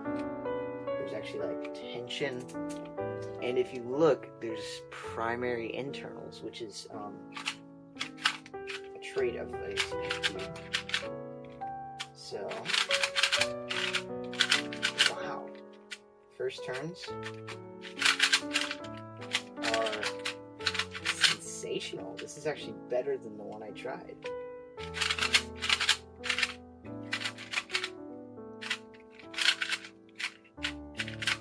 So, immediately what I'm thinking is pretty much like their old one. Same plastic. But this one just feels really, really cheap and really bad. But no, this one is... It's actually not half bad. The corner cutting... reverse is actually really good for a budget 2x2. Here, let me zoom in a little on this. There we go.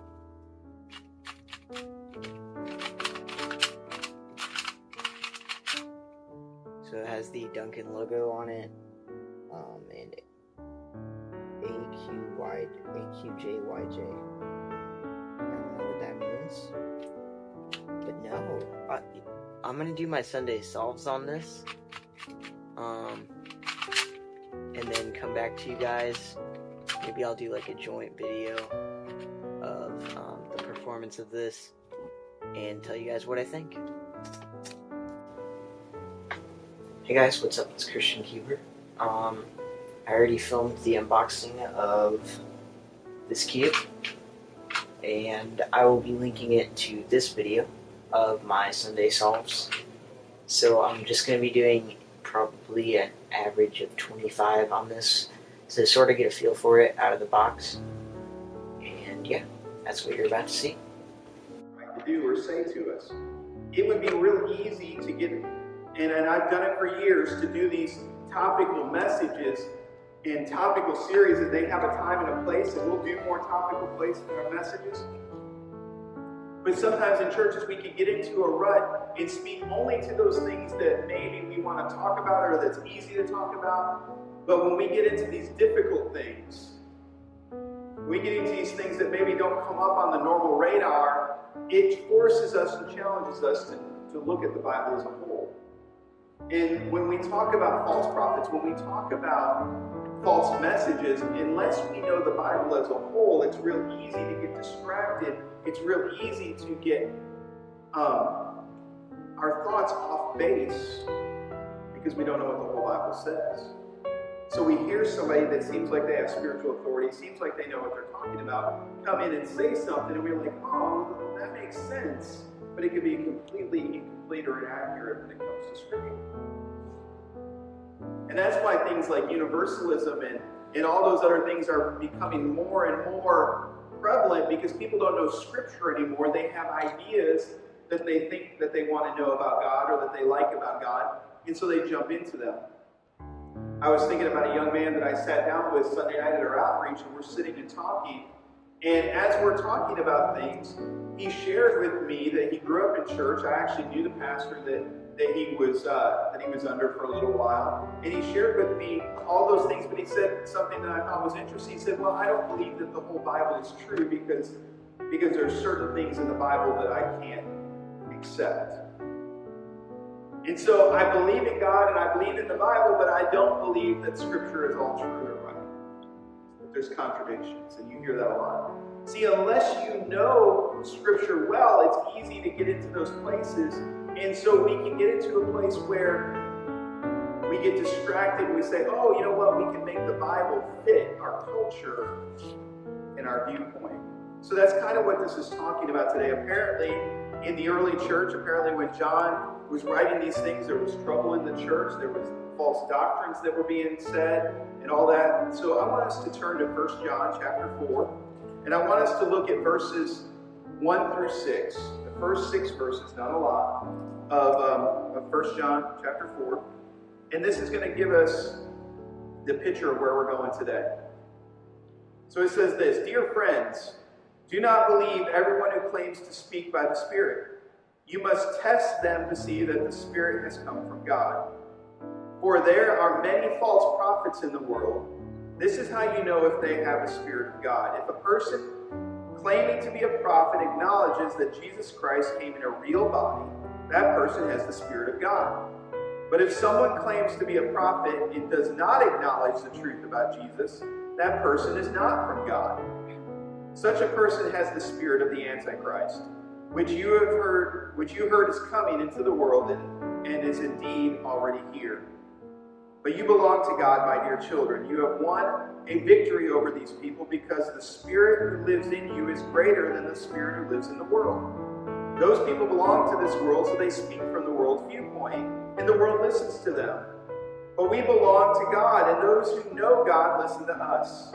If they do not belong to God, they do not listen to us.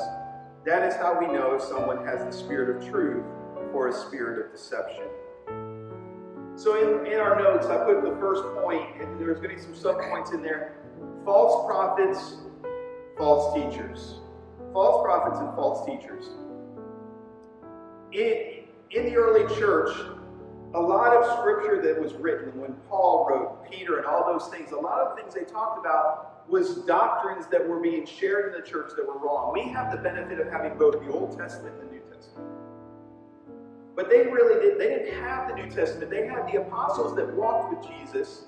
They had the Holy Spirit that was speaking into their lives. But the people in the churches, the average people, they didn't have a scripture to go back to. They had only the Holy Spirit and the teaching of the apostles. And so somebody that comes in with a charismatic personality, they can come in and they would share ideas and thoughts that were not scripturally sound, but because they had that authority, people would believe them and they would get deceived. And so John is writing to this. Apparently it was a big problem. So the first sub-point under this is those that claim, because I think there's two things that John is warning against. And the first one is that those that claim incorrect things about Jesus. And if you look at the scripture, he said, for example, he mentioned that somebody that was of the Spirit would teach that Jesus physically came in the body. There is a teaching, I think it's called Docetism. I can't remember how to say it. And those that know, you can correct me later. But basically, there's this teaching today. They believe that Jesus came. They believe in Jesus, but they don't believe that Jesus came physically as a man. They believe that he basically projected himself like the first hologram. I don't even know how you would put it, but he physically didn't come in a physical form. That he could not be physical because he was spiritual. That he projected himself there. They didn't have a physical body, and that's why he wrote this there, that people that are of God will say that Jesus he came physically as a man. He was refuting one of the doctrines that was in the early church, because people couldn't reconcile how God became man and how he came and died a physical death. That didn't compute with them, and so they were trying to rationalize and trying to figure things out, because that's what we do in our human mind. We try to make things make sense. But we know that with God, oftentimes he works in ways that don't make sense to us. There's a whole lot of what God does that when we see it, it doesn't make sense at the time. When we look back at it, we go, oh, okay, I understand why you did that now, but when we're going through it, it doesn't make sense. See, these people who were trying to figure things out. I remember last time we talked about the false prophets and those that were doing those things he talked about how people came from the church and went out of the church and started speaking things that were wrong. And I mentioned that, correlated that to things like Mormonism and Jehovah's Witnesses that have elements of Christianity in them, but the doctrines go against Scripture. And then when I spoke about that a couple weeks ago, I referenced some of the doctrines of the Jehovah's Witness that go directly against Scripture. And so if the Bible is the Word of God, we can't take a new revelation and change it. So that leads me kind of to the second thing that's here. When you look at this, those that allow the culture to influence Scripture or to influence their look and view about Scripture. I know this goes out through Facebook Live and it could get me in trouble later, and maybe not. I don't know. It probably makes some people mad. But, and I'll just be bold about this. In the Catholic Church right now, they have the Pope. And in the Catholic Church, the Pope, when he speaks, and in certain spots, when he speaks from the papal chair, it means on the same level as Scripture. And the current Pope has allowed culture to influence doctrine. And he has made some statements that the Catholic Church will take pretty much on the level of Scripture. They go very directly against Scripture. That scares me.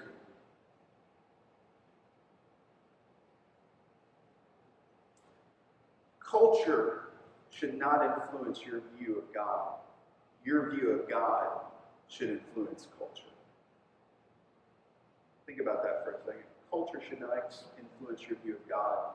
Your view of God should influence culture. Sorry about that last part of that. I'm trying to get this video out kind of quick, so I'm just going to leave it at the 20. My camera cut out for some reason. And the Cube. Cube is actually really, really good. If you ever find the Duncan 2x2 and you're a beginner or someone who collects cubes or something, you should definitely get it because it's a really good cube. Mine was a little too loose, so on one of the solves I got an internal pop and it was really, really bad. So that's why my 35-second solve was in there. And so, yeah, overall it's a really good cube. And I'm actually starting to like it. I think with some proper tensioning it could be pretty good. I might make this my main. I really like the sandy feel of it. Even though that's just due to the plastic, I really think it's good. So, yeah.